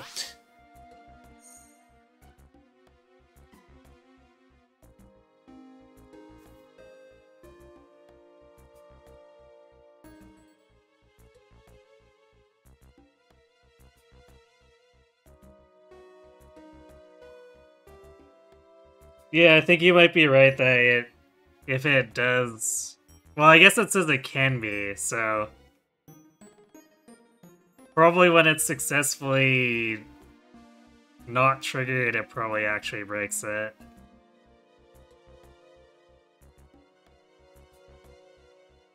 But keyword can, so you can still end up triggering the trap. And that's really my main point of contention. Where it's like, oh, cool, I've got this rare quality that only sometimes works. And I end up getting blown up anyway. Cool.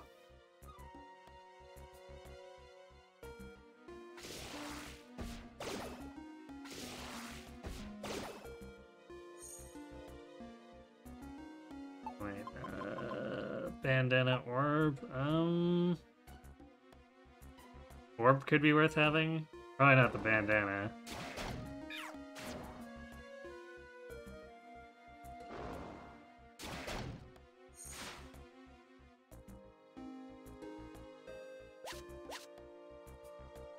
Weatherwalk. Yeah, that's actually potentially good.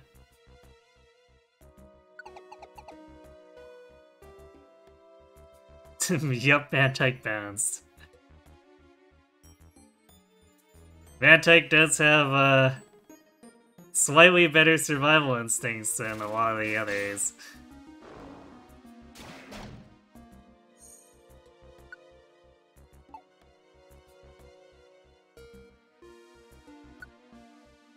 Solo orb.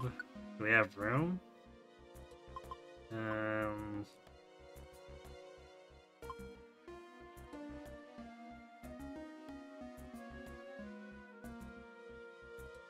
I don't need the cover band.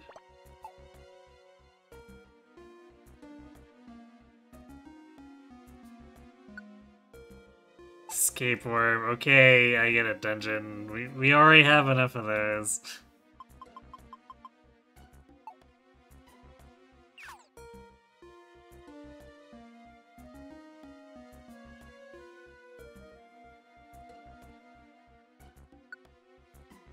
Rare quality orb. I think I'll pass on that.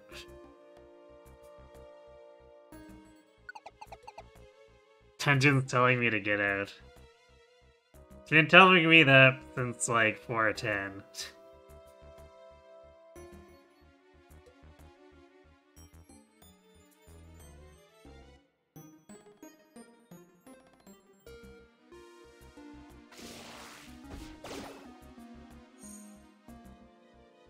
That one's got a sting.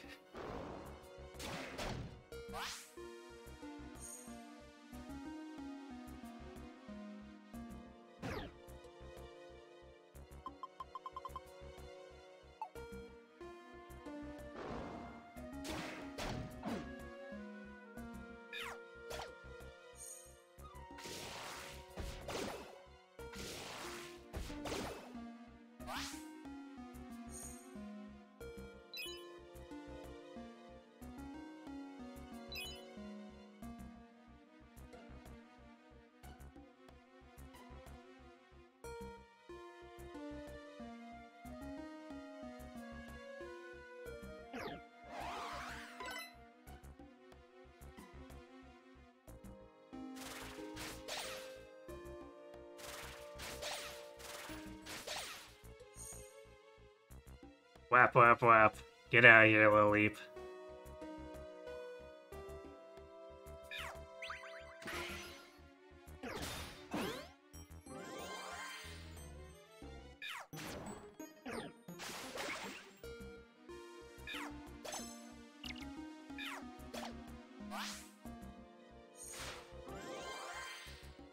Damn, Sableye almost got wrecked.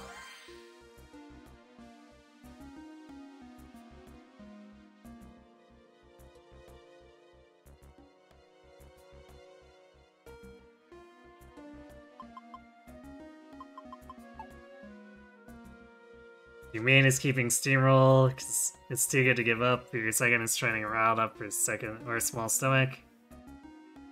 And third gets to pick up probably Notorious Healing. So that's fine to me.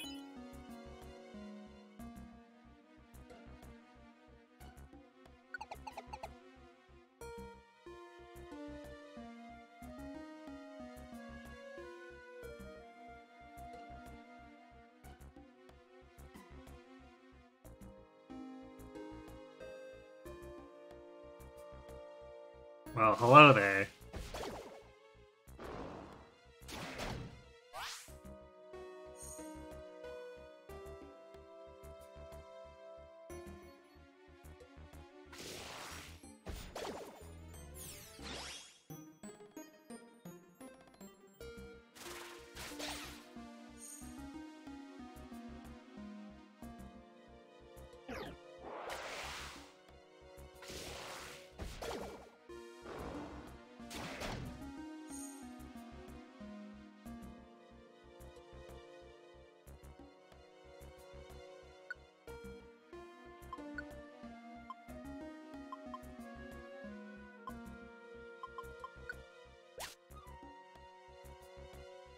We've got 2 max ethers to carry us on PP for now.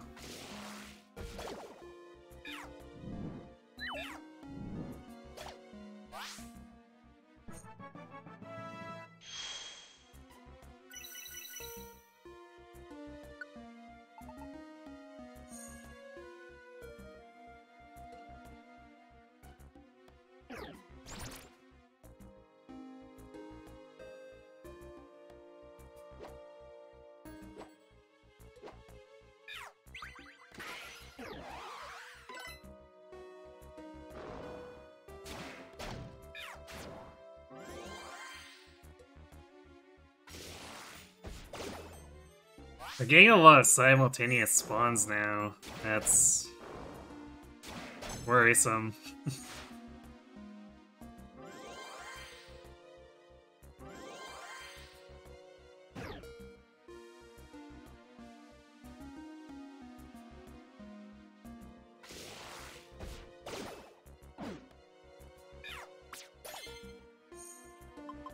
Mostly because I can't really be sure the AI is gonna properly deal with it if we get attacked from the rear. So it's like a tense moment every time we see Mantike fighting something.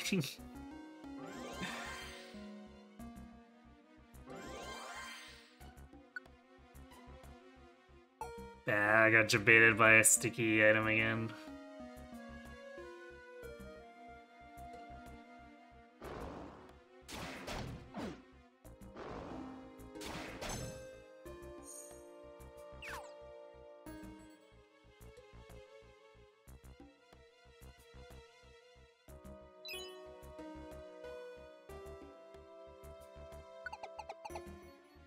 $84.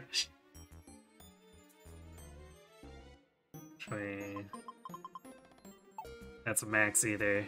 That's definitely worth it. What do we want to drop?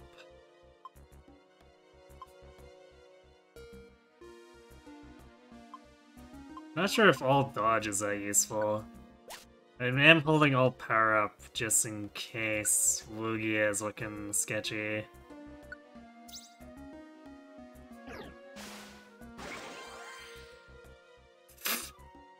Nice!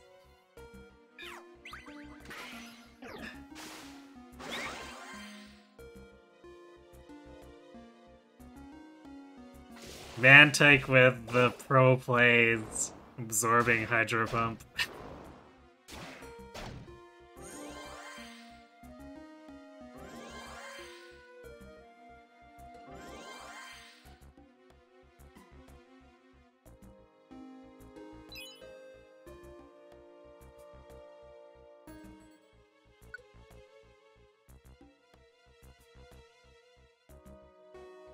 Sure, why not? I'm not sure if it'll even help, but might as well just use it, because we're gonna leave it behind anyway.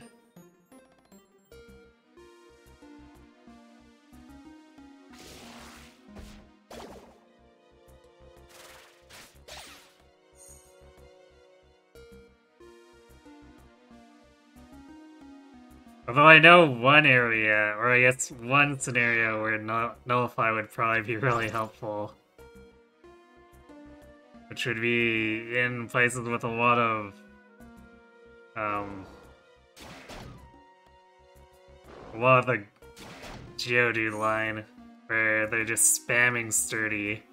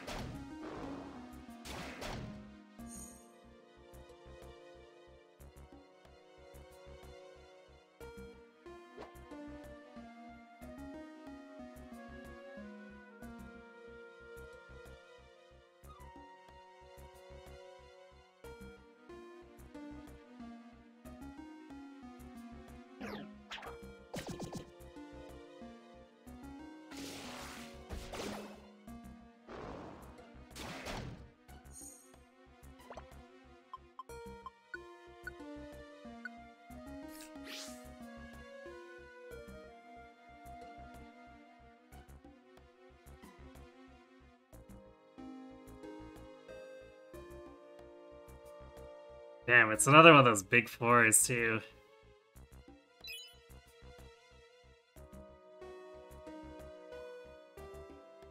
Hey, we only need to explore half the four, but I feel like these huge ones, like, are these really necessary in a 99-4 dungeon? Really?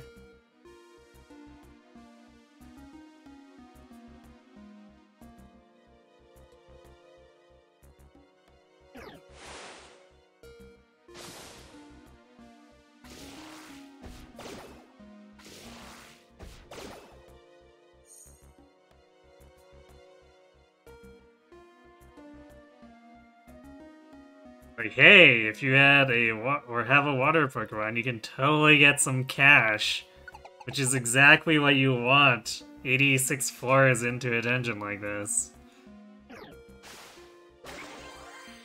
Dude.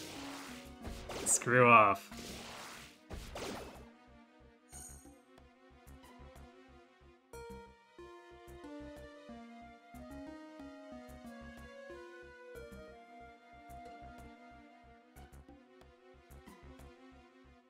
Can ghost types walk over water? I think only certain ones.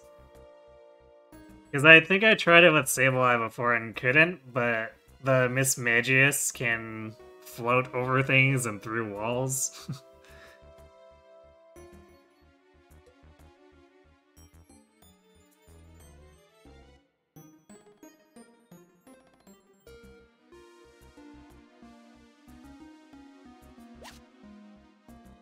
Yay, efficient banana. It's like the fourth we've seen in this dungeon.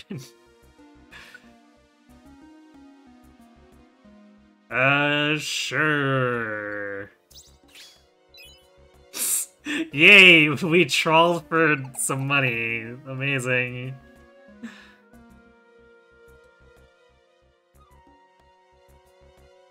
I do not believe you've claimed any Pokemon yet, Shadow.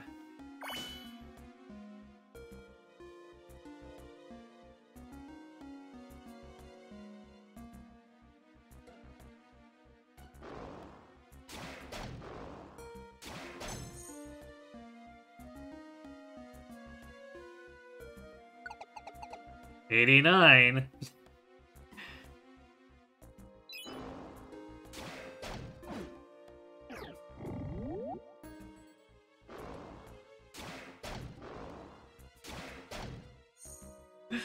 How dare you go to sleep?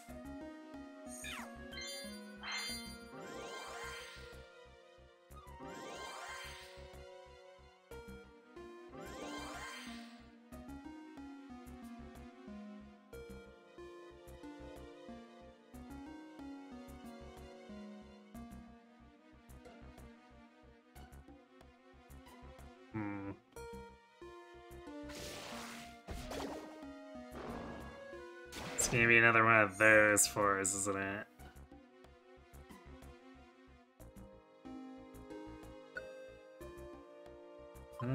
Full hold. The faux hold's always nice.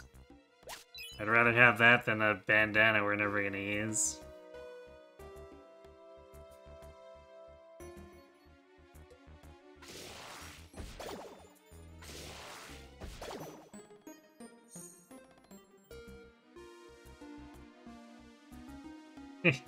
Hey, I'd rather Mantike take that stance and get out instead of dying and giving the enemy awakened status.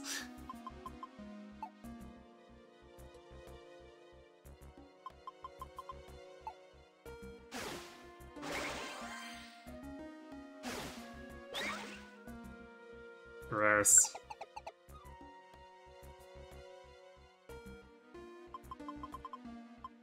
Money and more money. Definitely. Oh hey! The evolved form now.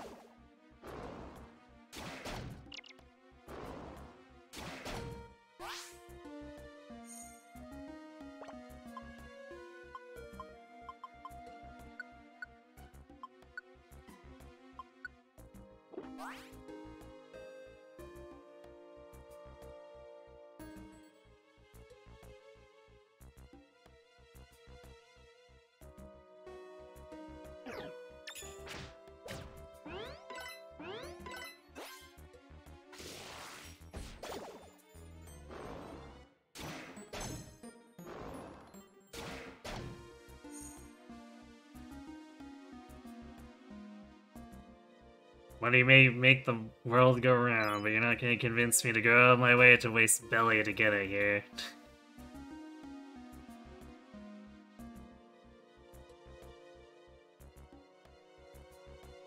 Too bad he probably won't survive. Well, yeah, that's kind of the unfortunate part of all these guests. Like, they're not likely to survive fighting any of this stuff, like any of the boss battles.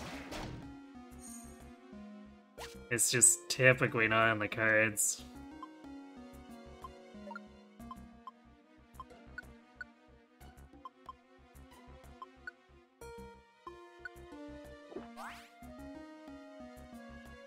Although, who knows, maybe Mantike will spend the entire battle bouncing and not getting hit.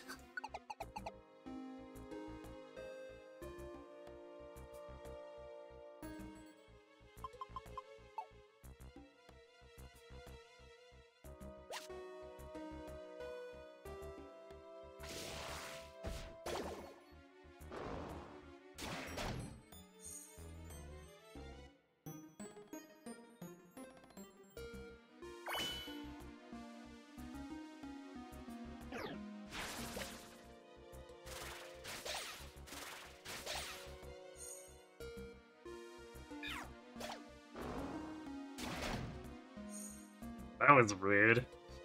Side ambush. Oh boy.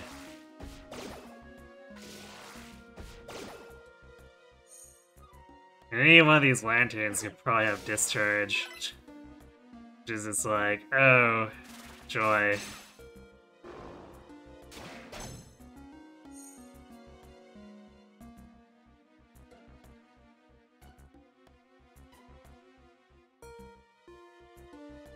Actually, I wouldn't mind recruiting one of those lanterns and it having discharge. Just cause that would be one heck of a way to troll Ligia once we get to him.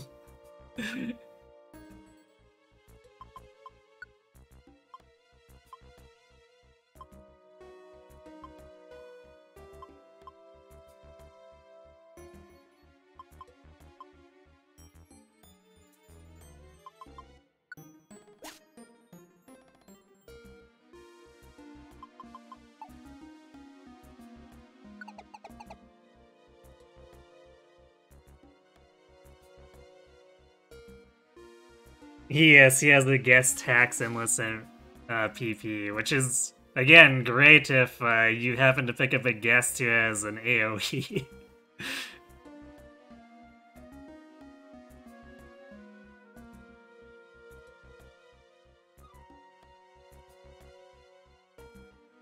Because it's like, did someone say discharge? Or earth power?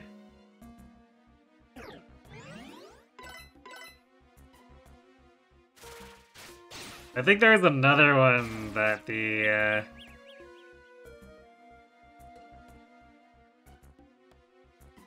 AI was using earlier. It was like a 2-turn move. I can't remember what it was, but it was like you charge it 1 turn and then you use it, but they were attacking into resistance, so it was doing 20 damage to the enemy.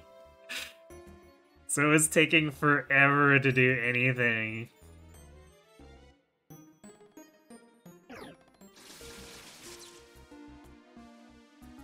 It's like, don't get me wrong, I like free damage, but 20 damage over 2 turns is a little bit not great.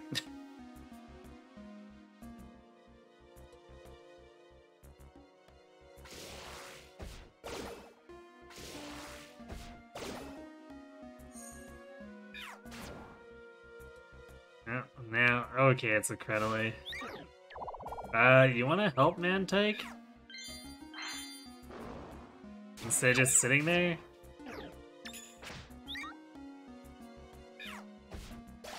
Like, come on, say why.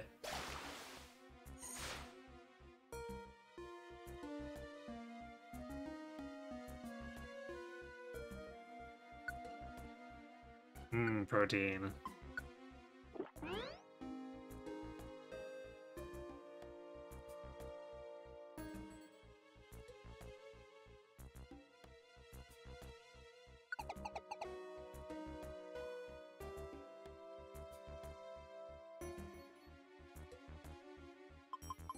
Yeah, I am gonna kind of wish I had Steamroll for once we do get to Lugia though, because my typing is not great for fighting him.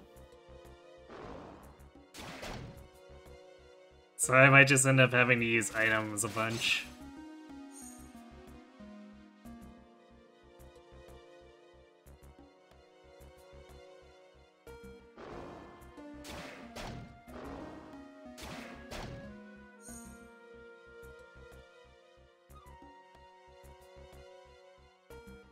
I don't think I can actually change guest moves.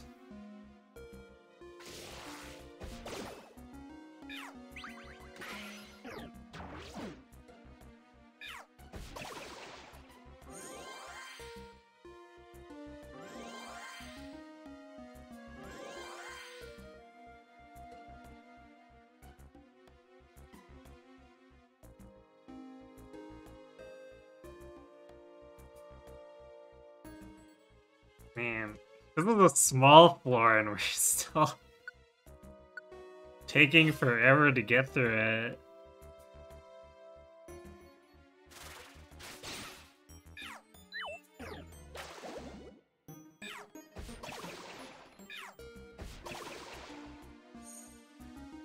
We getting trolled here.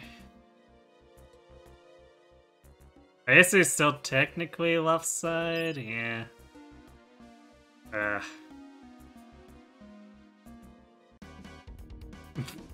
Yay, Monster House on the stairs. That's pretty amazing.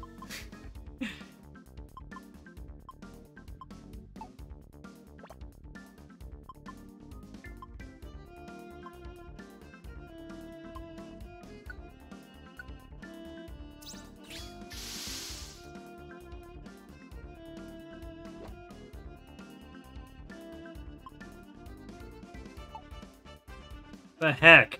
How are we supposed to get anywhere?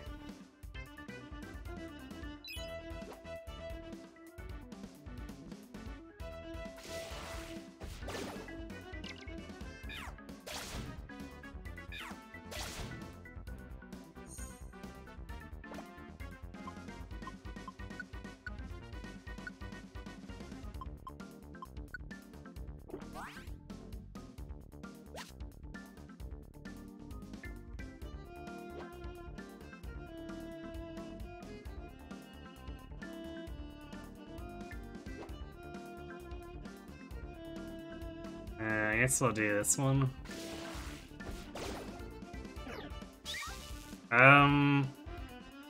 Oh, because the Gorbis is in the way. That's annoying.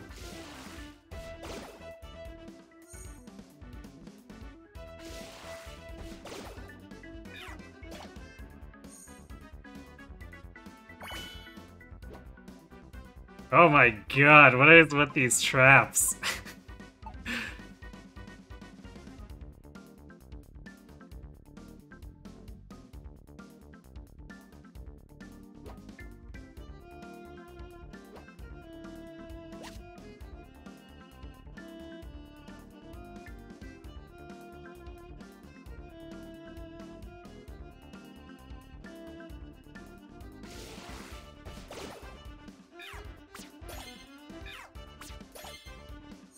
Alright, screw this, I'm out of here.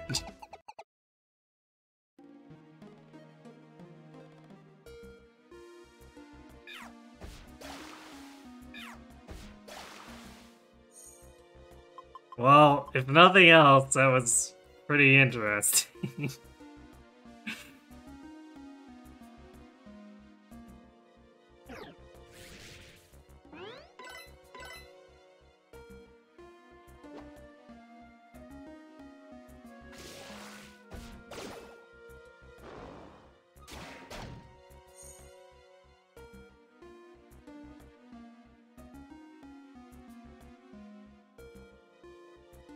Just watch every single stair room be a monster house going forward.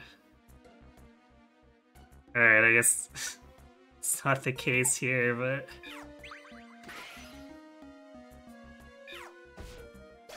I would definitely have not put it past the devs at this point.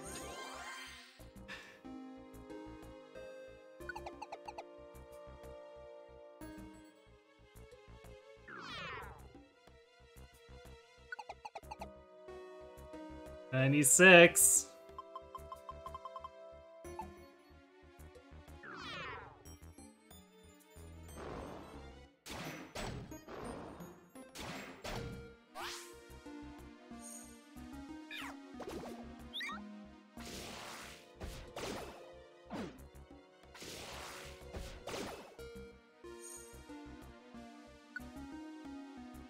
Health orb. Probably don't need that.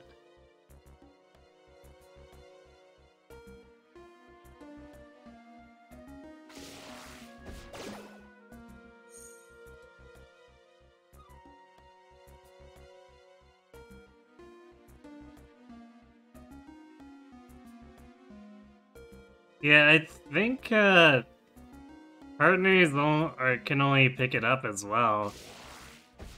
Like, unless I forcefully push a guest onto an item, I don't think they can usually pick stuff up. Which, I guess if I really wanted to, I could probably try to line them up so we shove Mantike onto the money, but I'm not that concerned.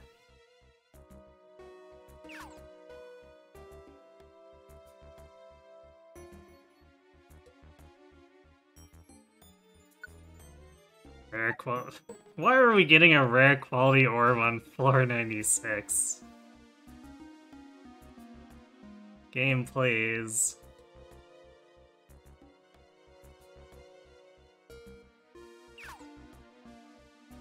Oh my god, it's the bottom left.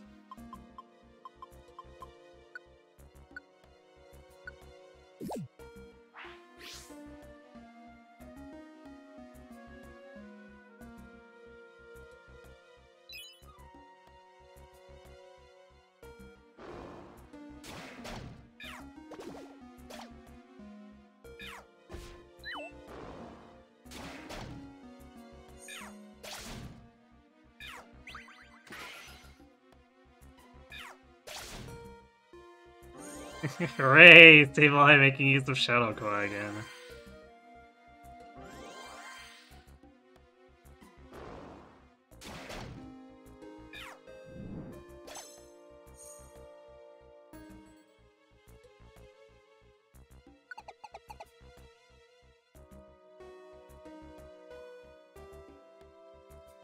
But the rare quality orb doesn't help with recruitment chance. It just helps with giving us rare qualities if we do happen to get something. Which, I mean, I guess it could make the difference, but hard to say.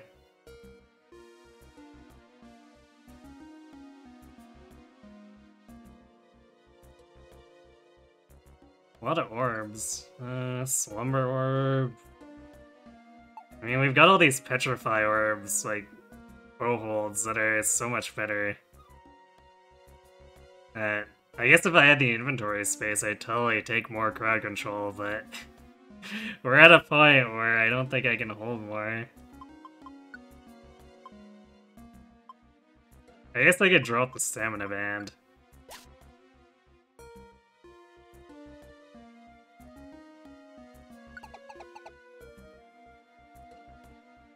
$98. Okay.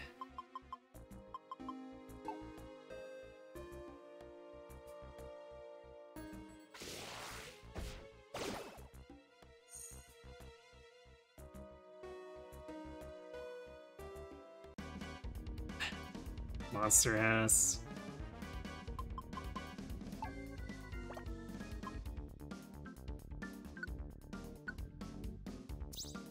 Well, I guess at least it doesn't look like... Yeah, there's no stairs in here, so you know what?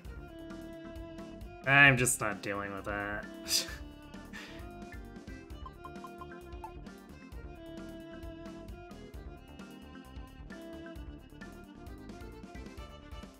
Aha! Alright, everyone in here.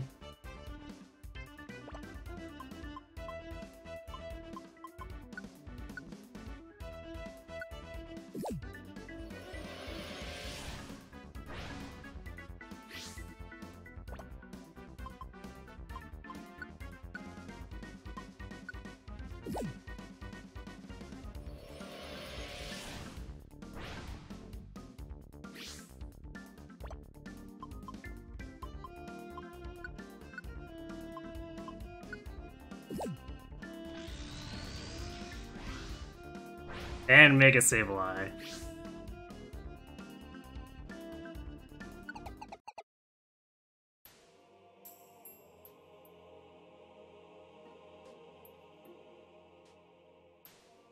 Why? Why have you come here? This is a Silver Trench. This is my territory.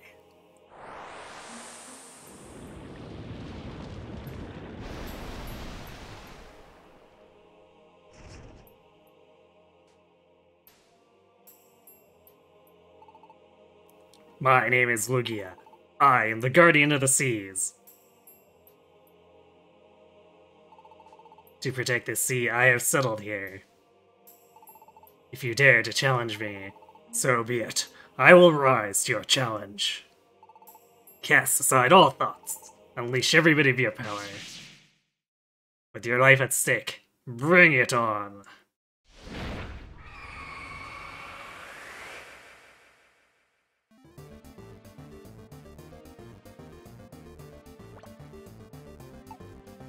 I do love Sableye is holding that gem.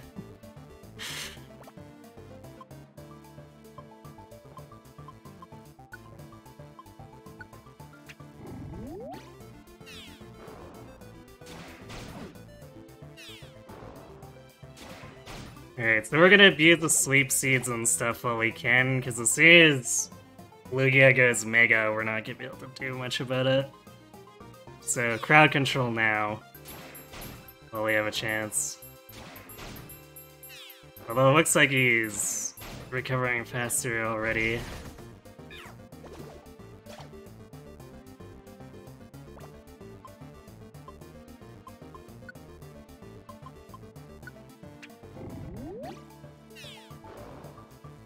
That's okay.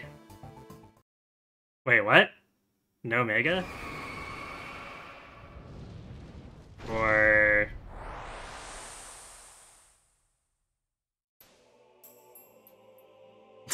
What? That was the most anticlimactic fight. Lugia didn't even Mega, we just kind of rolled straight over him.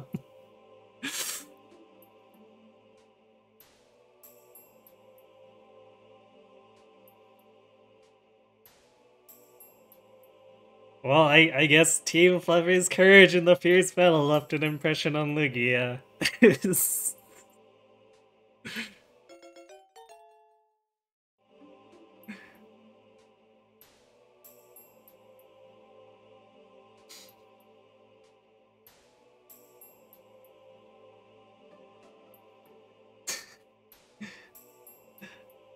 Oh, I know, Guts is better, or like, deals a ton of extra to Psychic type, but like, if you go back and watch my fight with Mewtwo, it is vastly different from what just happened with Lugia. And we had Mega Absol alongside Cap also doing Shadow Ball shenanigans there.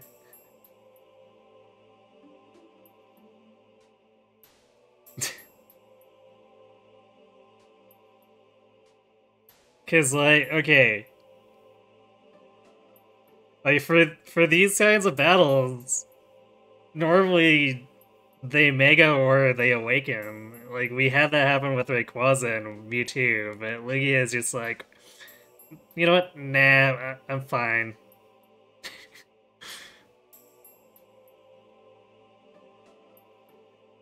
Speaking of notorious healing, I guess we've got that with Lugia. Well, does anyone want to claim Lugia or the Mantike for that or yeah, or the Mantike?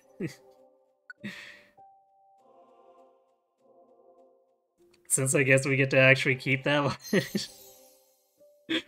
Our level 62 Mantike.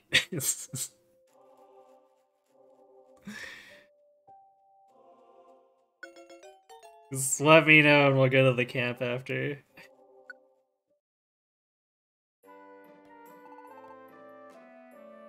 Oh, we even get a scene for this. Well then.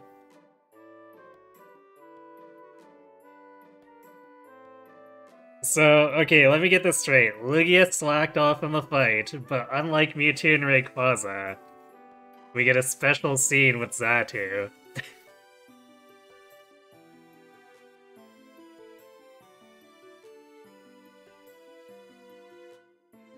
Hi Xatu, it's been a long time. You're here to visit us? After everything that we went through. Xatu, you must be interested in our achievements. Yeah. Wrong.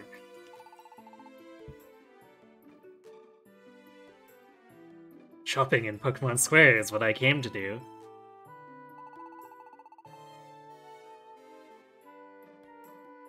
I come here only because it is on the way. It is not very important. Yikes. Oh, is that all?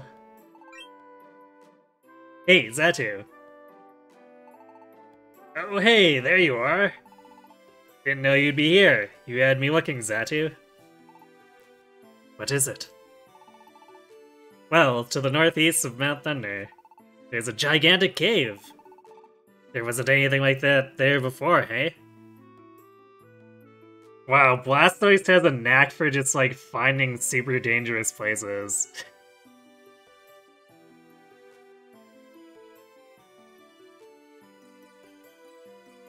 Well, don't go out there and get thrashed, Blastoise.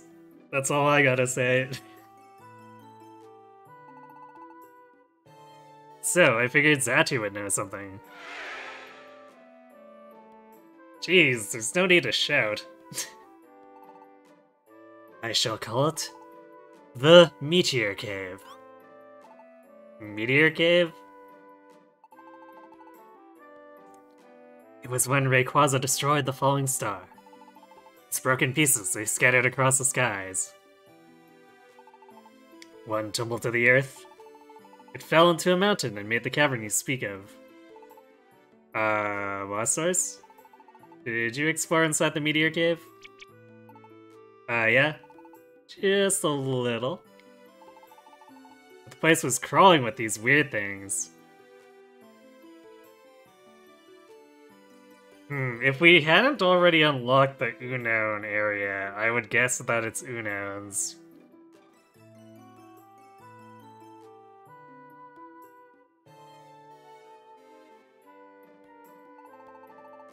It freaked me out.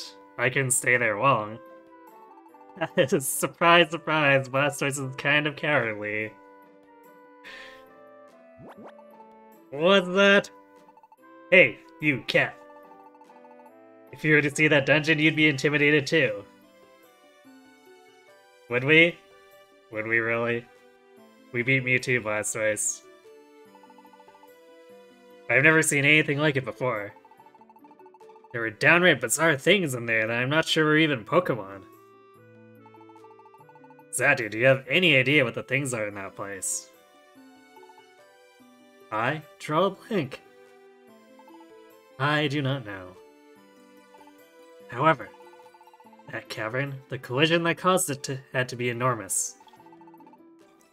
If there were things that survived the crash, perhaps of this world they may not be. You mean they came from that falling star? Perhaps that is so. Roy, want to go investigate? The Meteor Cave?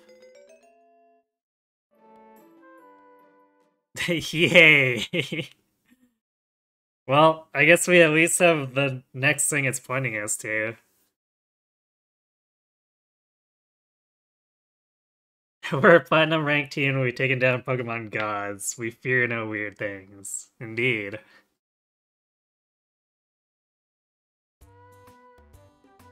Yeah, I'm glad that I guess it at least gave us some direction, because at this point we were kind of running out of leads for things. And we still have quite a few question marks.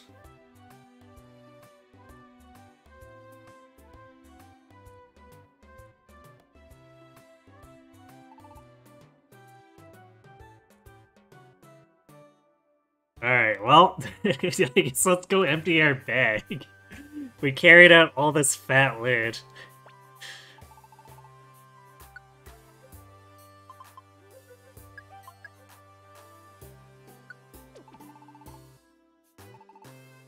Let's sort this. Alright, stamina band we put away.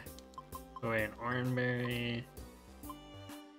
Actually, I guess we don't know where we're going yet, so generically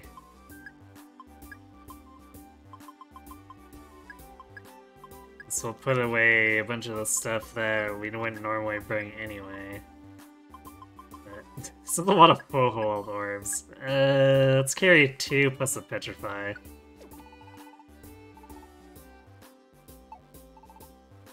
Okay, let's see what Kecleon has.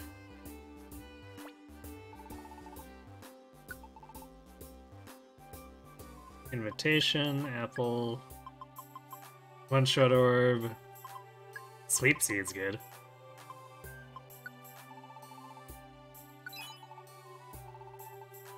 Okay, now that we've remembered to actually carry an invitation again.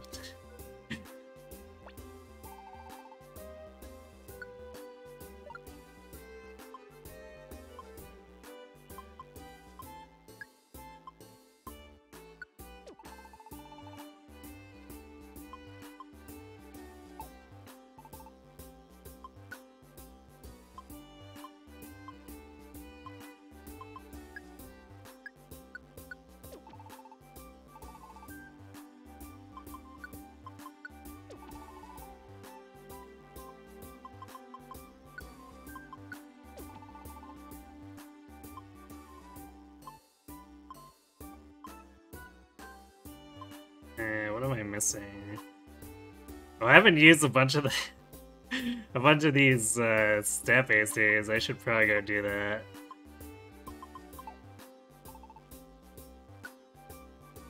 Let's see.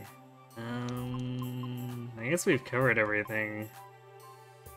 Unless we need to specifically bring things up for like an expected boss battle or whatnot.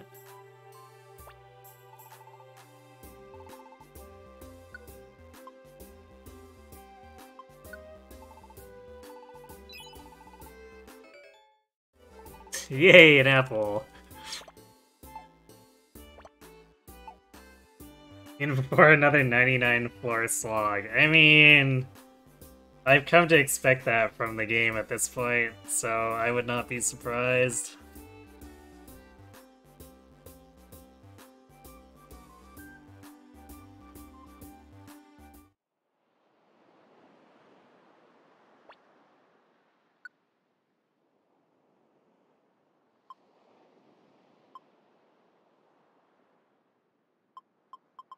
I guess we've accepted so many quests that we probably shouldn't be loading up on more anyway.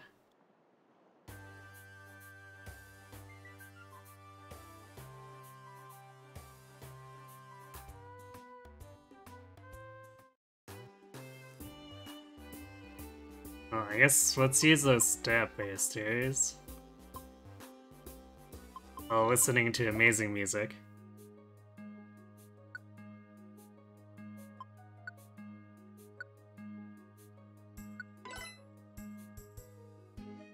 Almost at 300 hit points.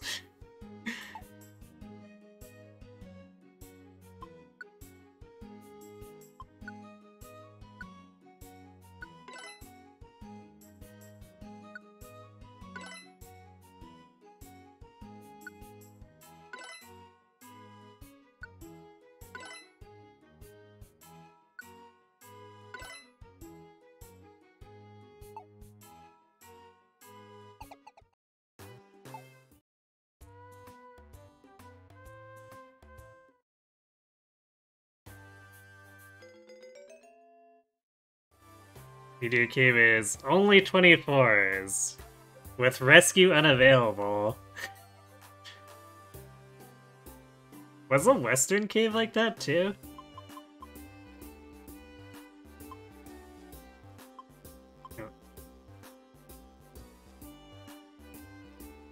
It doesn't say that now. I wonder if it would have been rescue unavailable though before I beat Mewtwo.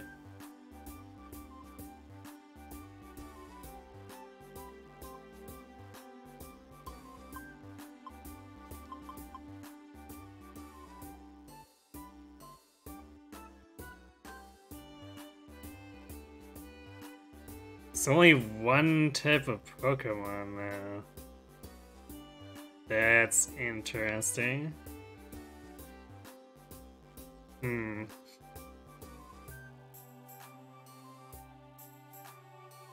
we have no idea what it's actually gonna be.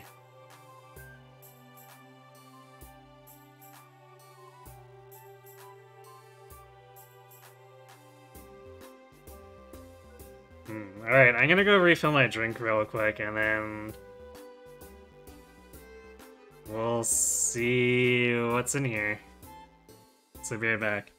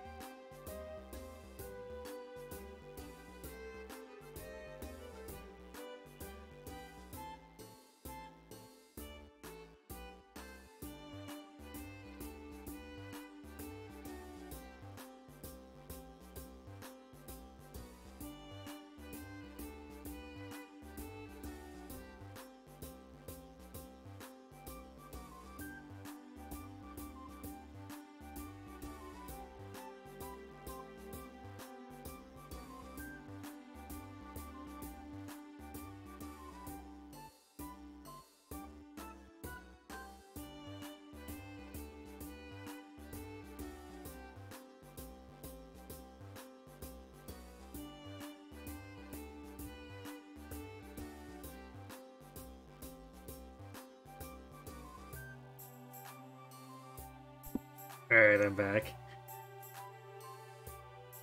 Even before there are a whole bunch of Clefas. Probably God Clefas, knowing the devs here.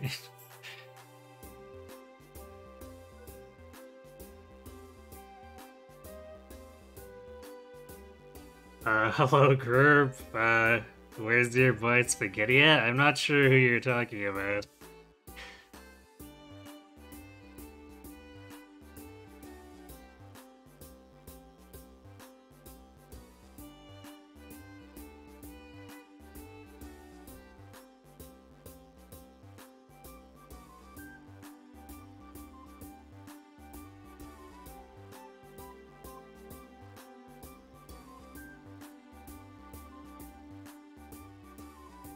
Oh right, sorry, you did have a you did name a character, right? Yeah, I might have forgotten about him, sorry. Where is Spaghetti anyway?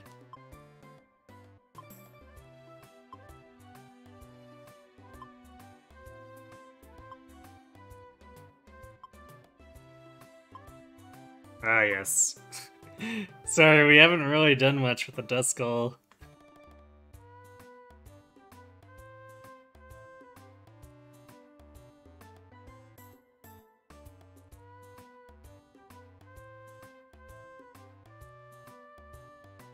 Alright, you know what we'll do?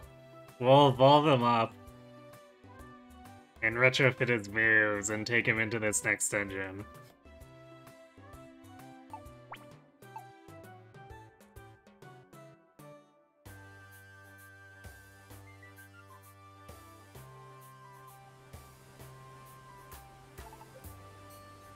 Scene? Gasp. Ellipses.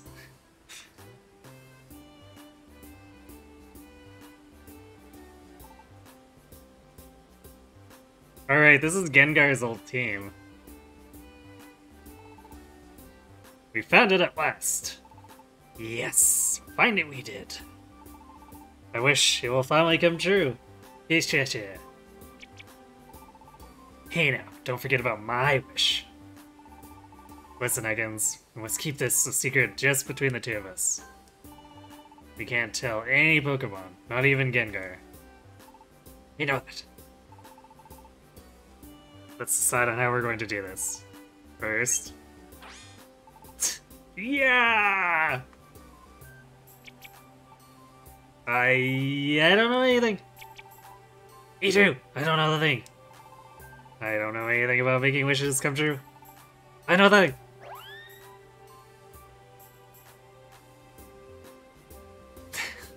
Right.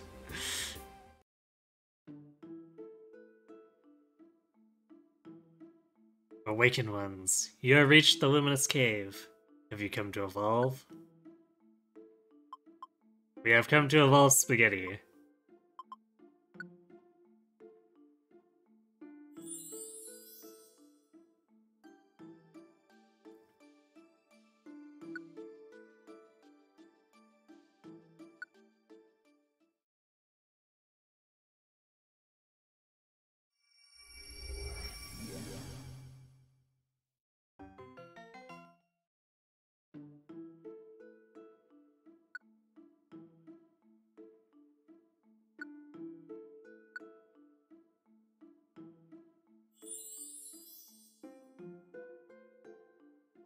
Or evolution crystals.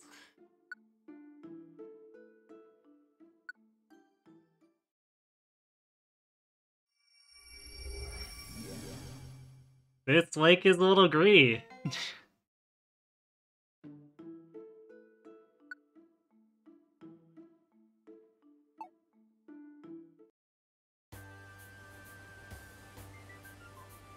Name him Fettuccine. His move beyond simple spaghetti. Alright, we'll go change that after we, modify his moves. Yeah, just too bad pressure doesn't help our team.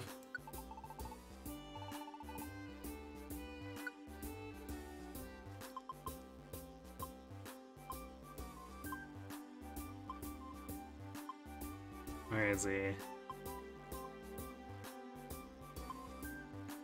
Did it? There's spaghetti.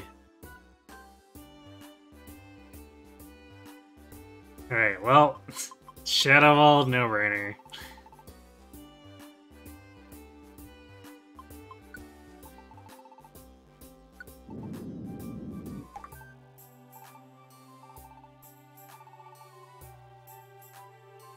What else have we got? Shadow Sneak is a pretty good one.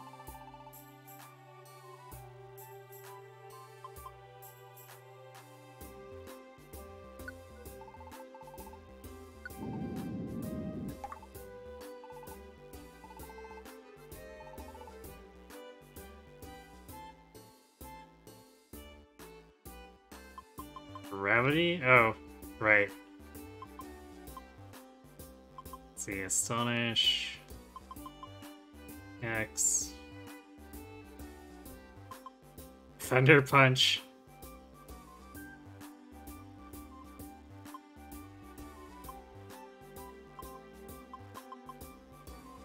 Oh wow, Fire Punch and Ice Punch too. Or Future Sight.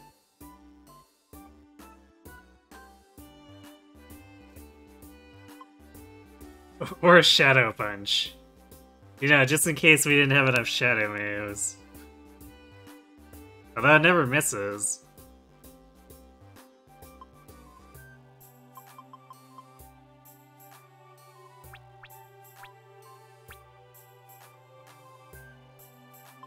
So I might do Shadow Punch, Ice Punch.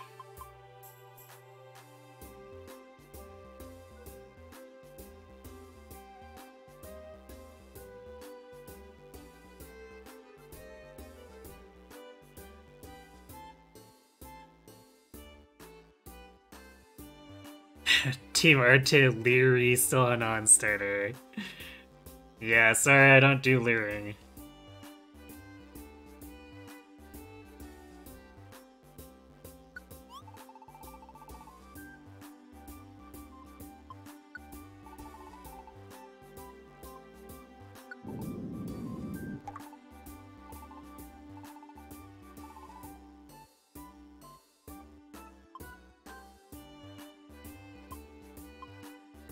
Alright, so this will give us 3 stab moves for him.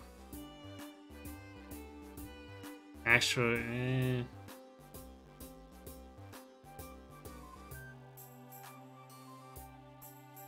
nah, we'll replace Pursuit.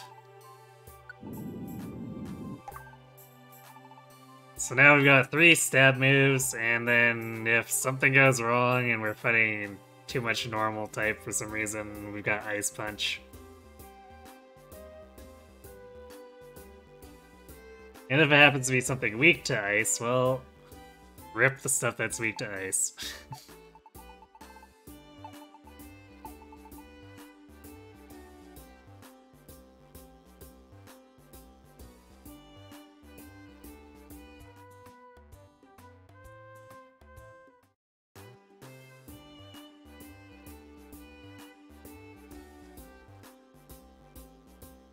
Yeah. Forgot where we actually have him. Is he a Darkness Ridge one? Yes, Spaghetti is at Darkness Ridge.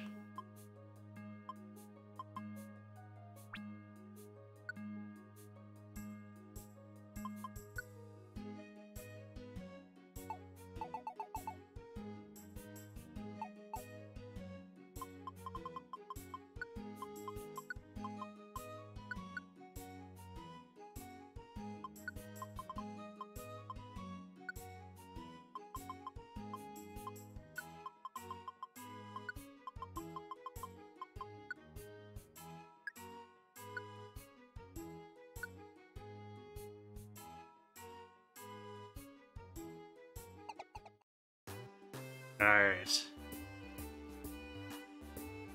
2 C's?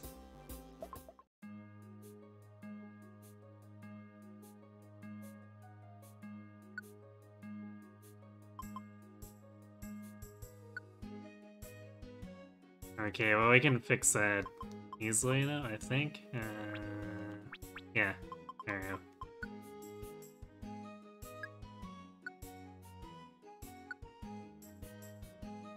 There we go.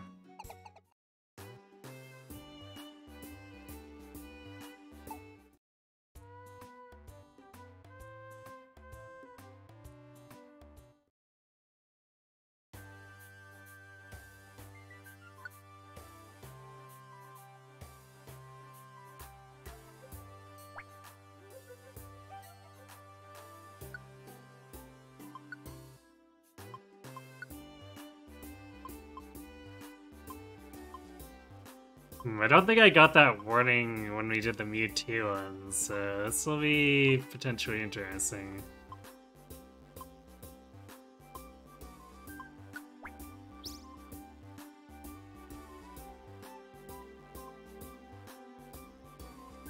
Hey, Sableye had a good run. Besides, I rotated ones on a fairly regular basis.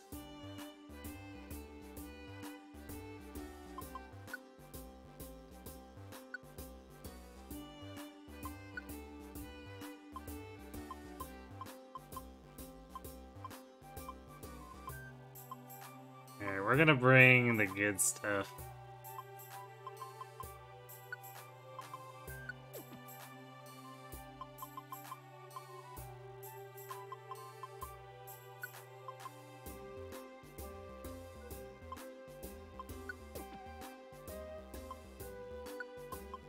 Since no one can come rescue us, we're going to avoid holding back.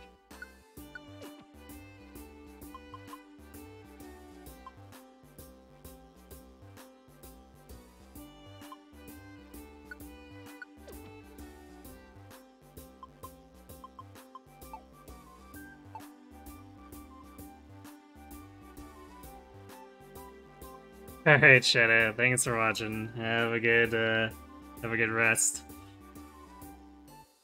And, sleep, I guess, once you fall asleep. At least I assume you're lying down because you intend to fall asleep.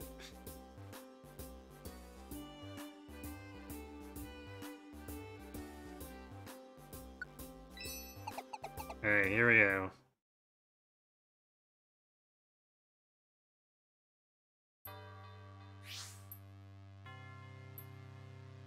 Oh, Deoxys, huh? Aha!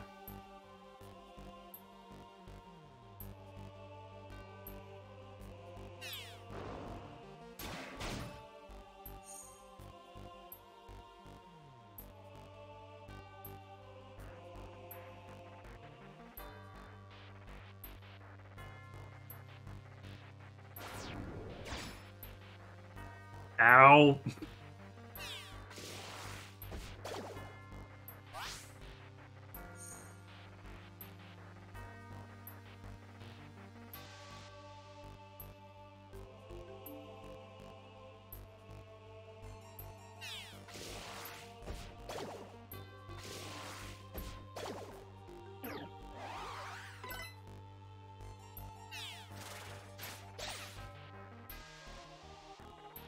Oh, this is the defense version, too.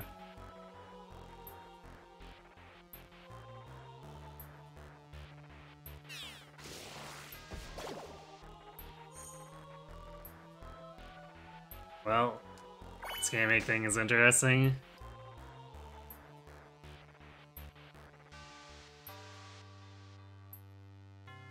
This is what you might have been confusing Pitfall Valley for?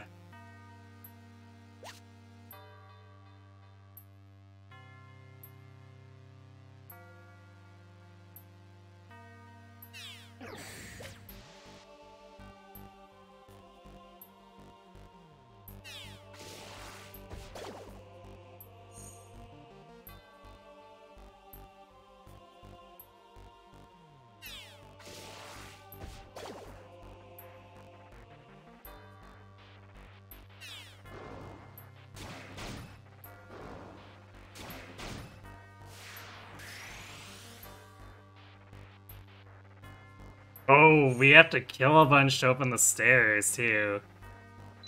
Well, that's gonna be gross.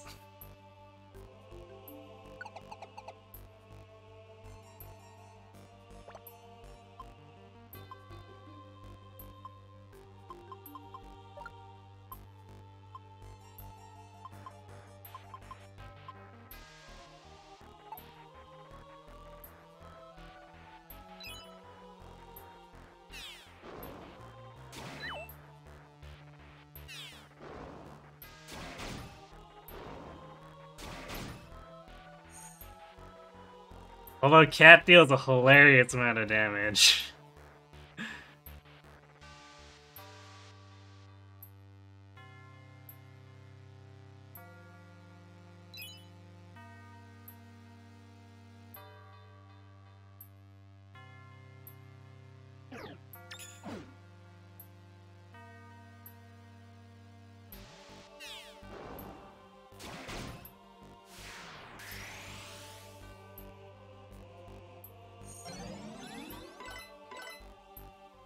Okay, so I guess it's a particular Deoxys that's protecting the stairs each time.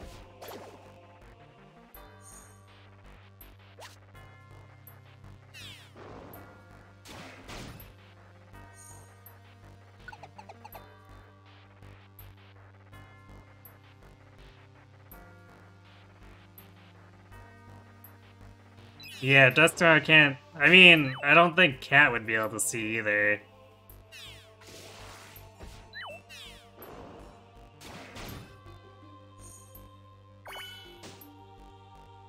So that's gonna make this a little weird, not gonna lie.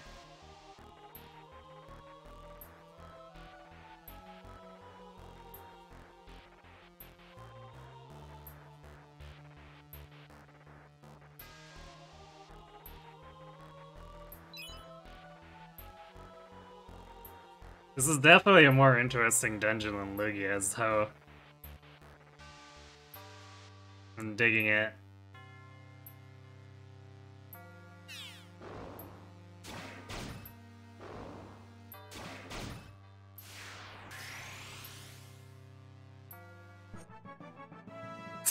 We leveled up.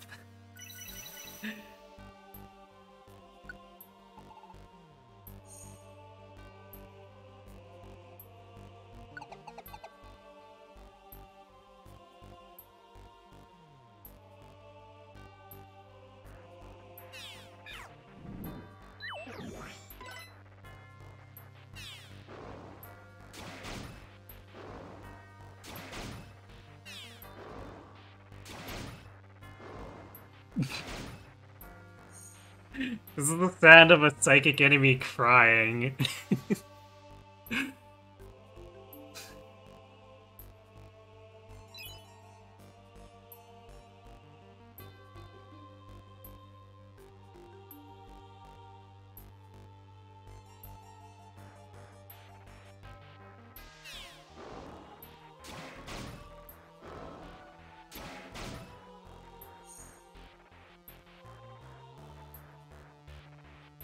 Yeah, no wonder Blastoise pieced out here.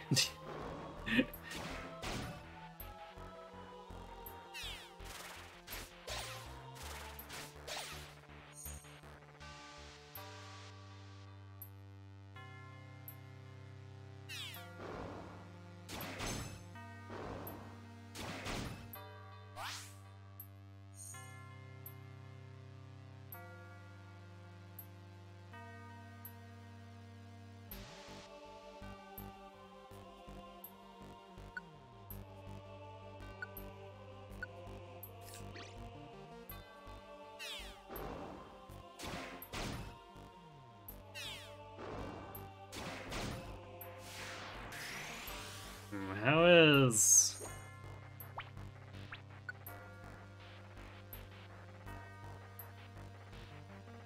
Okay, pressure isn't completely destroying our Shadow Ball PP, which is good. So we still got 15 more floors of this to go before we're presumably the final confrontation.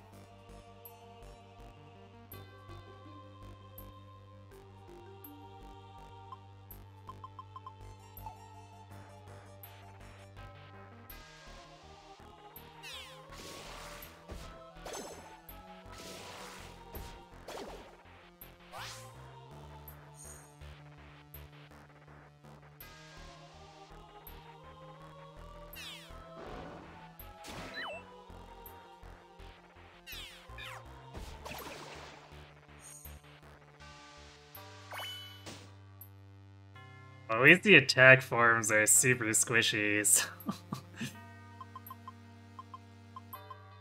they're easy prey.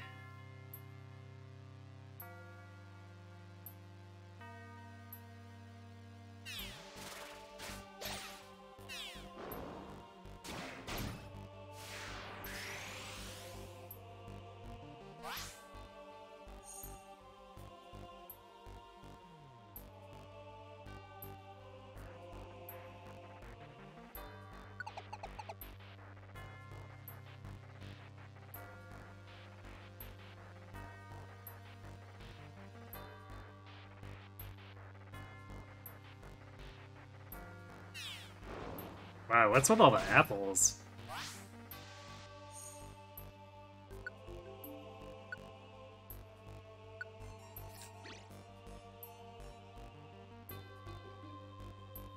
The inside of a meteor is not where I'd expect to find a ton of apples.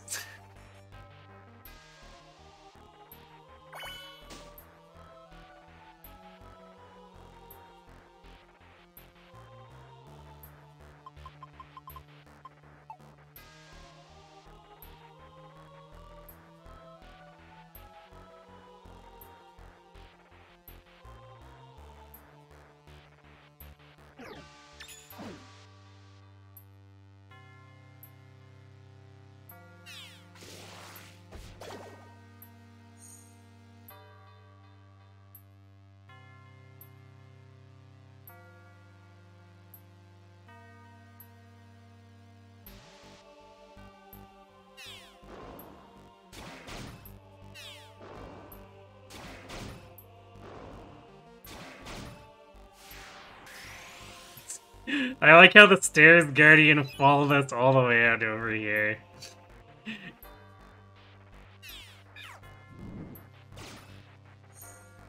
Nice.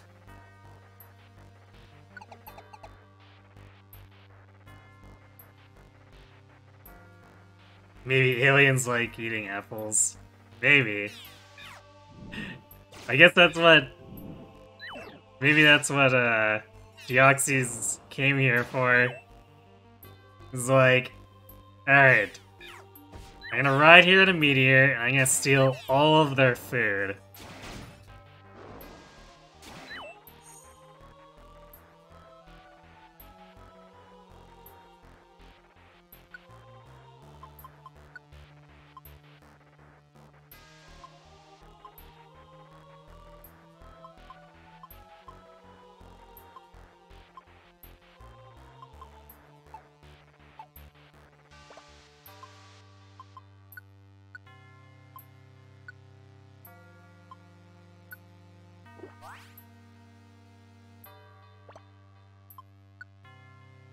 Oh, this is sticky. Oh well, I guess we'll hold on to it just in case, but probably swap it out first, opportunity.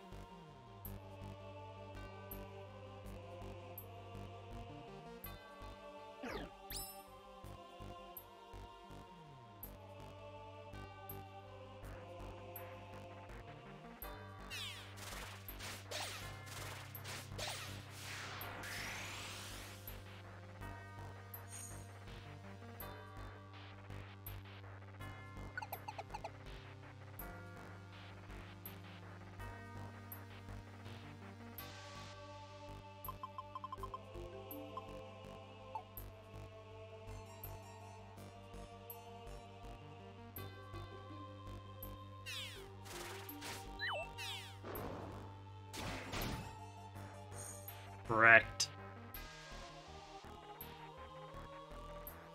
I'm definitely very nervous about being in corridors.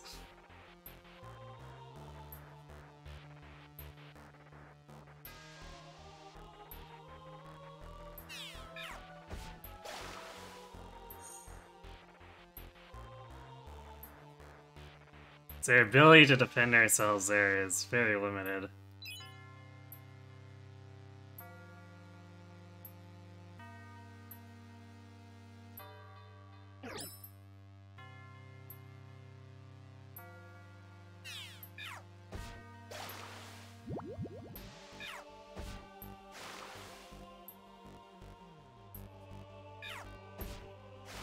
Really? Huh. That was weird. I guess Teox is like, I'm gonna get... You know what? No, I've lost interest.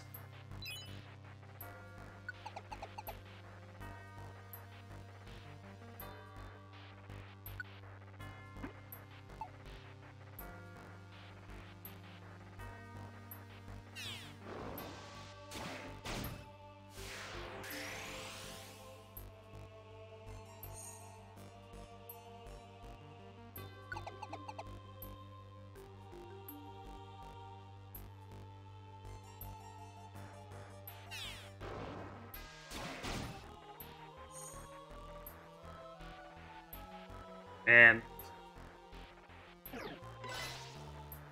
Throwing a ton of all that stuff to improve Shadow Ball was... It's just something that's been paying off dividends the further we go.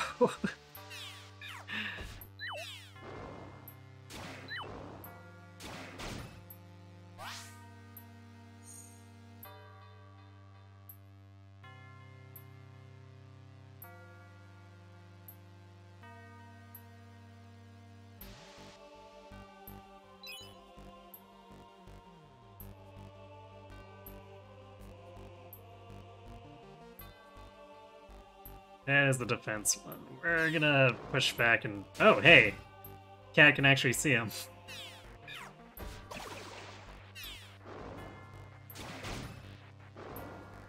Well, we'll just see it there since we can focus fire.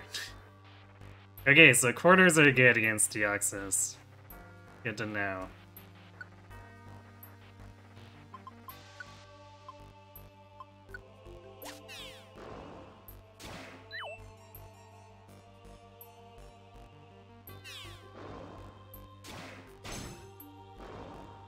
$373 RIP Deoxys.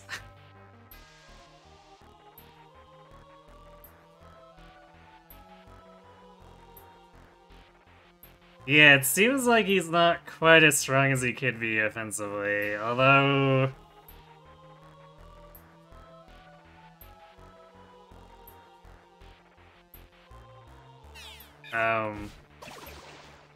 Probably do want to be careful against the attack form. Even though we can kill it quite quickly.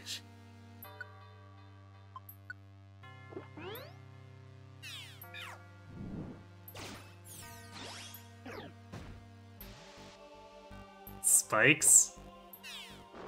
No, I found a sticky trap.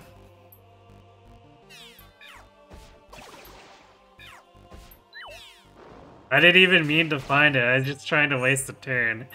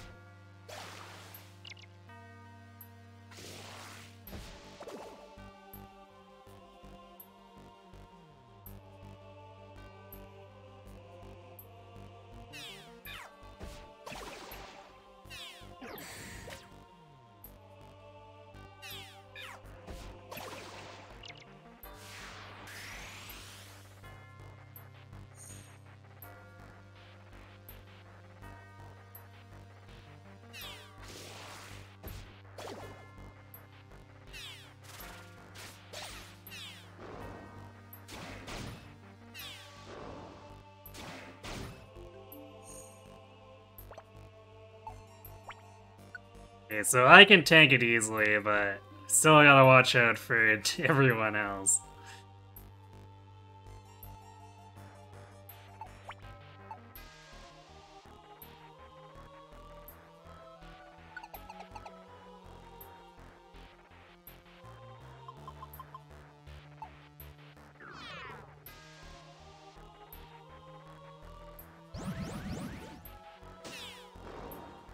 Gross.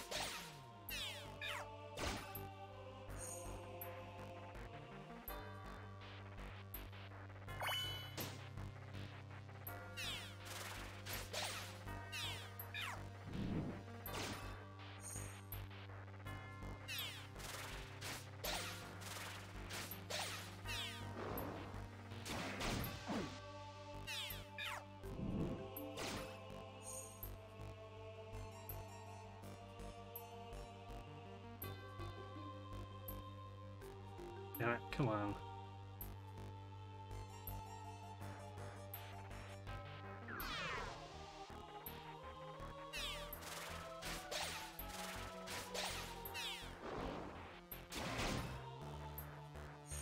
That took way more effort to line up than it should have.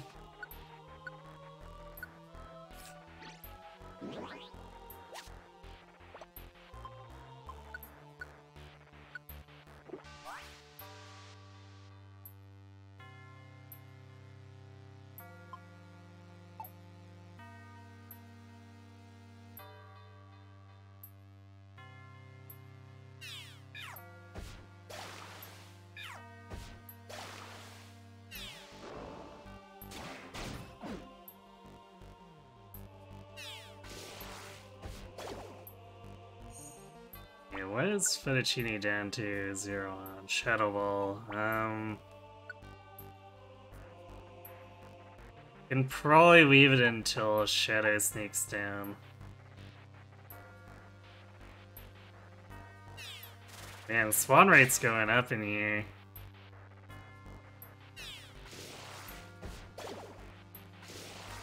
It's a little frightful.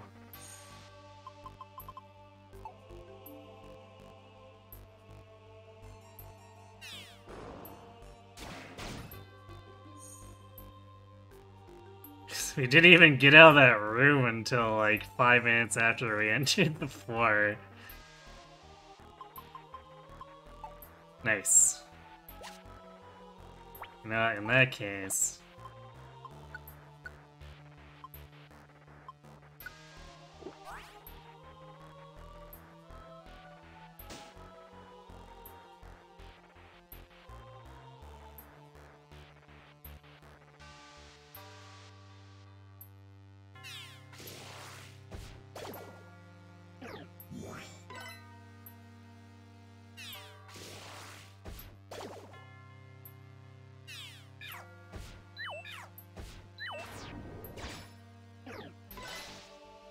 That's annoying.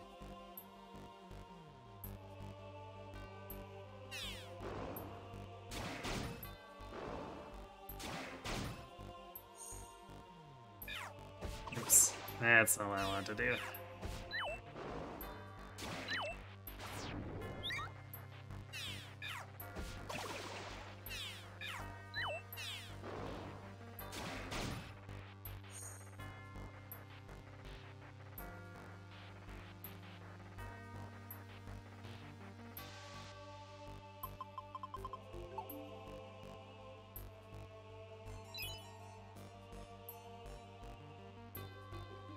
Seed? Oh, tiny reviver seed. Cool.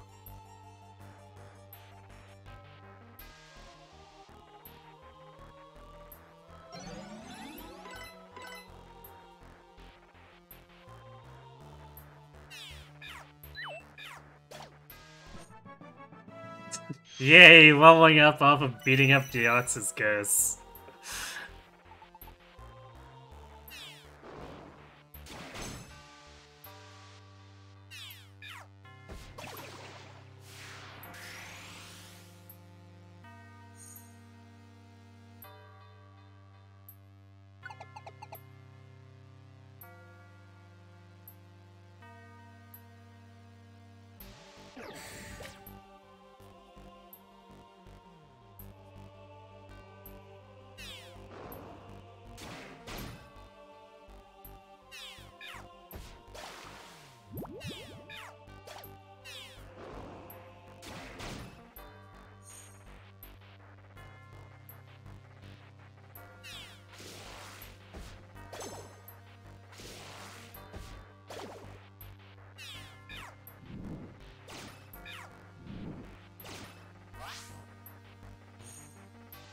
The defense ones are definitely the most annoying because of how tanky they're.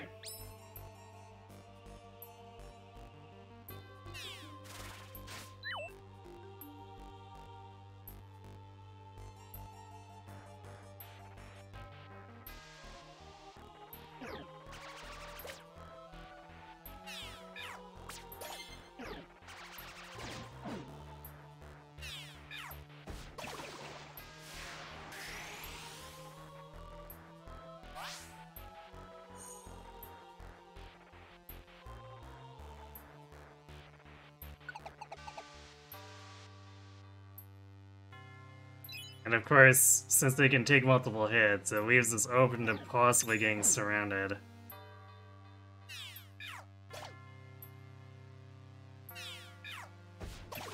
So we do need to take care.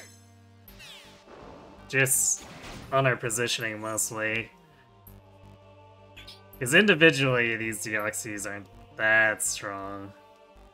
But if we let them team up on us, it could get not great.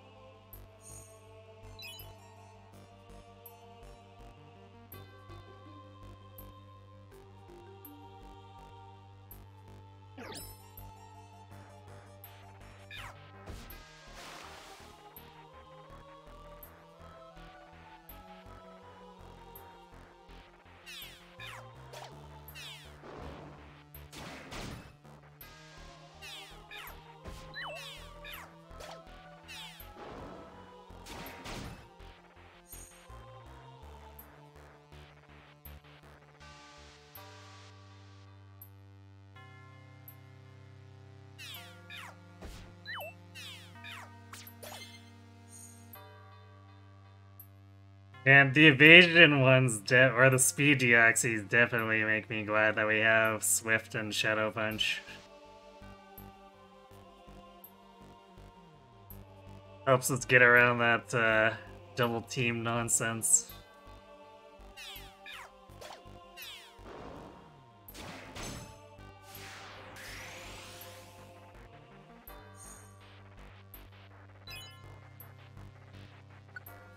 Sticky.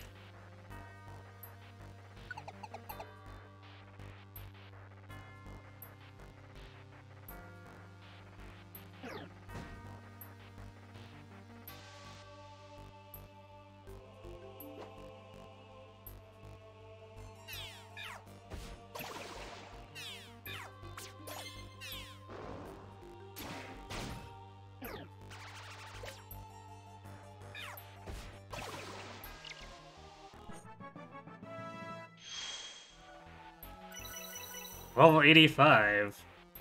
I gained a hit point, yay!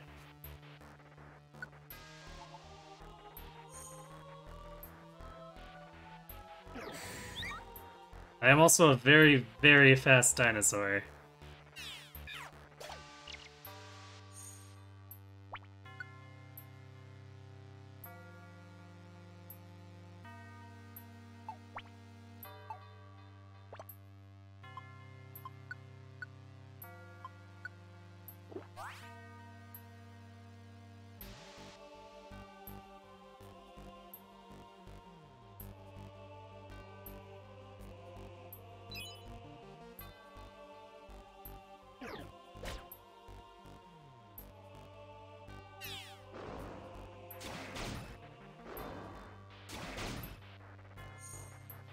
Make him extra dead.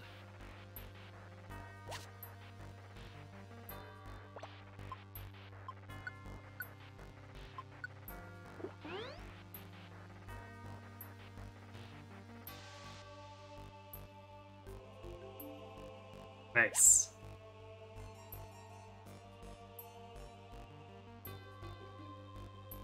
This dungeon seems oddly generous on item drops.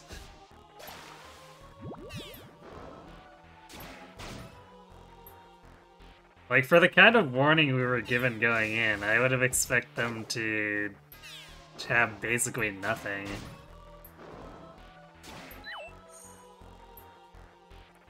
Hello, Phoenix Flame.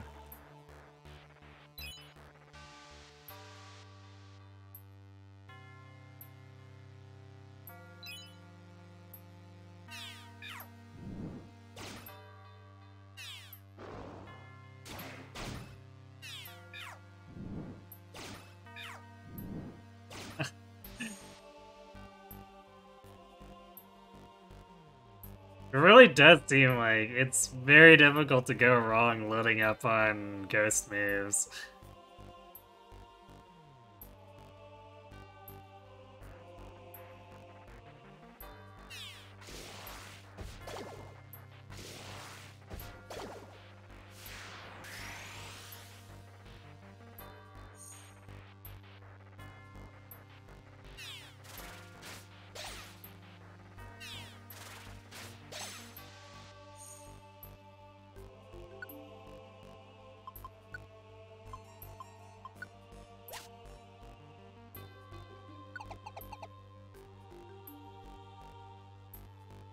I can't say that now, I'll get nothing.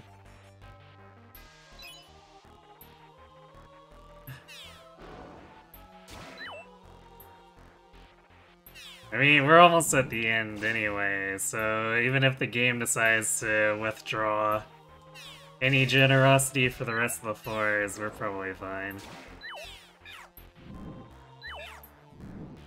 Why are you not using...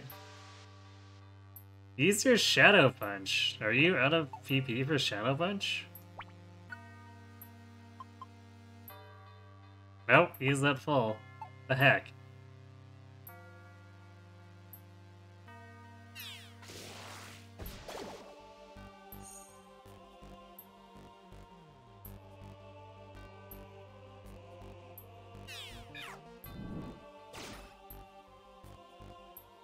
Like, Shadow Sneak's cool and all. But, like, maybe use the one range thing that hits for sure when it's at one range.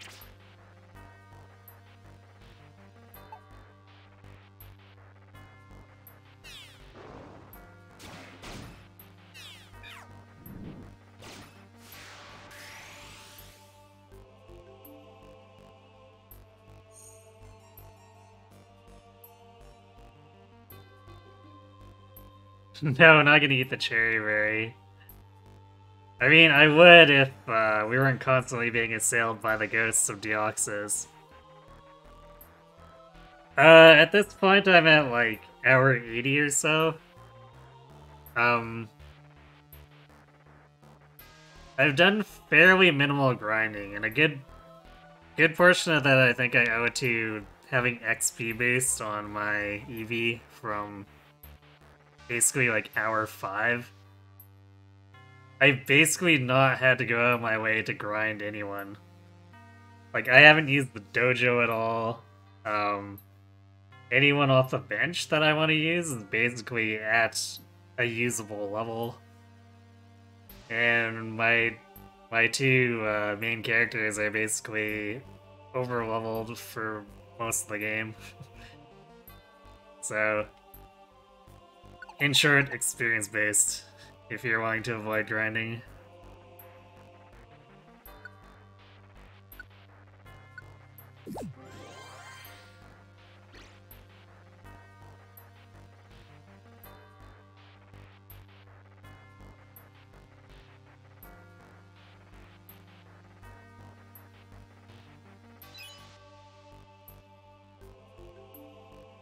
Like, just to illustrate how hilarious it can be, the Farfetch'd we had on the bench went from like level 45 to 100 over the course of just like sometimes swapping him in, but mostly having him on the bench.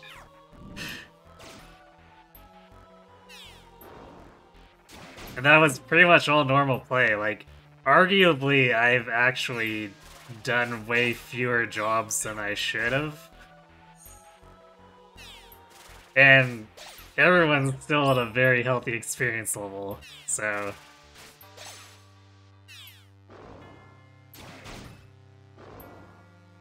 It's, if there's one thing this game is pretty generous about, it is the experience share.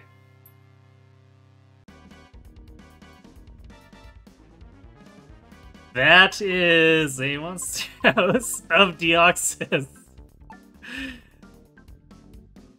That is interesting.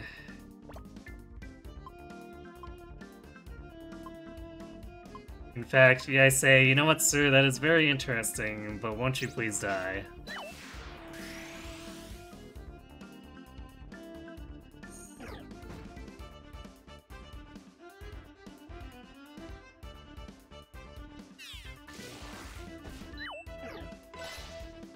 Oh boy. Yeah, we're going to... Uh-oh. What are you doing, Feta?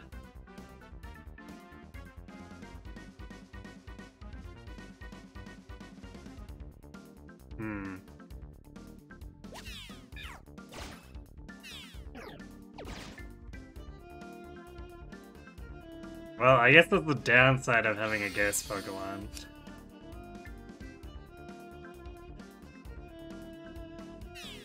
Well, I guess we can hold them here now and focus fire.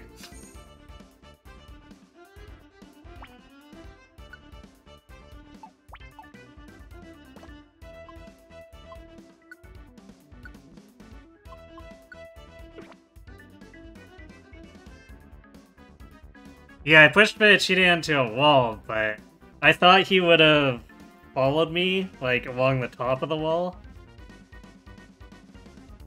Kind of like he is right now, but instead he re-engaged the enemy.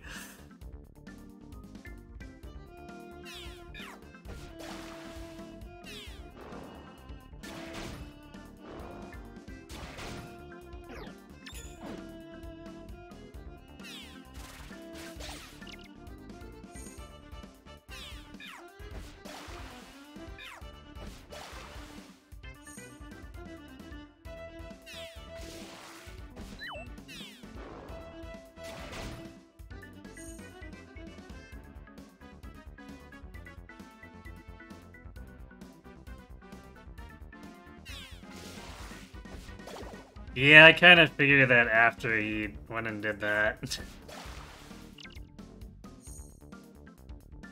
And I am entirely out of PP.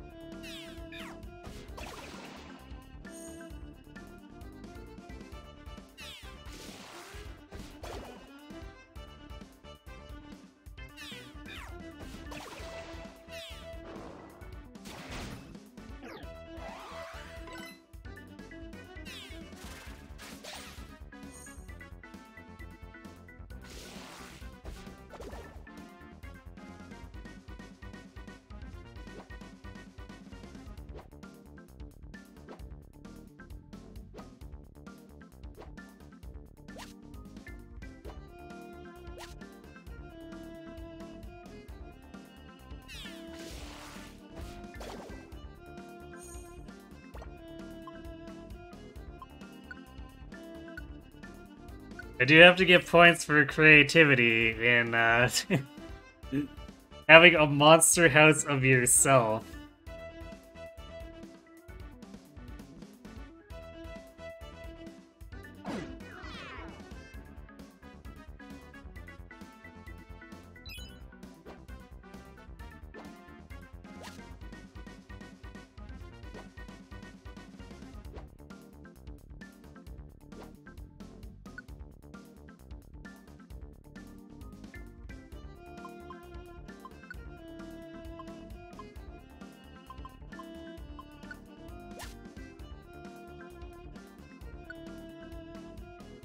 Person band?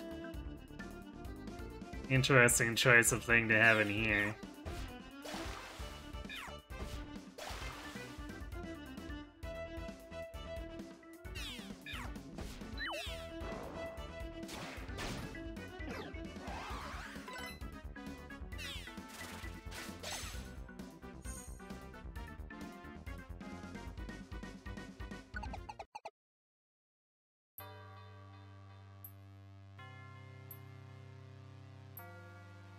You'd have it changed from old games, but items weren't at least able to sit on trap tiles. I kind of figured that, but I couldn't remember if that was actually true or not. Like, I vaguely remembered that from Explorers of Sky, but I didn't really want to take chances.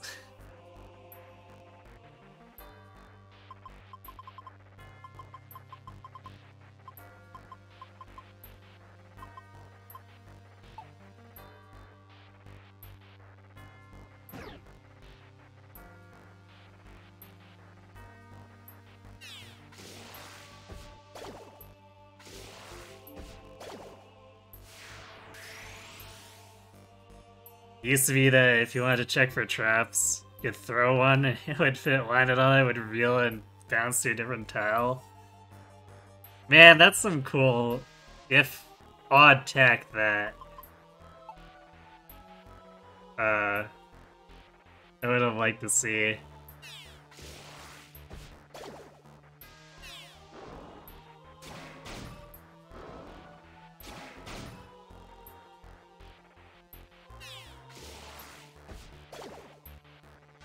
Yeah, it's really weird seeing these guys tank through 4 hits. And requiring a 5th hit fairly often to go down.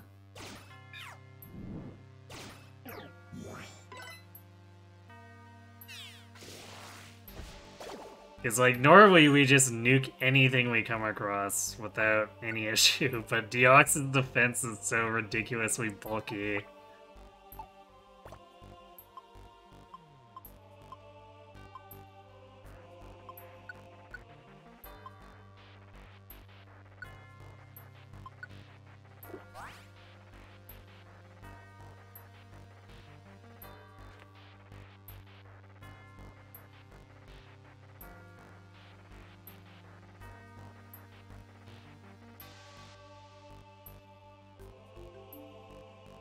Actually, enemies have been picking up items here every now and again.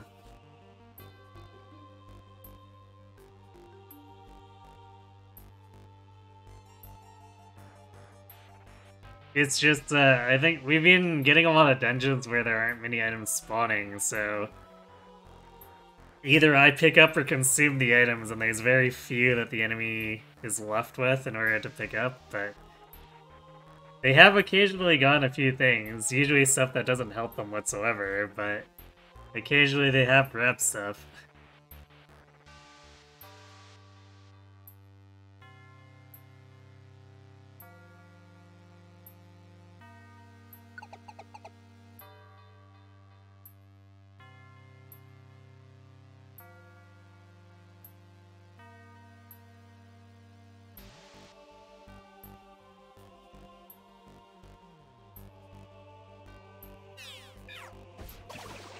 Wait, is that a sleeping Deoxys? And then the other Deoxys teleport? What is going on with this dungeon?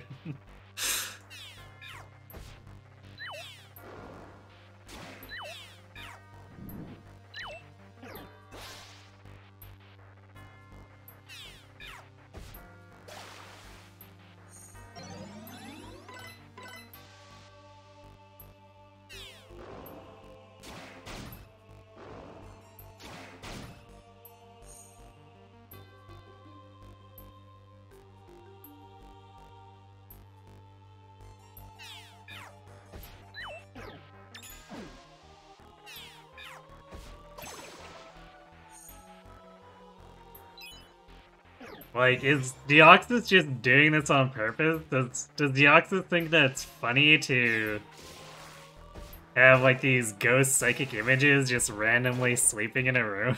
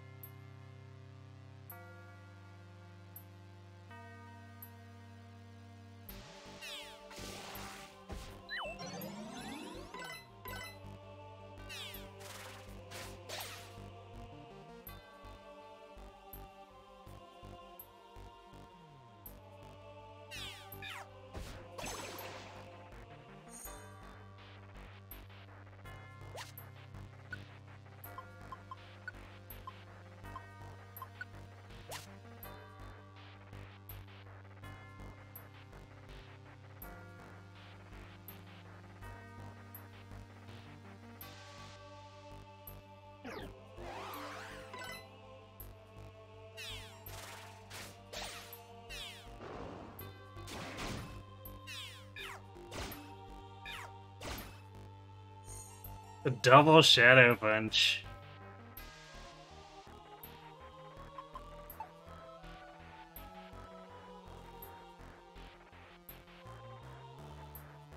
I guess you might say fettuccine is pasta at the time of playing around.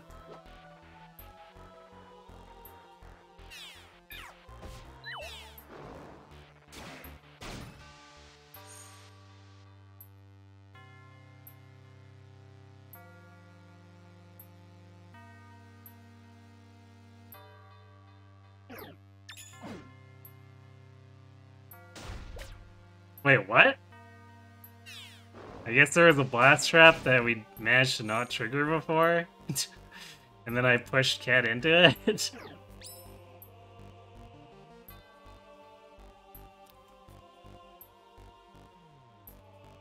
That one hurt a lot. It's...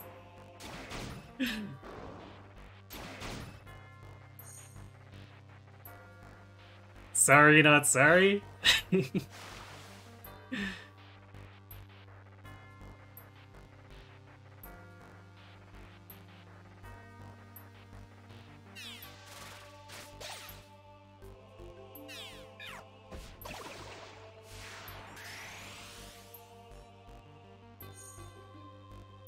Alright. As I said before, no holding back.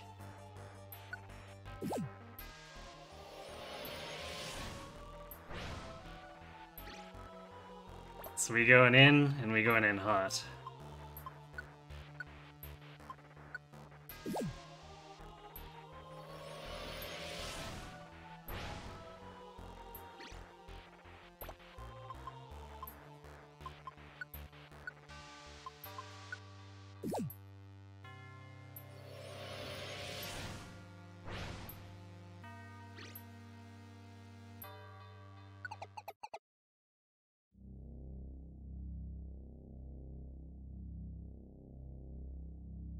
Gasp! Not the ellipses! Anything but the ellipses!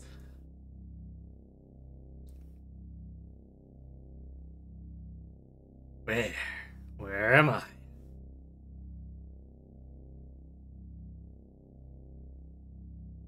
There was a sudden explosion, and I awakened to this. What is this place?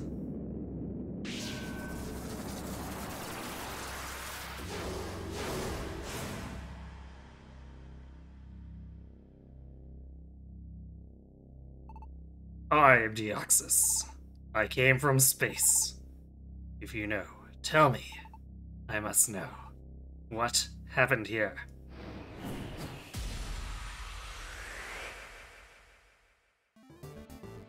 I mean, we would, but you seem to be not really too talkative. Cause like, you know, we don't have to fight this out, but if you insist, I guess.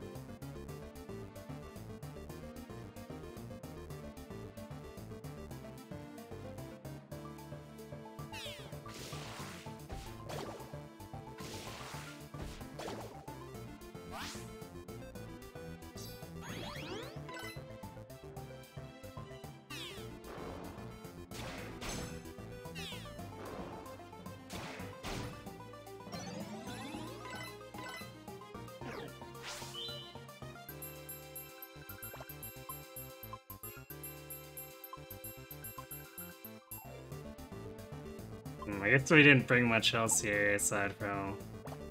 I guess we can throw sweep seeds at the defense ghost here. Or it'll go through it. That's interesting.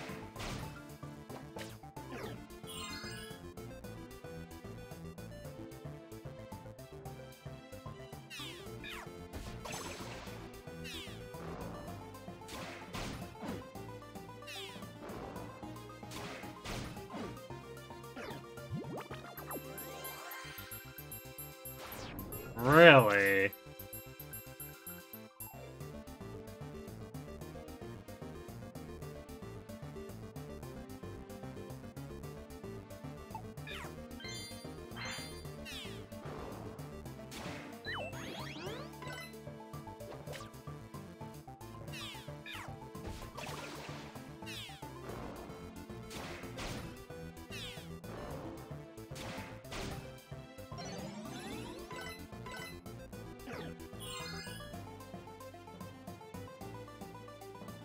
Yeah, we probably need to actually get rid of the fence one, so I'll stop buffing him.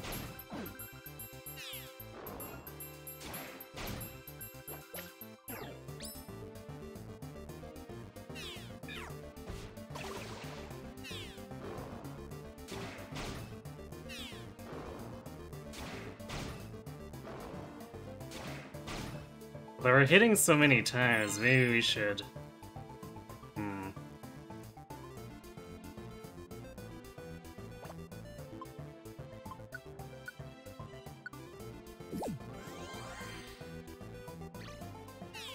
Because I'd have to reposition everyone to target the defense one.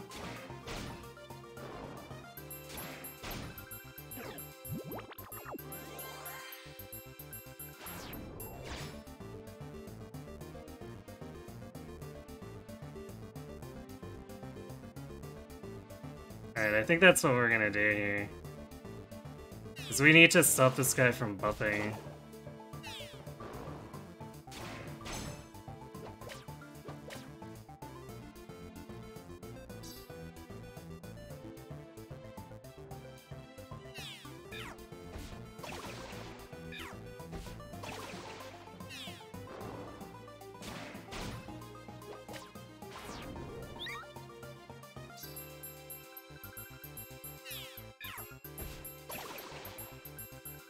There we go. Ah, damn it! Really? Okay, maybe we need to leave one alive.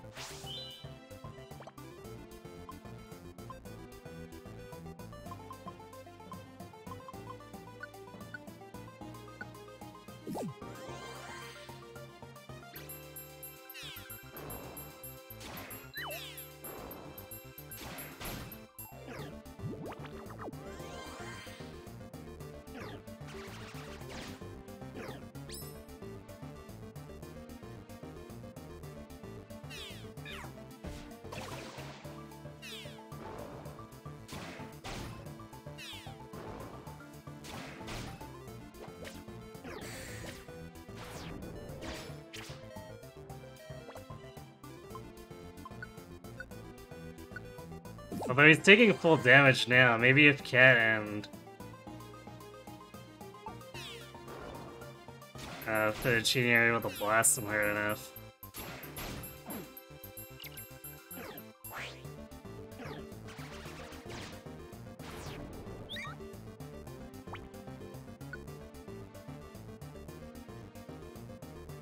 Okay, him actually jumping behind is maybe more of a problem for him than if he had stayed there, because now he's in Shadow Sneak range.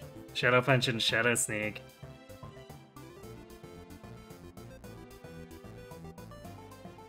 I think I'm gonna kill the defense one and leave the speed one up.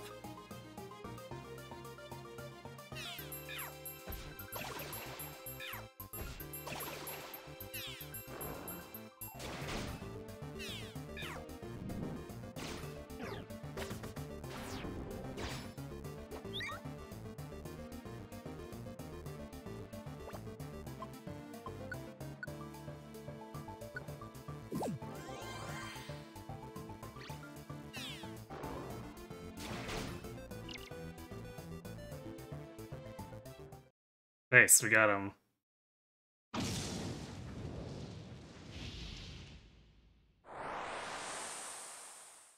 Rip Sleep Seed, apparently. Team Fufe's courage in the fierce battle left an impression on Deoxys. Now accessing Crow's Island Camp and...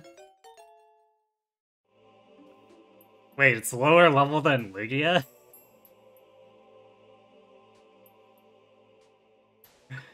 Okay. Weird.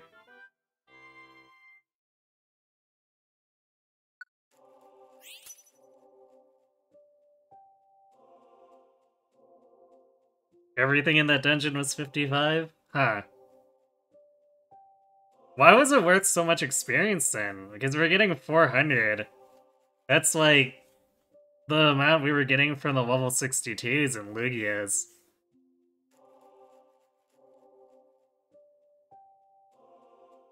Probably because they were all legendaries. Good point. Also, I realized what really bugs me about Lugia being such an anti-climax right there. I was expecting him to, like, awaken Omega, because Groudon and Kyogre did it to me, and they're earlier and weaker, so it was a little weird.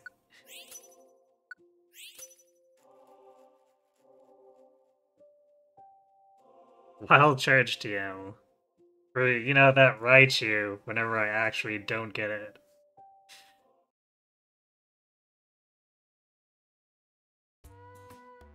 Alright, cool.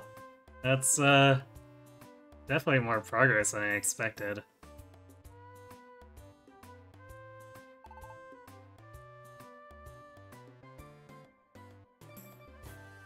Okay, let's fix up our inventory, because it's gonna be a total mess after that.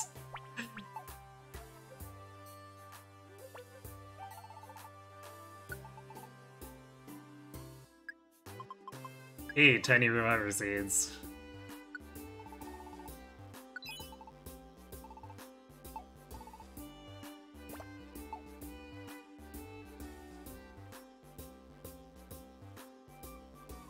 No Mega Ho or Lugia. Okay, I wasn't sure if they had Mega Forms or not, but I mean, even if they didn't, like, the Awakened status is still a thing in this game, so they could have finagled something with it.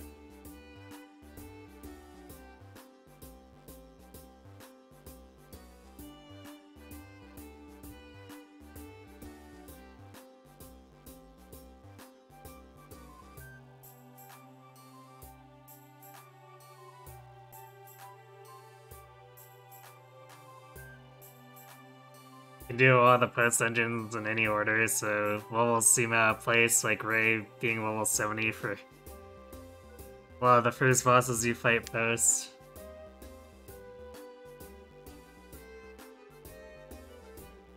Yeah, Rayquaza definitely stands out as weird, for sure. So I'm guessing Deoxys wasn't actually triggered by beating Lugia, it was something entirely, like just some other threshold.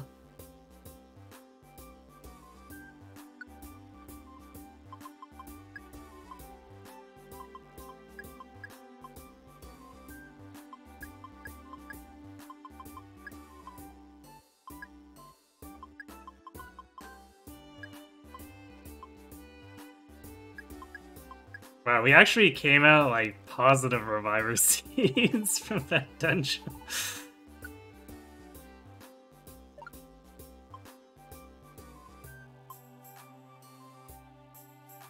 I definitely expected to have a little bit of a scarcity there, but I guess if it's a 55 dungeon that can be done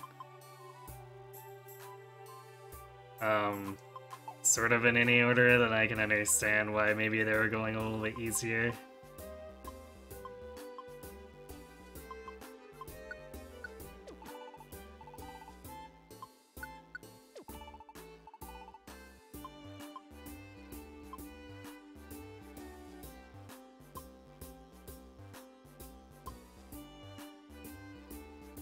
But yeah, I definitely feel like the levels are a little bit weird. Some of the enemies I would have thought would be more threatening are not.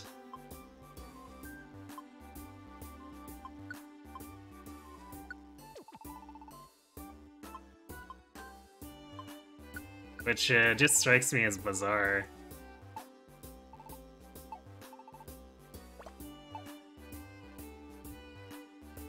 Can't remember how to unlock post stuff anymore. You think it might have been Mewtwo? But it wasn't available to me until after I did Lugia, though. So... Is it Mewtwo and Lugia? But then... But if those two are the requirements, then that means they're unlocking something that's levels below them?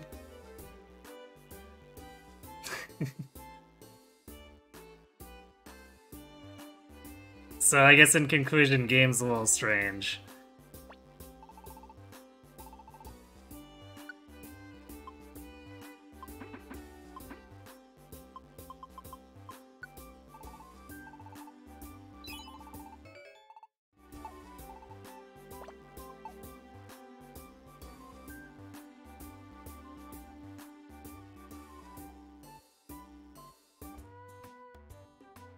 Okay, well, I think that's definitely as far as I want to go tonight, so good progress. Let's see what this looks like now. Okay, so the beasts don't even show up on here. What the heck?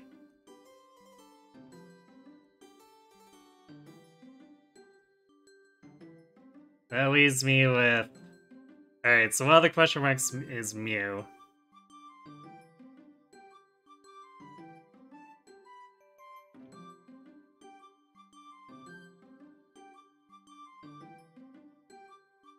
And the other four is the don't know question mark.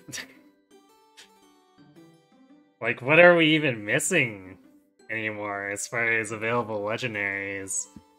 We got the birds, we got Mewtwo, we got the beasts, we got Kyogre, Groudon, and Rayquaza.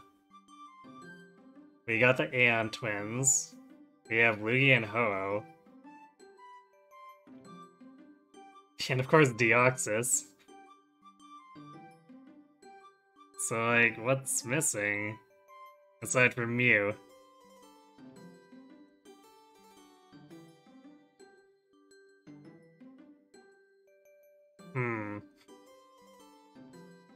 And we didn't trigger anything when we walked into Pokemon Square either.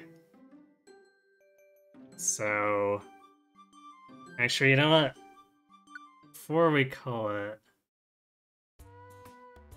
Is going out to the map trigger anything? No. Okay. So that basically leaves... I mean, I guess we could grind to the next rank, Explorer rank. Oh yeah, Sylvie and Jirachi. That's true.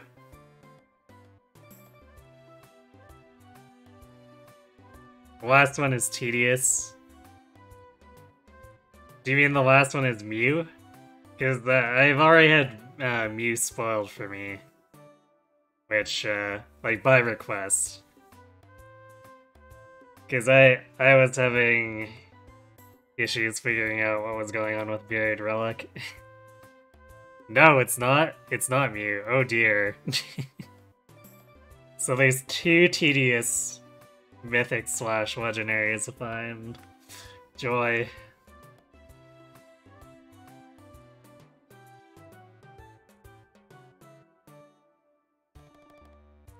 Yeah,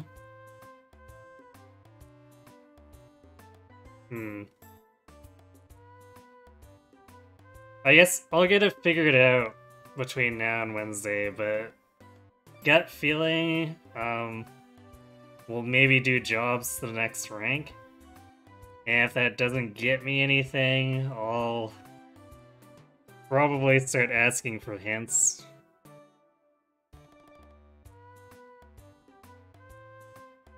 One other icon is worse too, uh-oh.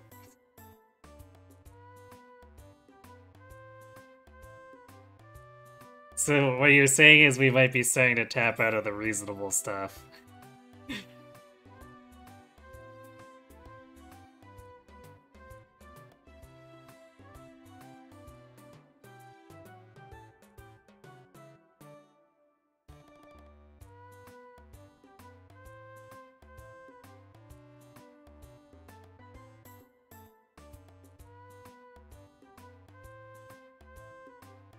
You love how a little fan is just strolling in my yard. Actually, that's interesting. This was Mr. Mime a session ago. What's up with that? Actually, hi. Do you have something to say? Oh, I heard from Mr. Mime and went to Wizcash's pond. Those two are still whispering. When I go near them, they shoo me away. Really, what are they talking about? Oh, and I guess we still had,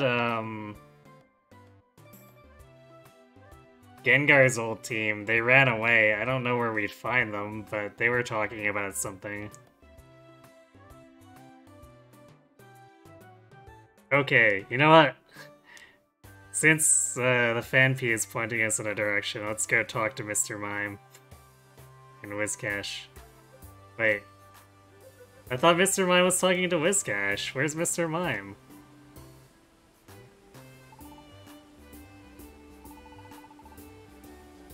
You ready, Ekans? I think the two of us going to the dungeon is the best idea. If either one of us falls before the end. Oh, I get it. The other one can still go make wishes. That's smart, Betacham. But of course, I can't wait until our wishes come true. My wish is for a broader lower jaw. I want bigger jaws so I can swallow bigger things whole. My wish is for a place where I can meditate in peace.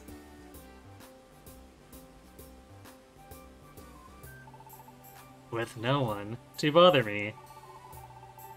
It would be magnificent if I could meditate for a year without food.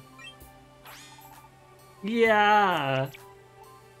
I don't know anything. Me too. I don't know anything.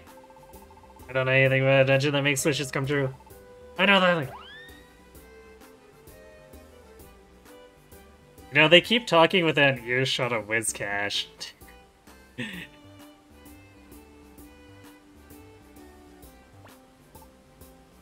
Ho ho ho! There is a saying about the buried relic. 3 parts are guarded by 3 disciples. When 3 parts are gathered in hand, a mirage shall appear to the bearer. What this actually means, there is no telling now. Ho ho ho! You just told me old stuff. Wizcash, come on, man. Okay, that's weird. Vanpy, you lied.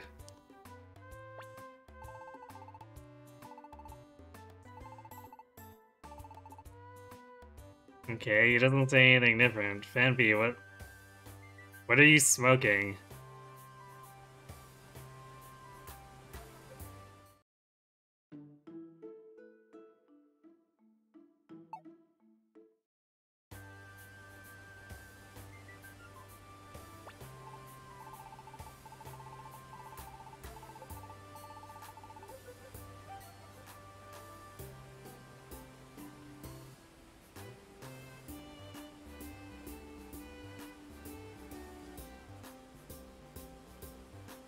Oh, he said he heard from Mr. Mime that those two are at the pond.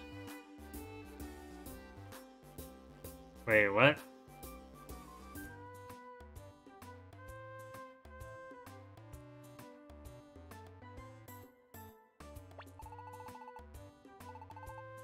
Oh, okay, so he's referring to... Okay, Ekans and Metacham. Fair.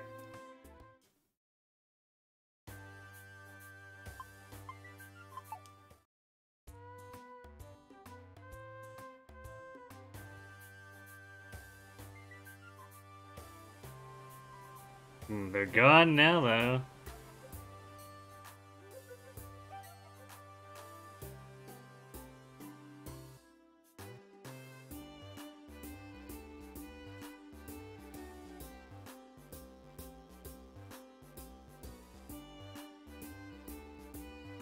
Maybe I need to complete some stuff to get them to be back at the pond.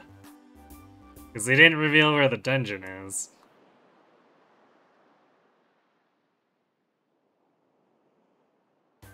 Alright, well I guess we have a goal for next time.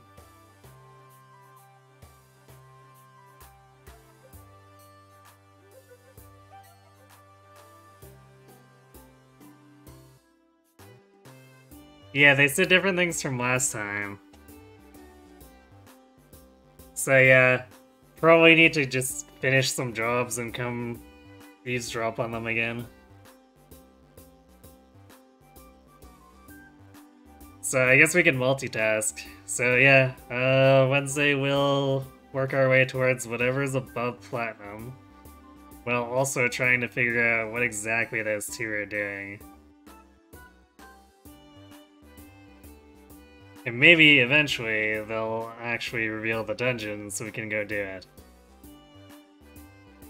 I suppose there's also Unen, like the Unen dungeon. We could do that if we get bored.